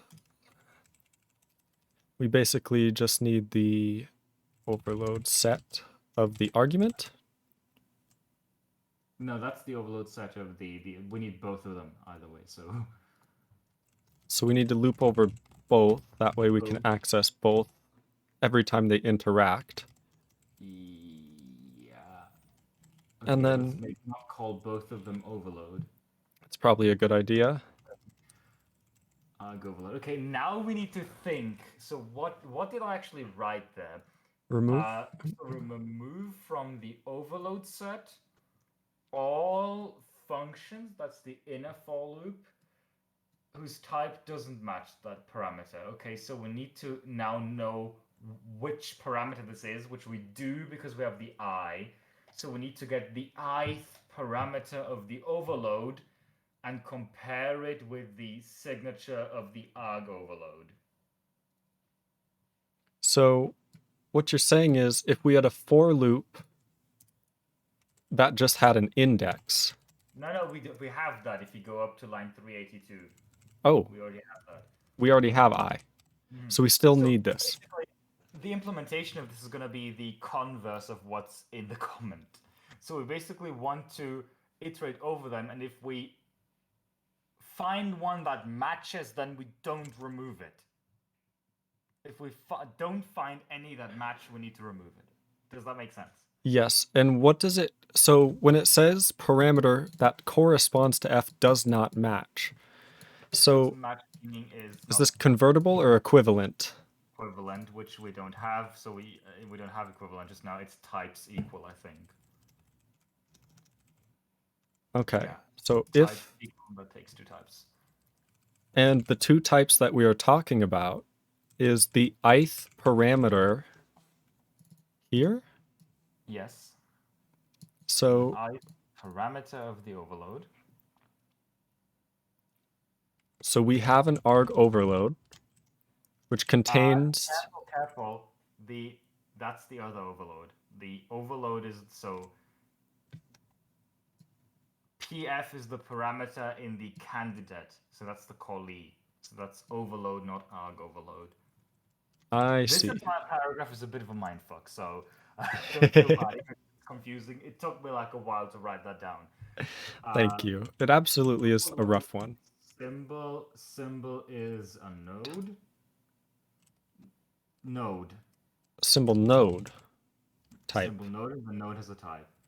Careful because node and type inside of a symbol are a union. Okay. This also needs an One AST. bad things will happen. So if overload symbol node type is equal to the arg overload... No, that's equal This is... to yeah. the... Okay, I need to think again. Hold on. So we're It's the I. comparing the ith parameter of the overload with the function signature of the arg overload. So that's arg overload type then. Yeah. So if we have arg overload type here, node type. I think arg overload node type. Symbol node type. So if they're equal, what does that mean? That means we have at least one overload of the argument that matches this candidate. So that means the candidate itself is still valid. So if overload not... is valid if this is the case. No. Careful. Okay. No. That's wrong. This is wrong. If it matches, then we know this overload is valid. We know this overload is valid. We can... Yeah, this is confusing. How are we going to do this? We cannot remove it. None of the arg overloads match, then we remove it. So outside of that for each loop, I think we're gonna need a go-to here or something, because this is really weird. I'm still not sure what we're trying to do. Trying to figure out what overloads and what arg overloads we need to remove. So which of them are just impossible and not valid overloads.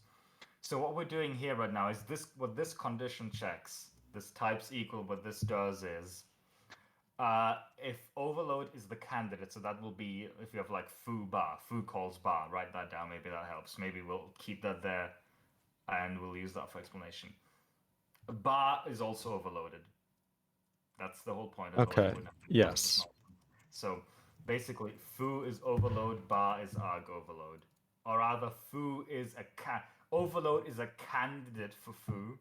Each of Arg these. overload is a candidate for bar. Right, So overload refers to first this foo and then this foo. then this foo.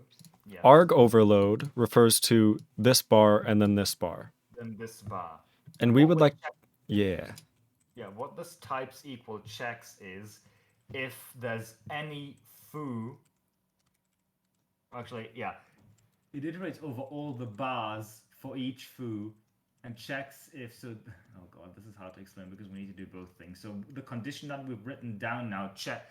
If that is true, if that types equal is true, then that means for this foo, there is a bar that can fit here.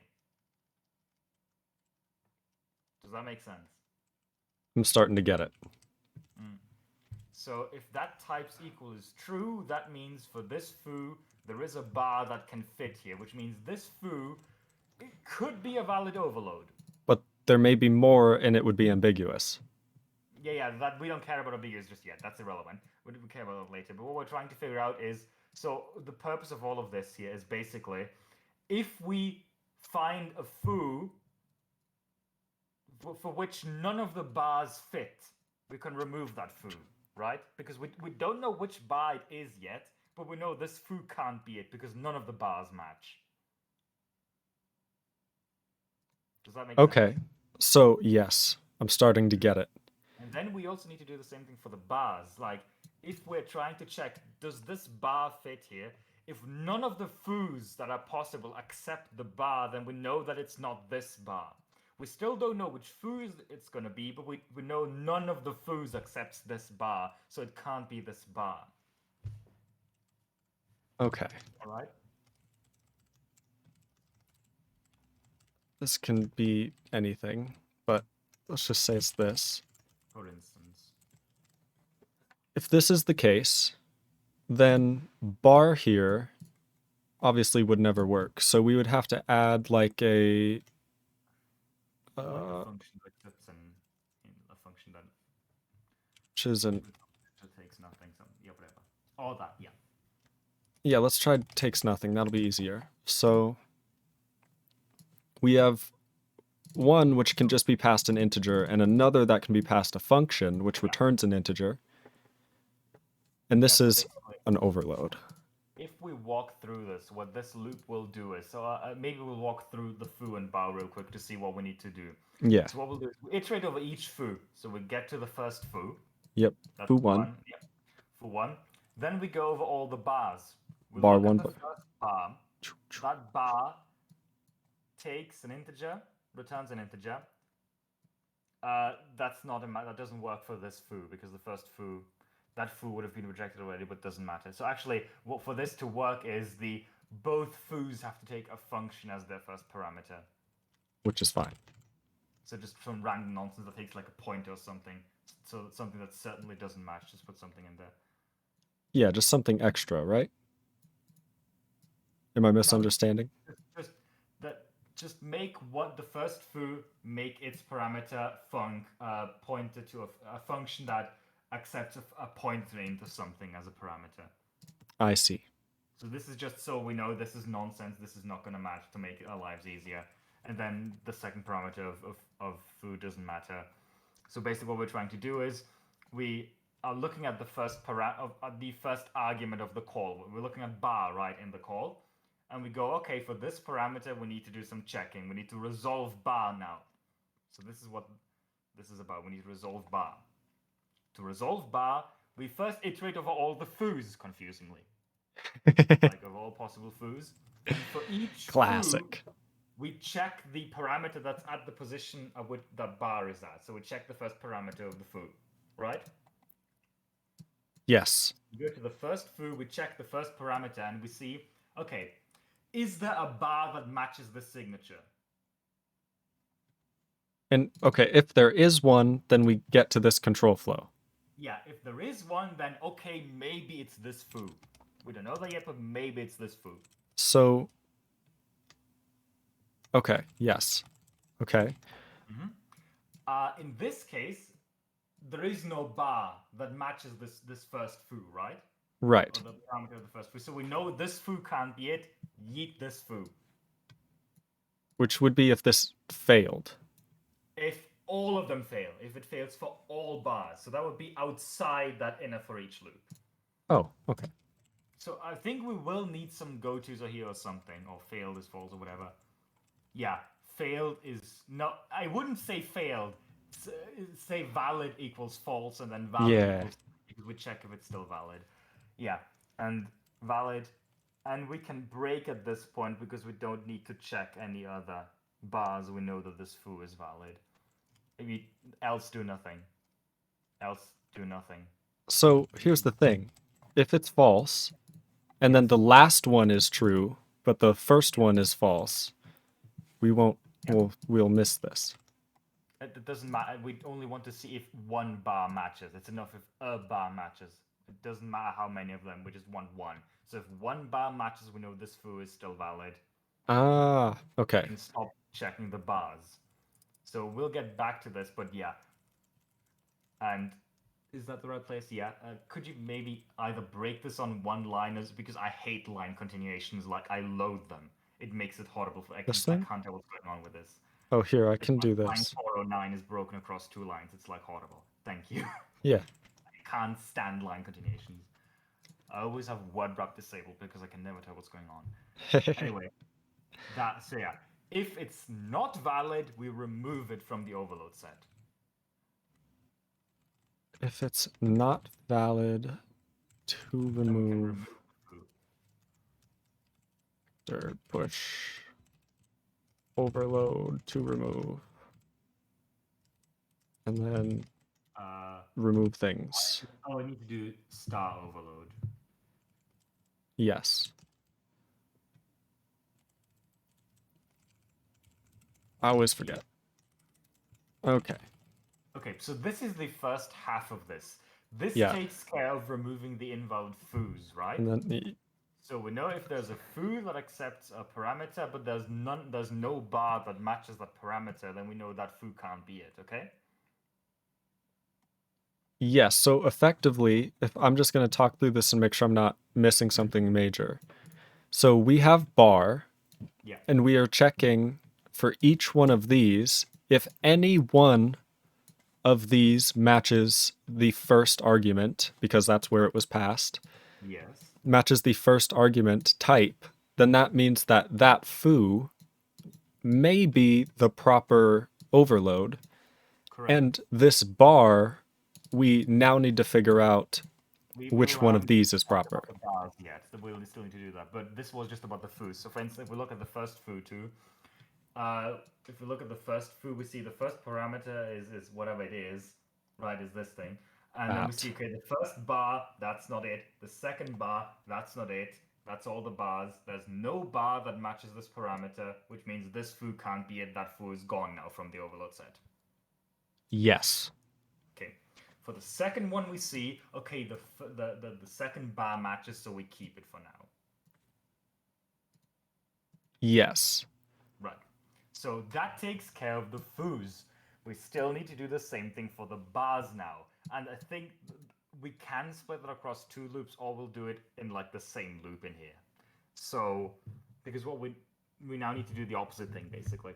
I think it's conceptually maybe easy if we split it into two loops instead of cramming it all in the same loop. You may be correct. You can make another to-do, like, that could just be one loop. Merge, yeah. So... And if we're just doing one loop, if we're doing like 2 loops, then you can break inside of the types equal. That's right, because we don't have to then check all bars. Yeah. They'll be checked If here. no 1 bar works, then. So Oh, that's the copy. I see. I got yes. confused with it. So with this, Maybe like put a comment between those two like big blobs of text and say, okay, here check the bars or check the argument in here. maybe this part, right? Yes. Okay, Yes. so I'm just gonna put this part here. What just happened? And from, okay, so I just need to do this. And then blop blop, and then blop blop. Beautiful. There we go. So And then we da need da to da. do the same thing. Beautiful stuff. So now we do the converse. We have already removed some of the foos, so that's going to make our lives easier. Now we iterate all of the bars. So arg overload set is the overload set of the bars, right? Yes. So we iterate over all of the bars. And if there is a foo whose ith argument is this bar, then it's valid. So does that code still make sense? No. So, because, yeah. Okay. We need to get the parameter that corresponds to the argument. Was that shadowing? It's That is, okay. yeah, So, okay, call it something else. Param, like it's actually the parameter type. So, and it's going to be type because it's not a node inside of the function type. So that would be the overload that we're checking. The symbol node type. Not node type because that's It'd a function be- type. We get the parameter. Not symbol type. Symbol node type. thank you. Symbol And then node function. type, function. And then parameters. And then data I. Oh my. Yeah. It's horrible. Why is it complaining about that?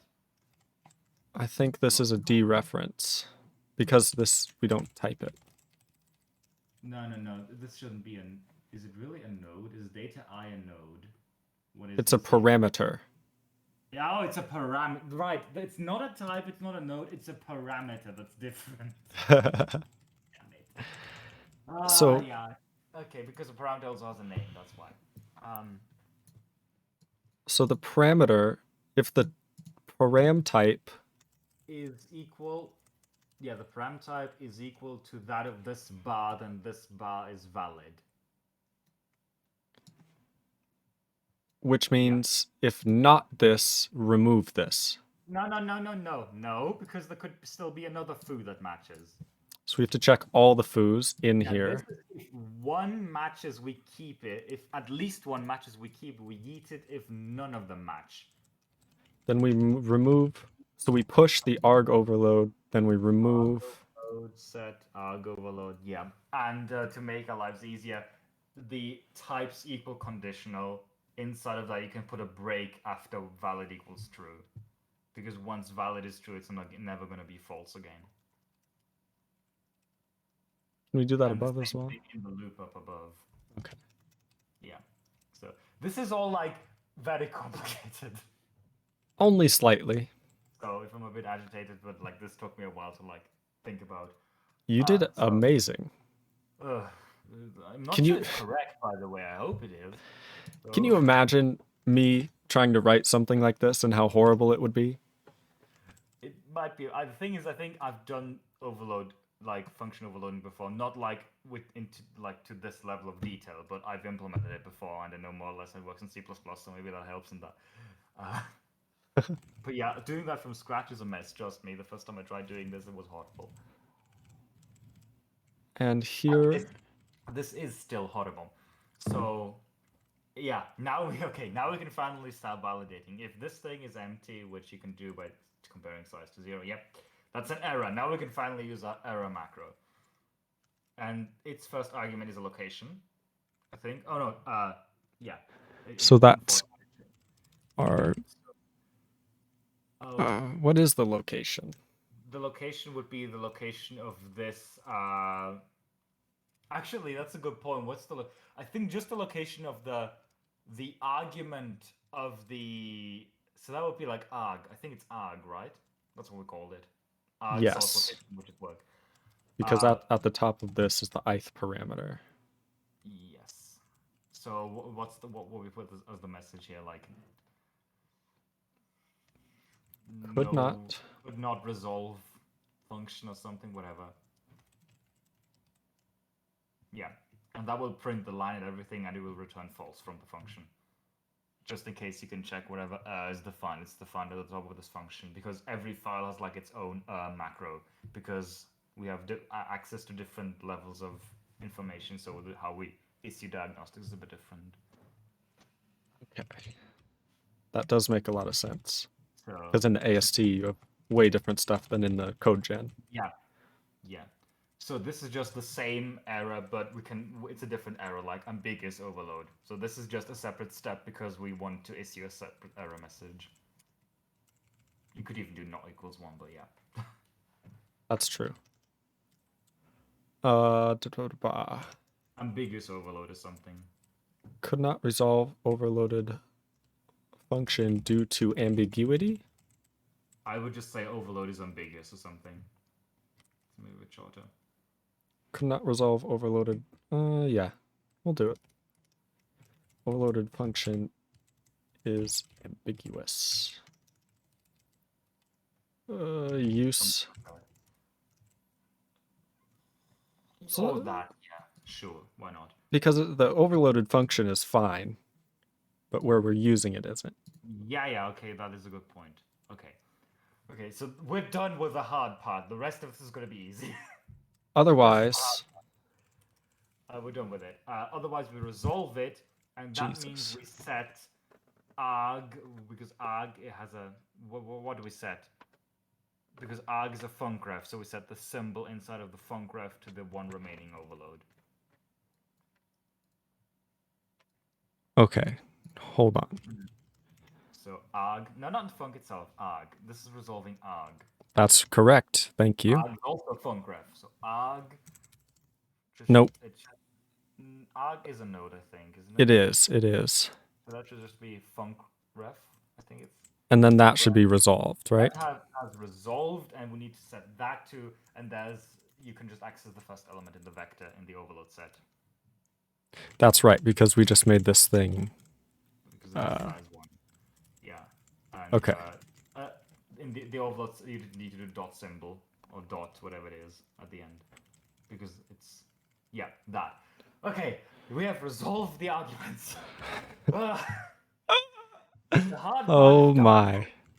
This is incredible. Compared to this, because it's just going to be the same things over again. Okay. Right. Oh, 2F. Can't forget that. Oh yeah, 2F is important. Now we need to like filter the thing and remove the. So that's after all of the arguments nonsense, but still after inside of this if. Yes. Because that's the if for the call. For number 2. So now we need to remove every function except those that have the least number of implicit conversions. How does that work? How does that work? I'm pretty sure there's different algorithms for that. You could even sort it. You could just do it the very dumb way and see has the vector changed, and if not, then the dumb algorithm that comes to mind is define. Actually, hold on. There's a few edge cases we need to take care of. So yeah. You could just say if the size of the overload set is greater than 0, because if there's nothing to do, then we'll just fall through and we will catch that later on. So if there are any overloads left, basically. So if overload set size greater and does not equal 0. Yeah, or just overload set size because it's an unsigned number and you can just do it. Yes. So in there, then we grab the score of the first one. So yeah, dot data 0 score. Score. Grab. Save that variable. And we also probably want like a bool removed is false or whatever. Bool removed is false. What does this refer Yeah. to? So we're basically gonna do the same thing. We're gonna iterate over the vector. We're going to remove all elements whose score is higher than score. If we encounter a lower score, we set the score to that, and actually instead of removed, like you could call it something else, because the point of this algorithm is we grab the first element and we remove everything smaller Oh, than that. But if in so doing we encounter something that's smaller, then the first element has to be removed as well. And there's several ways of doing that. The stupid way is to just iterate over it okay. over and over again until the first element is the minimum. So we could just say bool is minimum equals true or something. So we need to gather a minimum score and then remove all higher than. I suppose that also works. We could. That's easier, probably. We can iterate over the Yeah, entire I'm like, grab the small. That's a bit easier, probably. okay. Yeah, I Remove was all higher than. overcomplicating things. You were right. And like if we check the 0th one and then pop the beginning and then keep doing that over and over, we'd end up with the proper thing. Okay, so we need some for each on the overload set. Yeah. And this is, Yeah, just gonna be for each. Yeah. whoops, overloaded function symbol overload set. Yeah. I declare like a size outside. Yep, And set that's the right. size to the first one. Not Yes. 0, because I mean 0 is the minimum mechanism. So set it to the. This is why we check if the size is at least 1, because we want to compute the not like an infimum or something. We want the minimum that's also an element of the vector. So we need to start with the first one, because if we pick some arbitrary number, then that might not work, because that might not be an element of the vector, or it might be smaller or bigger than anything. So that's why we check that the size is greater than 0. If some score is less than score is some score. Yeah, pretty much. And then remove everything if the score is higher than that. Which means we have to like add to remove, right? Yeah. Okay. Actually, whatever we're using to remove, you're always clearing it, right? Yes, so we can probably just, And add to it in here. and then we're going to push to remove symbol because we are removing all higher than. Okay. Yeah, it's star sim again, because we need to. It's a pointer. Yeah. The classic. And then we need to go get the removal code. This little bitty. Yeah, that's just that. Honestly, this should be a separate function. It should be a separate macro, I think, or something like that, because we need to do that in so many places. Yeah. That's a for sure. Maybe just a macro that we define and undefine at the end. That could also be. We could also just make it a macro in here, but I'd actually make it a general vector macro, because there's other places in the code base where we're doing this. We add to a vector to remove things, and then we remove things. So, and that would basically give us vector intersection calculation. Something, yeah, something like that, basically, yeah. Okay. So does that make sense? I think it makes sense. Okay, that's step 2F done. Yes. Reduce the overload set to the overloads that fit best. The least number of implicit conversions. Now. Else. Now we need to do else, because this was just for calls. Fortunately, the handling for calls is the most complicated. So this is now step 3, the entirety, not everything, just step 3. Step 4, 5, and 6, those steps will be are common to outside. both branches. Okay. But step 3 is the else. Whoa. Okay. This is not. There's not much left here. Like, there's not. Be the most complicated one. Yeah, you can do a switch, I suppose, on func parent kind. It's kind. Thank you. Is the type. Node. That's not how a switch statement works. No, it is not. Yep. And in here, if we need to check if it's an address of operator. Which the way this works is it's. I mean, maybe you can figure it out. I would hope equals. I'm just gonna do this so it's a little. Oh yeah, that's a good idea. It's supposed to be fairly intuitive. So, parent unary dot operator equals. token type, so that's tk at. Nice. Oh, actually, not at, because that's the at sign. Ampersand is what we want. That's the address of operator. Oh yes, address of. Okay, so if this, basically, if parent oh god. This is not Lisp. I see now why you put the parentheses first and then you go outside and write if. Yeah. I always think that's a weird way of doing it. I do it different. I just write the if first, but yeah. It's a smarter way. Okay. What are we trying to check here? If it's that, Replace. then we need to replace the parent with this. So the way to do that as a function, there should be AST replace node. Okay. But we need to think about that because it's horrible. Replacing a node is non-trivial because due to the way how parentage works, I think a node is only supposed to have one parent, but I'll need to check again if we can just set the parent because AST replace node does not set the parent. So what we're doing is we need to set the parent of this to the parent of the parent. So before doing that, we need to set func parent. Yes. Yeah. Equals And parent then parent. Let me make sure that doesn't completely break how we do things. Beautiful. Replace node. Let me see if this actually works. We check the parent of the old node. Okay, that is a problem. Never mind, that doesn't work. So save the. Okay, that doesn't. Hold on to that. Save the parent of the parent. Yes. It's a grandparent, but yeah, you can call it parent. Grandparent. Oh. I call it grandparent. That's typically how I call it. It's a node. It's funny. I like it. Don't do any of this. I just replace the node, and afterwards you set the grandparent.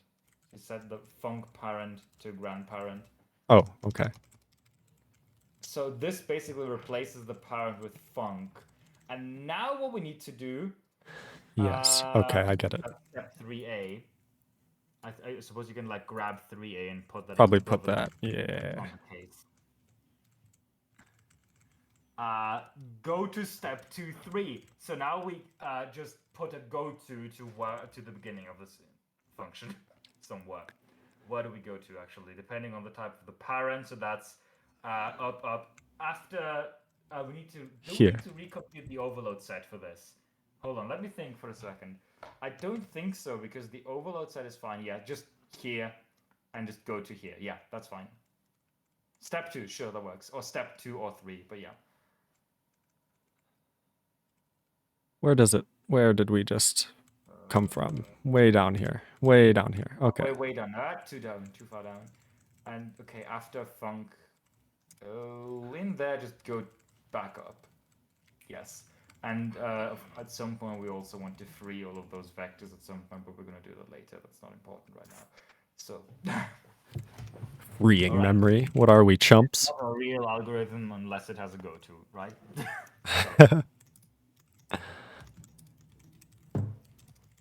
Okay, so for a node decal. So this can be two things. An assignment is a binary expression, and a declaration is just a node declaration. Yeah. So there should be wait, hold on. Why?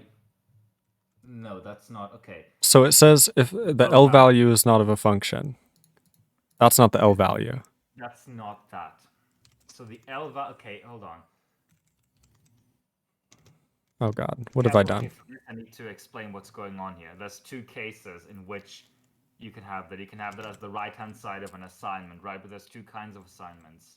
There's initialization of a variable inside the declaration, and there's an assignment operator. The assignment operator is a binary expression. A declaration has an initializer. That's what we're talking about here. Yes.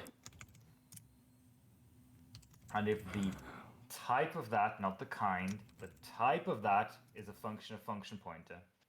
How do we do that? Because this is, in this case, that's the type has a kind. So it's type, not the kind of the node. And that has I think it's type function. You can check if it's type function, that's one. Or if it's type pointer and the thing pointed to has type function. maybe like grab parent declaration in it type and make that a separate variable because we're gonna need it a few times. So that's going to be type decal type equals blah. Decal type, yeah. Actually, yeah, declaration type, not declaration initializer type, because we are the initializer of the declaration. We don't have a type yet, so it's just parent type. Okay. This is a bit confusing. I apologize. It's okay. So we switched on parent type to get here. No, we switched on parent. Oh man. Okay. I get it now. Is the node type. Type is the data type. Okay. So if the thing we're declaring is it can't be a function because we can't declare a variable of function type. So we only need to check for function pointers actually. So if it equals function or anything else? No. The thing is, this 3b is a bit wrong because we can't declare a variable of function type, only a function pointer type. Okay. So there is no function pointer type because function type is a function pointer type. Am I correct? Okay. Okay. Here we need to. So here we're in a declaration and we're trying to check the type of the declaration, but it's a variable declaration. Declaration means variable declaration, not function declaration. It's always a variable declaration. Otherwise, it would be no function, right? So this is a variable declaration. We can't declare a variable that of function type, only a variable of a function pointer type, right? Yes. So we don't need to check if the type of the declaration is type function because that can't happen. But we need to check if it's a pointer to a function. Function pointer isn't a separate type kind. It's a type pointer whose thing being pointed to is a function. So this type should have like... Oh man. So it's a pointer type. It's a pointer type, and the thing being the pointee is a function type.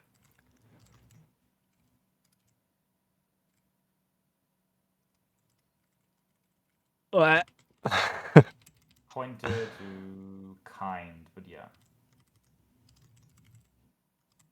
Oh lord. So pointer to refers to another type. Yes. And the kind of type is a function type. Oh lord. It's not like it was in the old AST one. Now each level of indirection is a separate type. So if you have a pointer to an integer, that's going to be a type pointer. Inside of that is another type pointer. So it's like how it used to be. Instead of having indirection level, it stores like that many AST nodes as children.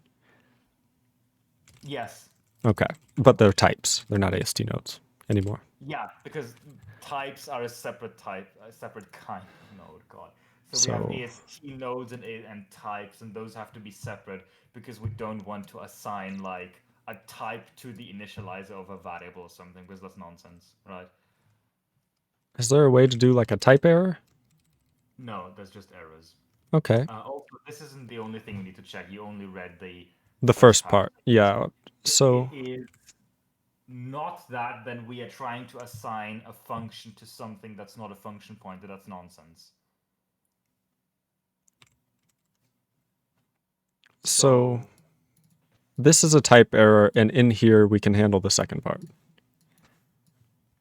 Or, yes. Or I could inverse these with an or and not equals. Yeah, either way is fine, I think. I'm just going to leave it like this. So air location would probably be parent. Is it parent? I suppose. Logically, it would be the location of the initializer, which is func. So that would be func source location, I think. Okay. Because this has the wrong type. And you can just do... The thing is, okay, the problem here is function is not... I think we can't give a very detailed error because we're trying to resolve the type of this thing. We don't know what the type of this is, but we know it's a function. But a function is not assignable to something that's not a function pointer. So what we can just do here is say function type or overloaded function is not convertible to whatever the type of the declaration is. We do know what the type of the declaration is. Overloaded function blah is not convertible to type. Yeah, too close because of the way how we print this. Could you see if there's an do macro in this file? Is there? I'm not sure there is. No. No, okay. Let me check how we're doing that in the type checker. Oh, there is. Okay, hold on. There is. Okay, so the way this works is I need to explain why this macro exists. If you go to like a usage of it, you'll see why.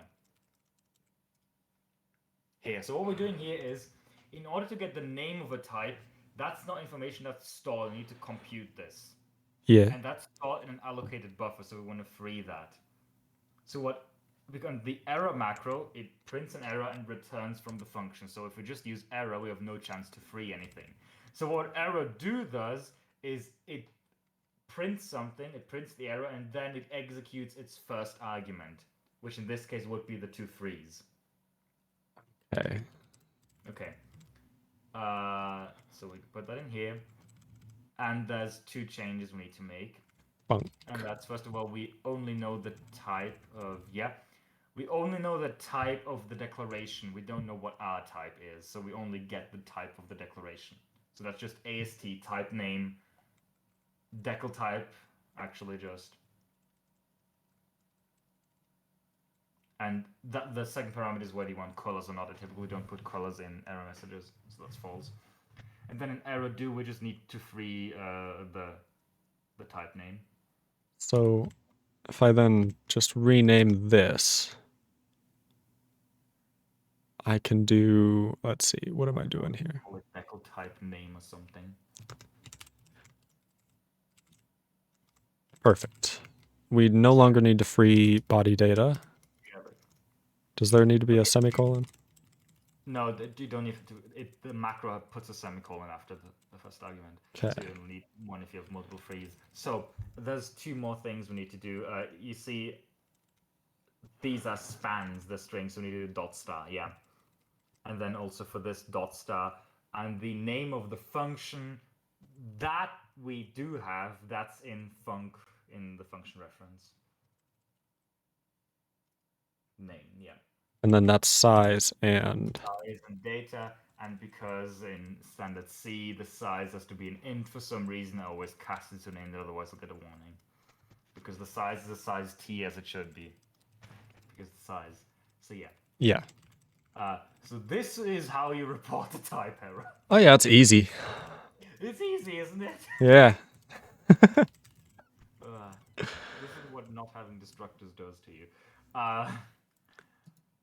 Remove from Otherwise, we need to remove the overloads that don't work. that are not equivalent to the L value. Yeah, to the equivalent to the L value means that don't have the same type as decal type here. So for each overloaded symbol, we need a symbol from overload set. And we need to say if type equals. It's going to be so funny when this doesn't work. I think it's types equal. Okay. So if types equal decal type, right? Yeah, I think that's right. And the type of this thing, of this overload. Yes, which is, oh god. Hopefully. No, it's just, you've Nope. called it sim, the loop variable, yeah. This is all very confusing, so. Symbol. Not the symbol type. No, symbol no type, yeah. Again, the reason for this is if you can go to the definition of symbol real quick and then you'll see why. The symbol node and symbol type. If you go to the symbol struct real quick, you'll see that why. It's in here somewhere. Yeah, Yes. here. See, the value of the symbol, if you scroll down a bit, is that. I see. Yeah, that's a big deal. This should have a name, this union. I typically don't do it, but in this case, it probably should have a name. Yeah. And then you type symbol value node, symbol value type. That would be less confusing. But definitely. Everyone now, so let's not do that now. It won't be too bad. So if these types not equal, we need to remove it. Not vector push to remove.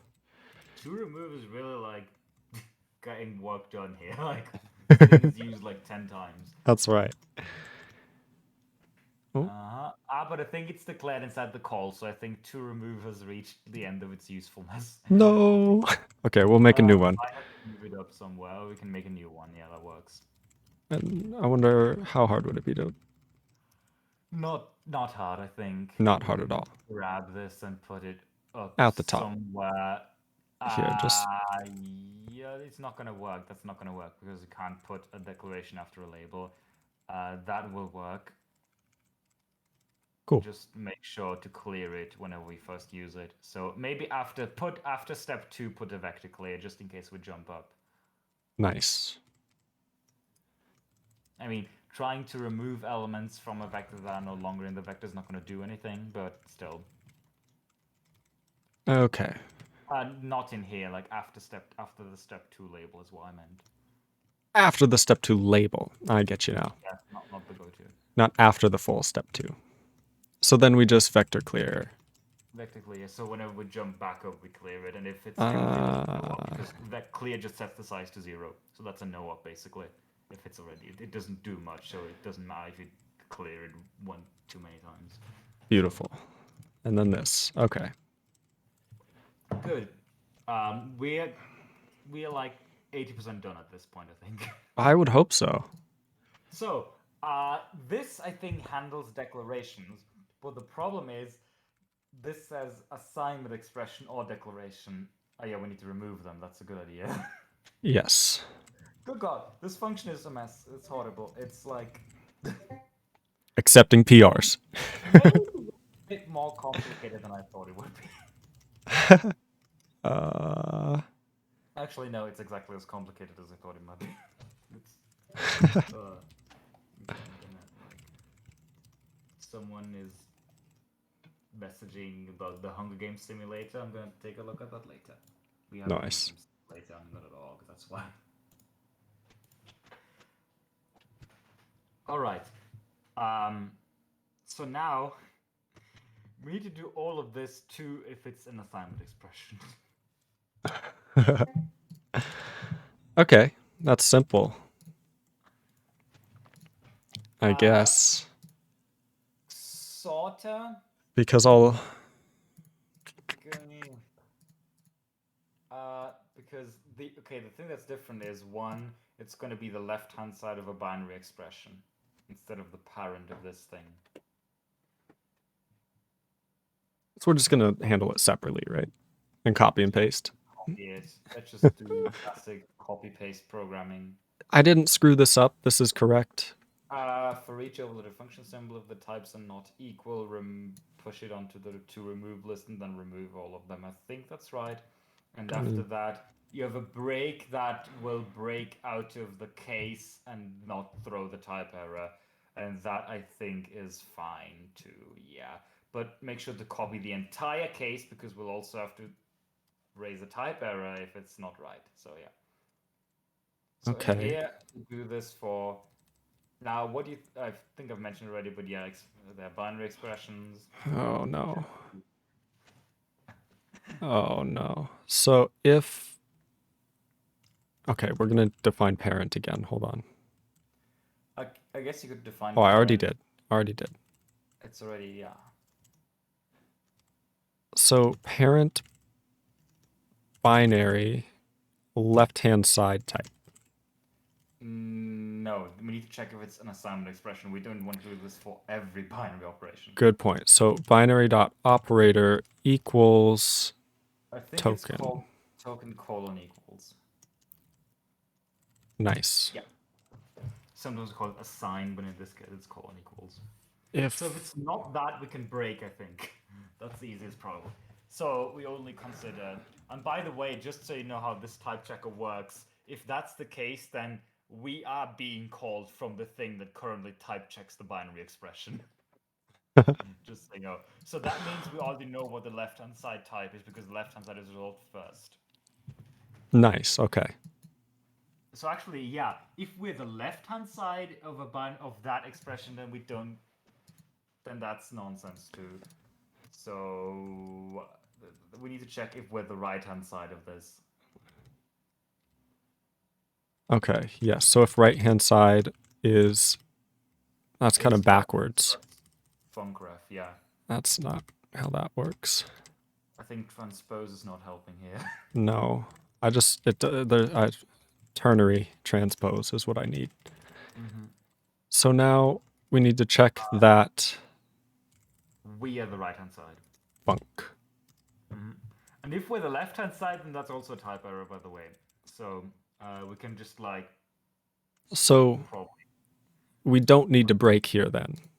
No, so in that case, we do something. Wait, you said if the func is the left-hand side, it's also a bug?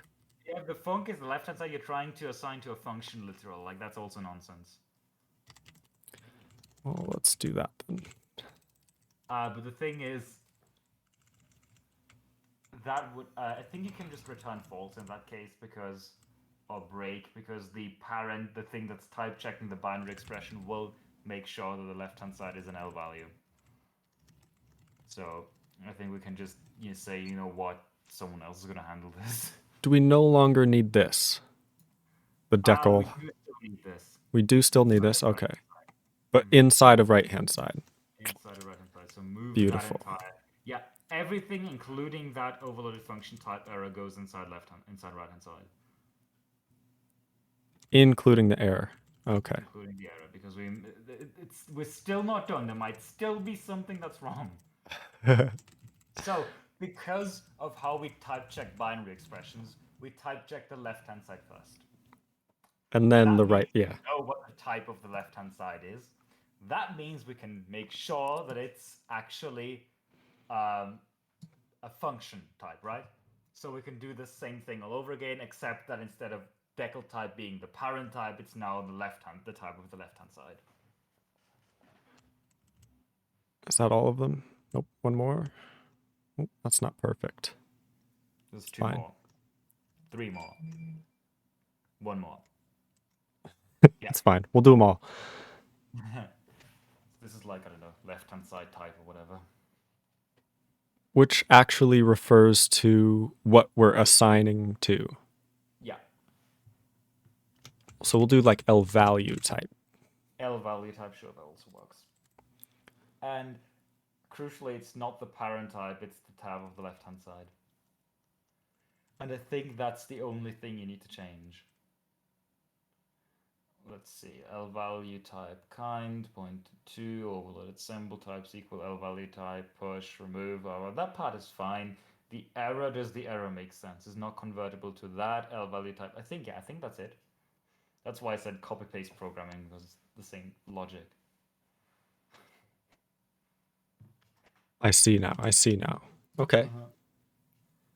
So if we God, how long has this been going on? How long have we been like doing this? Probably only 2 hours. Jeez, I think this should. Okay. God. Okay. 3C. Almost done. Steps like 4, 5, and 6 are trivial. Almost done. Yeah, almost. So we have a case. For a return expression, or similar logic rather. So actually, you can just copy everything that we had before, like the thing that all of this again. Actually, almost all of this. So yeah, just copy that for the time being, because when we need to do the same checking, but we need to check if the return type of the function that the return expression is in. Okay. Yeah, it's confusing. So here, the first thing we need to get is the return type of the function. Now the question is, does a return expression know what function it's in? Because I'm not sure it does. We might have to add that information in the parser. So with this, you said this is the return type? The return type, yeah. And that's going to refer to what? Okay, so this means we are returning or attempting to return. Actually, we don't have return expressions right now, so why is it mad? We don't have a return keyword, right? That's correct. So we don't have return expressions.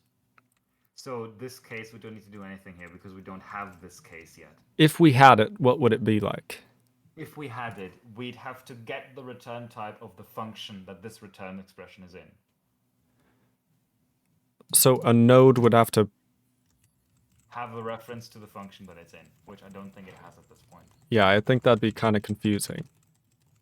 I mean, So- it makes sense for Node to know what function's in, but currently, yeah, it doesn't store that. We'd have to like go up the parents because until we hit a node that's a function actually, because the parent of it should eventually be in the nearest function, but to do and implement it or just like keep it as is, but comment it out maybe like the entire case, so that we have like a skeleton for it, but we still need to actually implement that whenever we Yes. have the expression. I'm gonna add like return expressions to the to-do list too. We could like have that fairly soon, I think, because that doesn't sound too complicated. So early return. yes. Because we kind of have early return in the backend with like tail calls. So, and I think the way it works, if we just generate a return expression, like an IR return instruction in the middle, it will just work because of how we handle that. So, we It won't should be just too difficult. implement early return fairly easy. Yeah. So to do and implement it. Good. 3D casts. Oh, we're so close. We're very close. Case, node, cast. Because that's a separate thing. So now there's two cases. Either we're casting to a function or function pointer type, or we're not. So let's first consider the case that we're... So in this case, it could be a function type too, not just a function pointer type. And yeah. Kind is type function, yeah. So obviously we need to actually get the type that we're casting to. Yes. And that is not a return type, but I'll rename it. 1, 2. Actually, no, it's fine. I get confused about the braces sometimes, but I think it's fine. I think we're okay. Yeah. It's just Yeah. because it's not indented. You don't indent the case statements or case labels, so I always get confused. Yes. And I would if Emacs did it by default. Oh my god. See, this is why I recommend Clang format. So this return type, We need to get what we're casting to. parent cast value. No, value is the thing being cast. Well, that's the only thing. There's another thing. There's 2. I think it's called 2.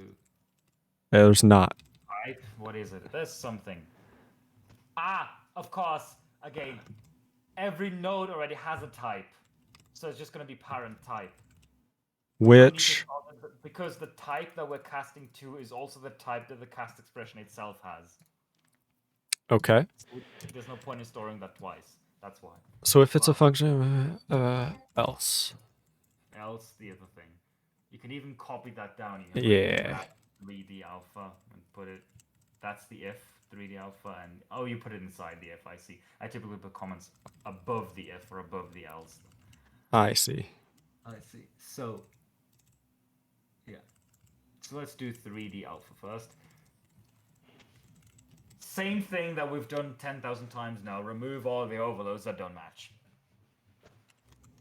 Okay, so we can literally Copy that from somewhere, yeah. that thing. That thing, yes. They don't match.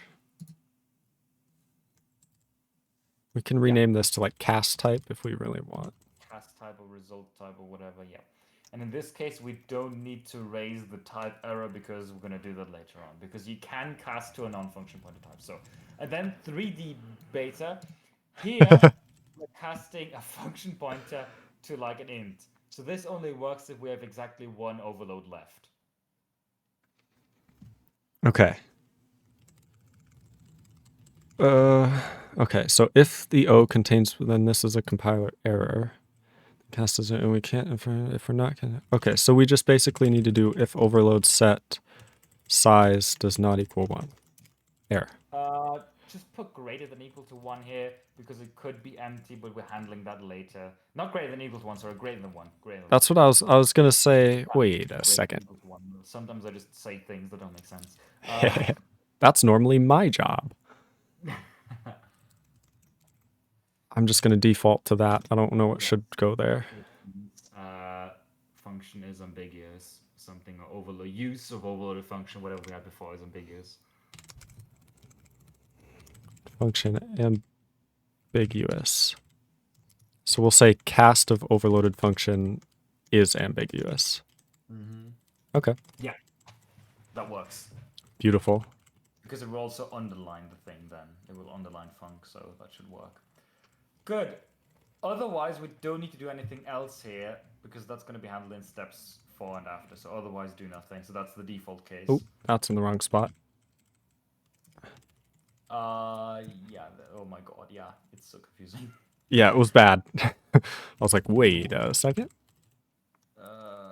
Yeah. Okay, there we go. Good. So that is step 3 done. Okay. This was like the hard part. The rest is trivial. Okay, I'm just gonna do this. Okay. Because we've done all of this before with like the argument earlier. Oh, that's right. No matching overload. That's like, we can literally just copy that, honestly.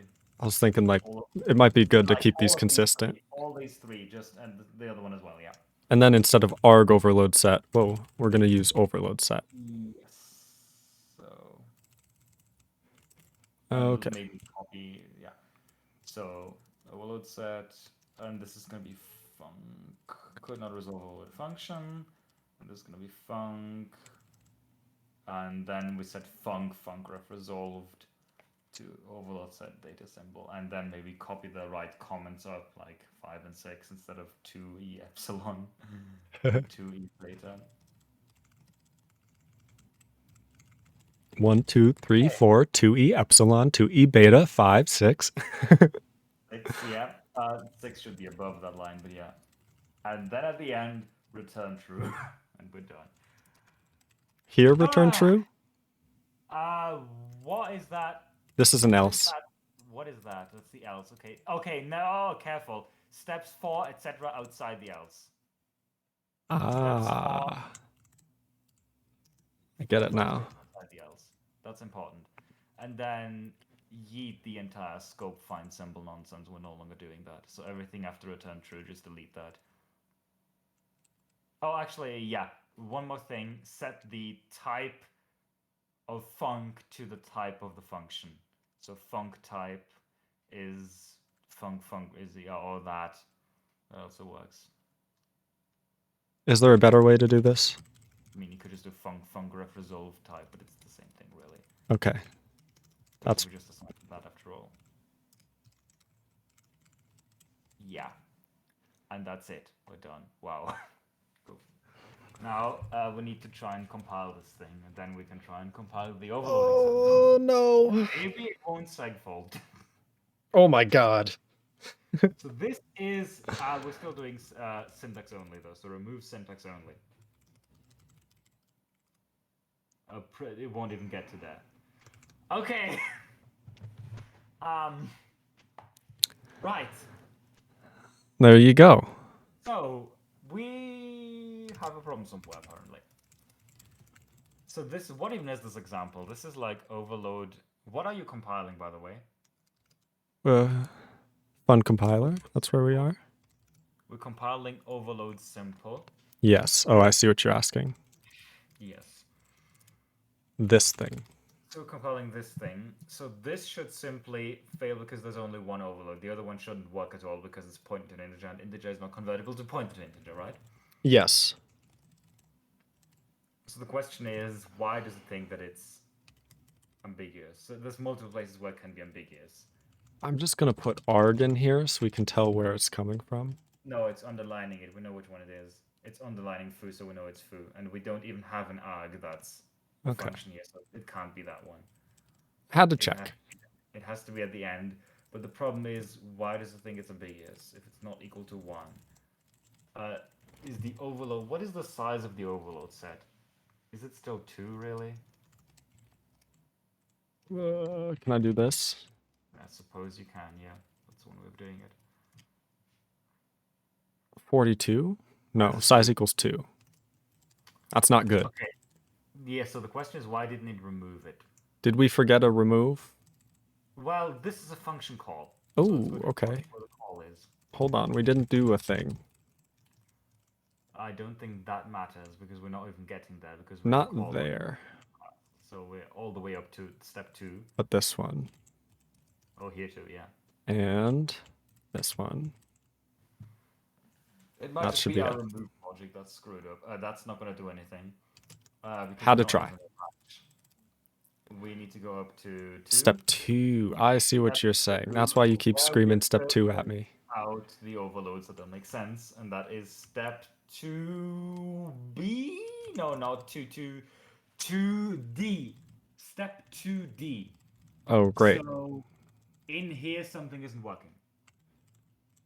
Okay, so for candidate C in Okay, overload set. candidate symbol node, that's pretty long.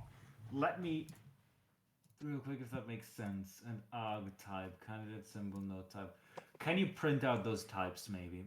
Which how the convertible ones? Yeah.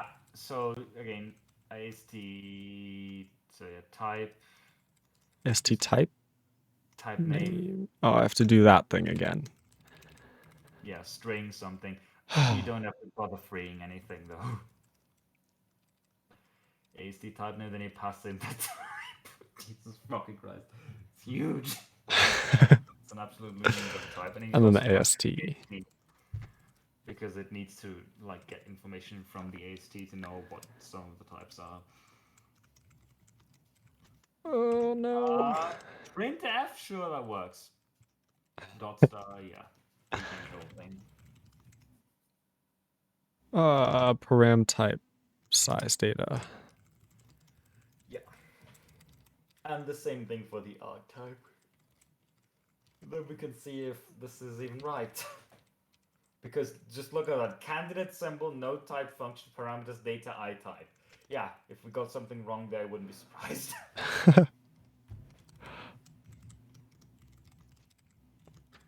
And then this would be arg type. Arg type. Okay, let's see what they are. What we have here. Why did it print that? Nothing. It didn't.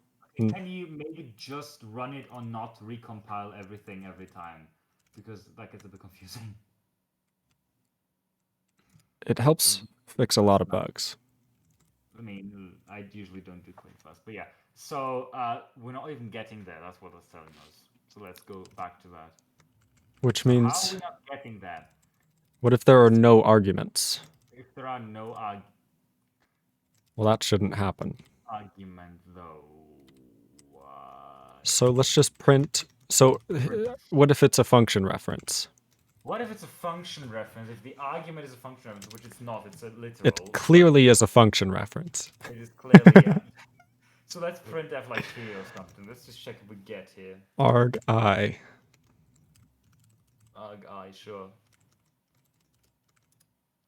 What have I done? What did I do? There you go. There. So we're not even getting there. No. Wow. Okay. So how? Yeah, let's go here next. Candidate. Here's something. Or we don't have a number for that, but let's just do. What do we have? We don't Symbol. Have name. You could print the name. Sure, that's not, the name's not gonna change. It's gonna be foo in both cases. That's not gonna be helpful, but just print here or something so that we know that. Lamau. That's fine. Just print here usually if I don't know where even am. Nope. We're not even getting there. That's very interesting. So overload set is nothing. So now overload set is empty, but then it shouldn't say that the size is 2 because it says the size of the overload set is 2, so that doesn't make sense. That doesn't make any sense. No, it does not. So okay, I kind of want to step through this with the debugger because printf debugging is horrible. okay, So there's. you could either fire up Visual Studio or I can do this in C-Line. What would I have to do? Commit everything, or just interesting. So if I committed all of the in progress stuff, you could just poll it. Yes. Does that sound easy? Yeah. Okay, I have to go soon. Okay. Oh, hey, I get to ban somebody. Oh god. Whoa. Okay, hold on. I gotta show this off. Ah. I'm gonna ban this person on stream. I know, right? Look at this stupid bot. When I right click, look what comes up now. Ah. I can time them out for 2 weeks. I can ban them, Yeet. purge all their messages, delete this message. This is cool. Very cool. Built Yeet! into Twitter. Yeet. Okay, so I've staged things. And I'll say broken. Broken. In progress function overload resolution.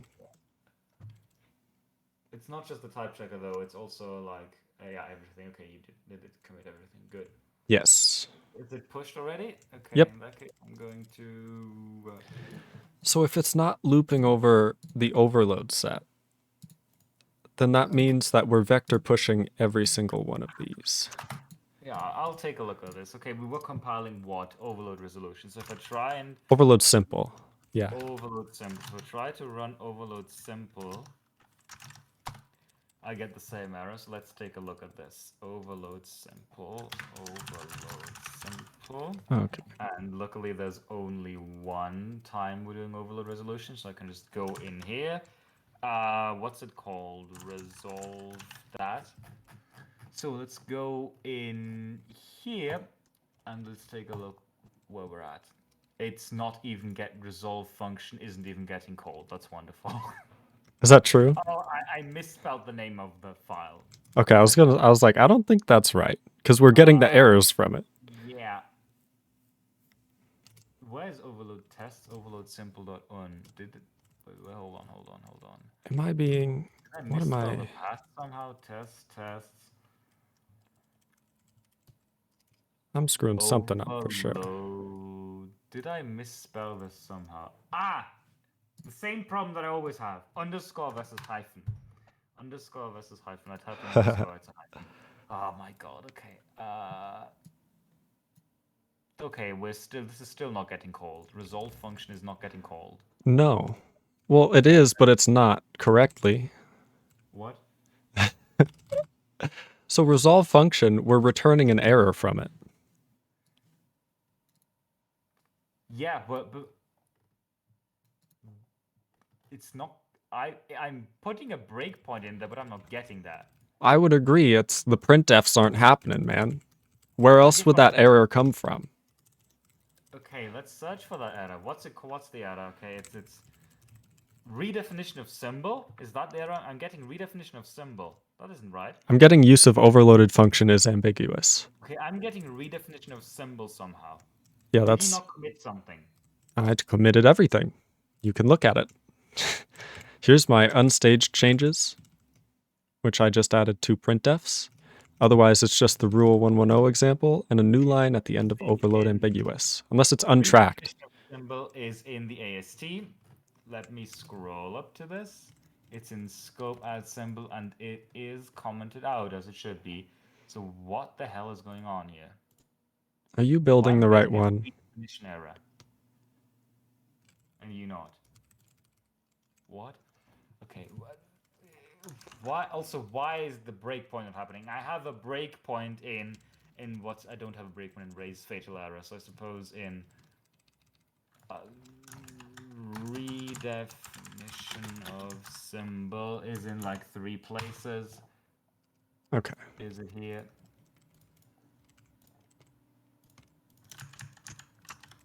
Is it here? No, it's the 3rd place. Is it here? What the hell? So Error issue. Where's issue diagnostic? Issue diagnostic. I'm gonna put a breakpoint in here. There should be a breakpoint in here. For some reason there isn't. I'm not even getting to... Okay, something isn't right here. I'm not even getting to issue diagnostic. Something is broken. Yes. I think, What the hell? are you, I don't know. So I've gotten it to print out something, by the I way. didn't recompile, that helps. Lol. Oh no. Okay, now, now I'm getting the right error. Okay, now we can put a breakpoint in here. Ah, yeah, didn't recompile. That would do it. God So, Okay, so now we're getting here. uh, We're still not getting to resolve function. What the hell? And we also, okay, something in here is not right. This is just wrong. well, I did write it. No, this something is wrong with my debugger. I doubt it.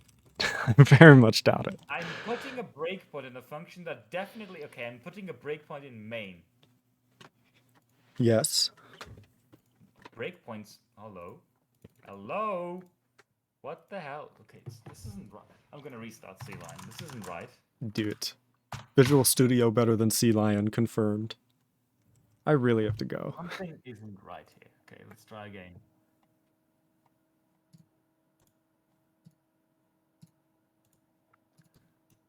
What have I done wrong? I'm putting a breakpoint on. Am I invoking the wrong thing? Not. What the hell?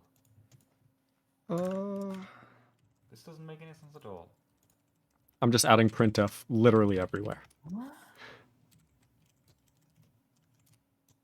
Like, Hey, I made it. It's better. is there an option for me to break on entry somewhere? Start. Underscore start. That's not how this works, unfortunately. Right. I know. Switch parent kind.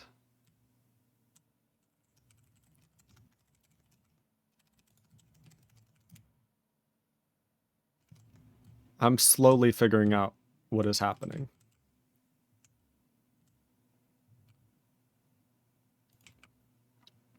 So Hell. basically, there's got to be something I'm doing wrong. Something is horribly broken here. Do we need to This is not right. do we need to actually jump to step 3? No, we need to go 2 or 3, which again is step 2, and then the if. Either Okay. 2 or it's 3. It's Yes. never both. Oh, is it the stupid unary expression that's causing a problem, is it? No, it's not being called. I just printf go to and it doesn't get printed. But it is in the not call. In the else. That is being called. I get a printf. Here. Okay. So it's not the go to. We're going to check if it is the...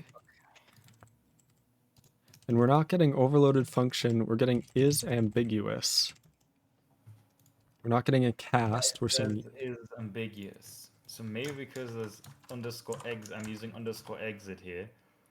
So what if I use regular exit? Whatever. But that should make a difference. That is not how this works. no. Am I not compiling in debug mode? That would be hilarious. That would be an option. I may not be compiling in debug mode. That might be it. Okay, hold on. I'm going to go to the build directory. Because typically this very well will happen if you're not compiling in debug mode. I'm gonna yeet the CMake files. I'm gonna yeet the CMake cache, all of this nonsense. And then we're going to recompile indeed because I think I deleted the cache recently, so maybe that's that. CMake build type is debug.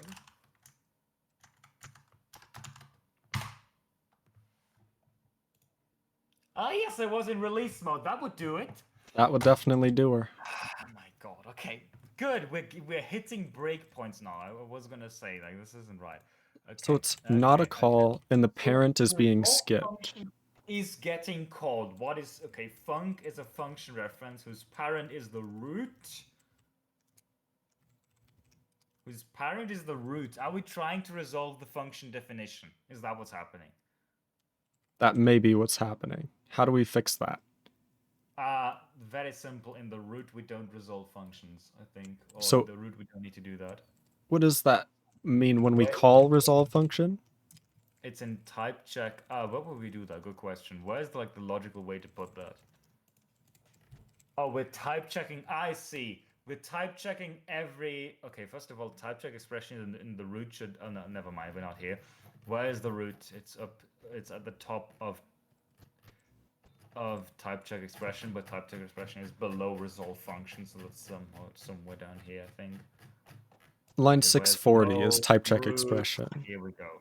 648. I see what's Yes. going on, I think. We are type checking every child of the root. Type check expression, if the node is a function reference, we'll try to resolve it. Ah. That means we'll have ambiguous overloads. So of course, that is one place where we shouldn't do that. I wouldn't put that, yeah, in... Not in here, though. No? In node go down to where the case for node function reference is. Yeah. Oh, and then just check the parent for being a root kind. Yes. Actually, we need to do something else. why? Because there's one more place where there can be a function reference, and that's if the parent is, if it's a lambda, then the parent isn't the root. So we just need to check if the... What do we check here? I've run into this problem before. We're checking for that somewhere else already. If expression parent kind equals node root? Continue. Okay. Hold on. This is a bit of a complicated problem because we need to know that this function reference is like... Actually, the thing is, shouldn't it already be... We could very easily circumvent this problem if we just go to the parser, and in the parser, whenever we pass a function, we create a function reference, right? We just search for make function reference. When does that not happen? If we are resolving an identifier expression. Here. Okay, not here, but yeah. Here, we're just making one for the name. So in every other case, we need to just set the function, and then we don't need to resolve anything. So if we go back, so there's two other places where this is called. So just search for AST make function reference. Yeah. And we call AST make function. So instead of returning the function reference, save it in a like... Oh, we have a symbol for it, yeah. So no, the function reference, the thing being returned. No, not that. It's the thing being returned. What about this? Where do we store it? You said I have to store it somewhere. We need to set the function, we need to resolve the function right here, right? Okay, so the symbol, no, the func ref resolved. Make a new variable. That's a new variable, that's a completely separate thing. Make a new variable for it. I don't know how to do, what are you talking about? Make a new variable. Pointer funcref equals AST make function reference. Okay, Jesus. Okay, no, that, good. Return func. Return that, yeah. Return func ref. Okay. Why do we need to do that? What does func ref now need to be stored? Func ref is a function reference. So we can resolve this function reference here because we know what function it is because we just passed it. So we can do func ref. I think it's dash func ref. Dot resolved equals the symbol. So that's sim. So if we resolve it here, we don't have that problem. And we need to do the same thing a few lines up. I'm now understanding. Please. Just the func ref. And then is the invocation is the same, so that's fine. Yeah. Okay. And that I think is the only two places where we can do that because it's called 1, 2. Very nice. Good. Well, it's better. It's better. Use of overloaded functions are biggest, but at least also something that we are both morons. It was showing us the declaration before. It was showing us the declaration. Yeah. Obviously, that doesn't need resolved. Okay. Perhaps we should actually look at why the error occurs next time. Okay. So, that's better. Still not right. Now I'm going to step through this again, so I'm going to do the same thing over here real quick. Okay, I'm going to push these changes just so they're... That's also an option, I suppose, yeah. Sure. So in the parser... Okay, none of this really matters. This is all printing out stuff. Sure. Okay, and then this will be still broken. Whew. Incremental This is like progress. exhausting. It is. I have to go really bad. Oh, How about, okay, here's, what if we did this? It's in a pretty good state right now. it is. Have you pushed things already? I have pushed, I at least committed them. Did I not push them? I didn't push them. Thank you for the reminder. Mm-hmm. Okay, committed and pushed. Good. It's in a good spot right now. At least it's not in a bad one, right? We That's true. have 99.99% of function overloading, Mm-hmm. and the rest is really our work is cut out for us. We're getting error messages. We can now follow control flows that aren't insane, and it seems to be working. More or less, yeah. Yeah. Okay. I think it's still trying to, actually no, it's fine now because it will return true here. It returns, okay, it does not return, so it's still trying to resolve the wrong thing, maybe, I don't know. Well, we'll see. Maybe I didn't recompile again, did I? Good God. That's probably it. Yep. Okay. I'm being stupid. Okay, so now we return immediately. Good. We also return immediately the second time. The third time we actually do something. Good. Sorry, I interrupted you. What were you saying? Basically, I ran out of time today. We have, I'm sure with another 30 minutes, another hour, we could do this, but Yeah. I don't have it. I'm so sorry. I I'm went as gonna long as I could. take a look at this and probably clean it up a bit and fix the rest of it because I think Beautiful. The next 40 commits will be, once again, Siraide fixing my nightmare code. it's not that bad. The algorithm is generally just a confusing mess. It's true. It's going to be cool, though, when we're able to overload functions, because Yeah. then we're going to actually be able to do some crazy stuff with, like, add. Ugh. And it's also going to be necessary for operator overloading later because that's going to. That's kind of this whole algorithm, yeah. No, it's the same. An overload. What we're going to do with overload operators is we're going to just rewrite that to a call to, I don't know, underscore x add or whatever, underscore add or something, or some random nonsense, or just to, or maybe we'll have a dedicated lookup table that just has operator overloads for. I don't know what we're going to do. Probably going to give it some magic name, and then we're Yes. just going to overload that. We're not going to we're not going to generate a binary operator expression, but rather a call expression.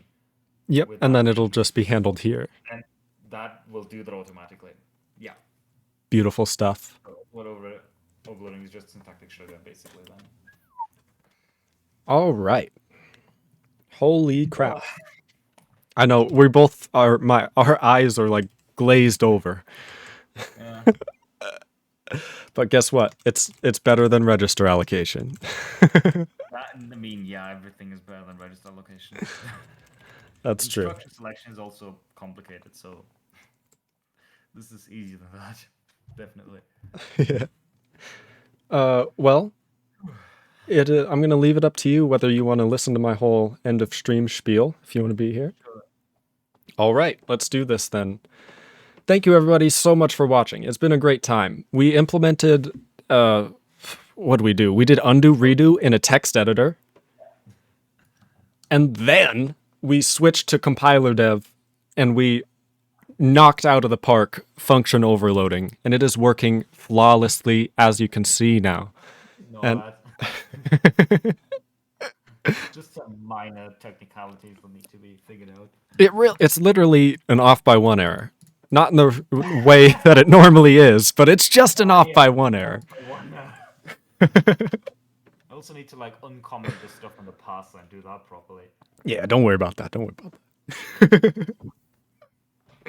Yeah, there's still a lot we need to do, but we got through 99.99% of it, and it was rough, but we did it with our little X-Wing foobar. How about it? Anyway, thank you so much to Siraide. I just want to give a special shout out, not only for appearing on stream for hours, but also writing the entire algorithm that we just spent hours implementing. Yeah, that took a bit. Yeah, I can imagine. I don't think I could ever come up with something this orderly. CPP reference when I was done, and then I added all of the cases in 3. So 3 is basically just from CPP reference.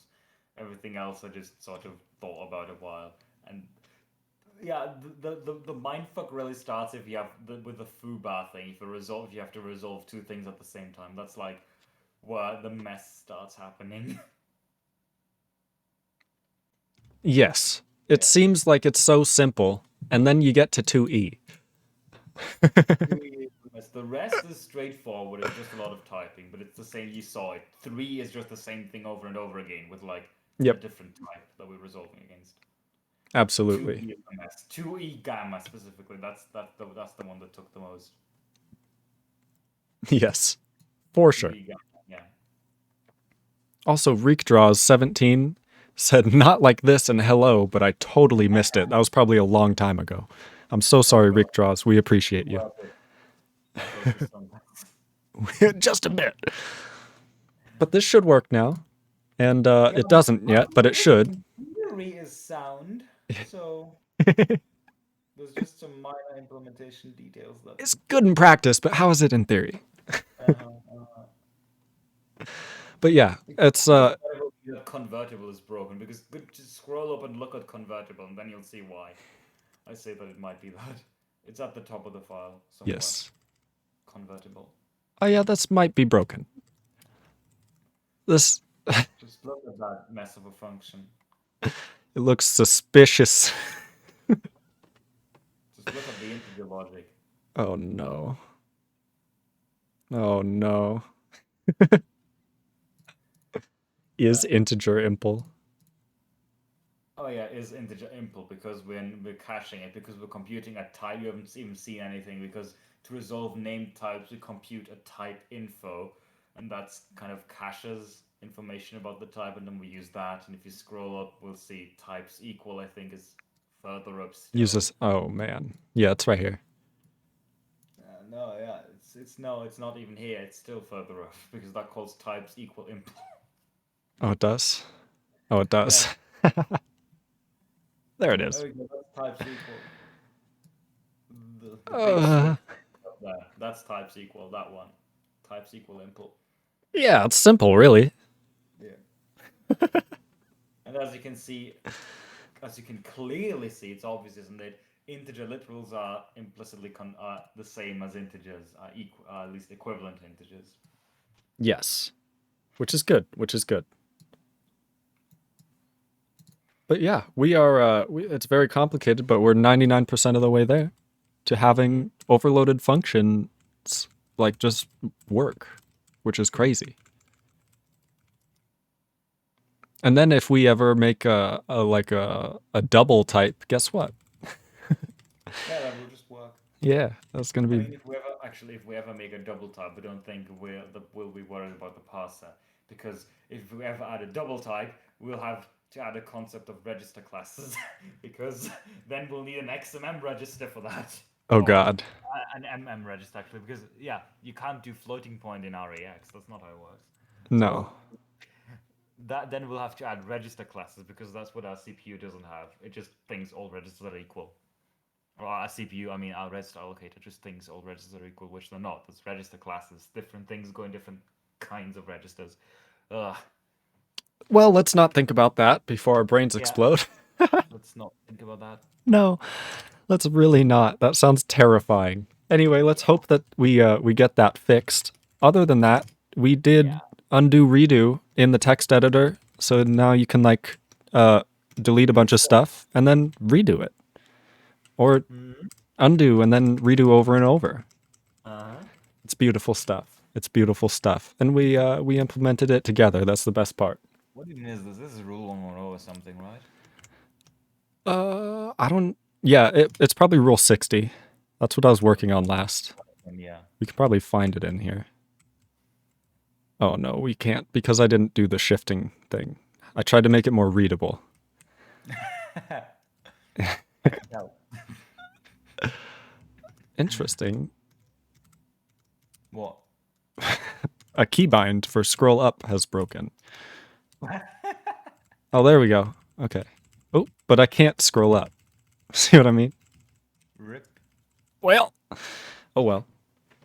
That's an interesting block. Must be without optimizations. But yeah, we did it. We did a text editor undo redo. We did compiler dev function overloading. And that was today. The last 6 hours of my life. All It's right. also gonna be the last stream this year, I think. Nah, we'll do one tomorrow. Yeah, we'll probably tomorrow morning. Let's do it. Let's do it. I mean, I have time. I have time too. Sounds perfect. Get this actual overloading done. Yeah. Okay. Yeah. I'm probably gonna finish this up later today if I. That find the sounds time. beautiful. Yes. The next thing is if I have a separate branch for that already, which is like based off this one, and that's implementing types in the IR and handling them properly and implementing a byte type. Once we have that, Very then, nice. Yeah, then we can start working on arrays properly. Yes. That's going to be so exciting because then we can actually, have byte arrays as strings and Yeah. it's going to be beautiful. It's going to be so beautiful. Oh, I'm excited. It's going to take a long time, but we'll get there. Eventually, yeah. Eventually. We see it in the future. I mean, I have a huge to-do list for everything we discussed. I have a million to-do lists. I have this to-do list. I have this to-do list. You have one for the compiler. This is all for the compiler. Yeah, well, want to see mine? Like, I have to do 1, 2, 3, 4. One of them's God. gigantic. Oh, I see. And- Yeah, I remember that. Yeah. That's why I saw unit. I just was watching your stream one day and I saw unit test and I'll go randomly pop up. I think. I got that from my thing. That's right. Okay. Oh, this is the wrong window. Like, where the hell is it here? The screenshot. I suppose. So much to do. Mine is just 30 lines, but still. And this, isn't even all of it. There's still, I have, a custom capture.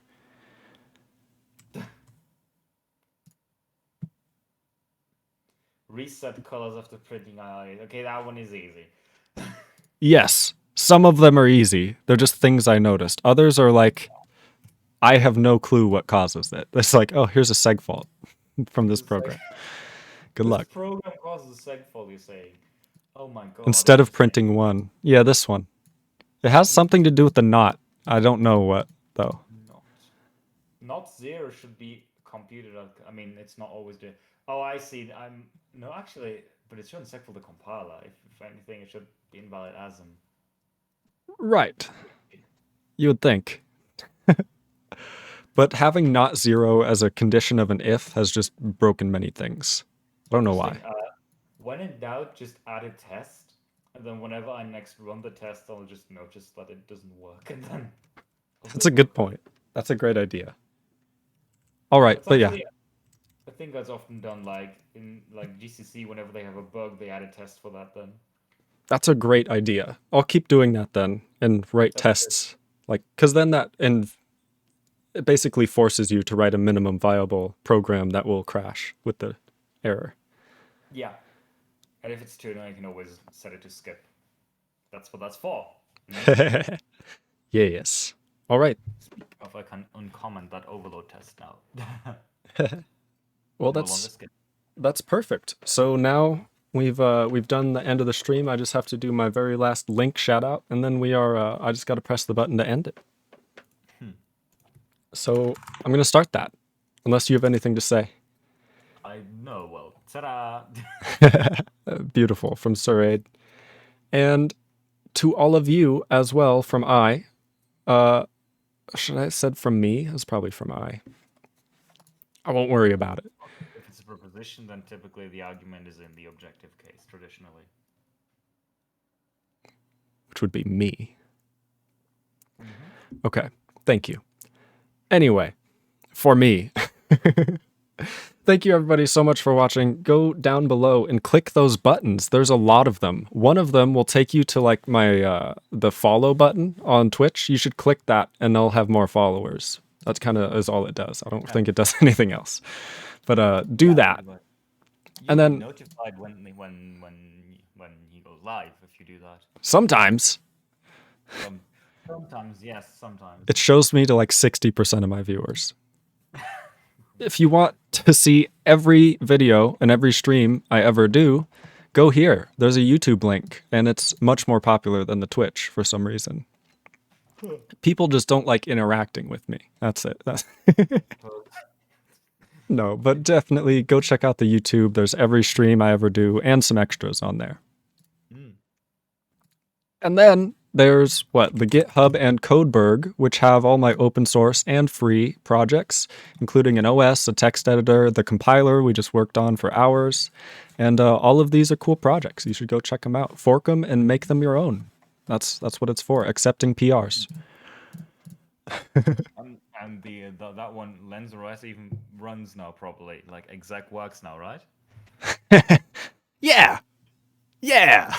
Let's go with that. It definitely it works better.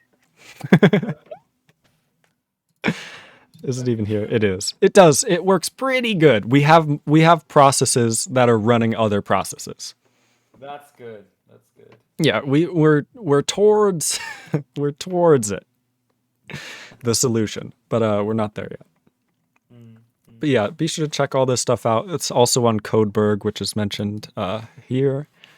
And Codeberg I just take more seriously as like my free and open source long-term projects, because I like Codeberg way better, and hosting here feels clean, and like I don't have to support Microsoft's business tactics, which is good. A little lazy. I just put everything on GitHub. We do use GitLab for something, but that's just because on GitLab I think you can do that too now on GitHub, but back then you couldn't set branches to protected or something like that, and I don't want admin to accidentally push to master and break everything. So that's the only reason why all the Agma Schwa stuff is on GitLab. Nice. Yeah, they just added that a few months ago to GitHub. Yeah. And I think it's been in Git for a while, so Codeberg. Yeah, I don't know. Interesting he uses that. Yes. Yes. But yeah, with that, if you've clicked the links, thank you. If you haven't, you probably never will by now, so shouts outs to you for being stubborn. No, I'm just kidding. Thank you so much for watching, everybody. We'll see you in the next one, and I appreciate you eternally. Bye.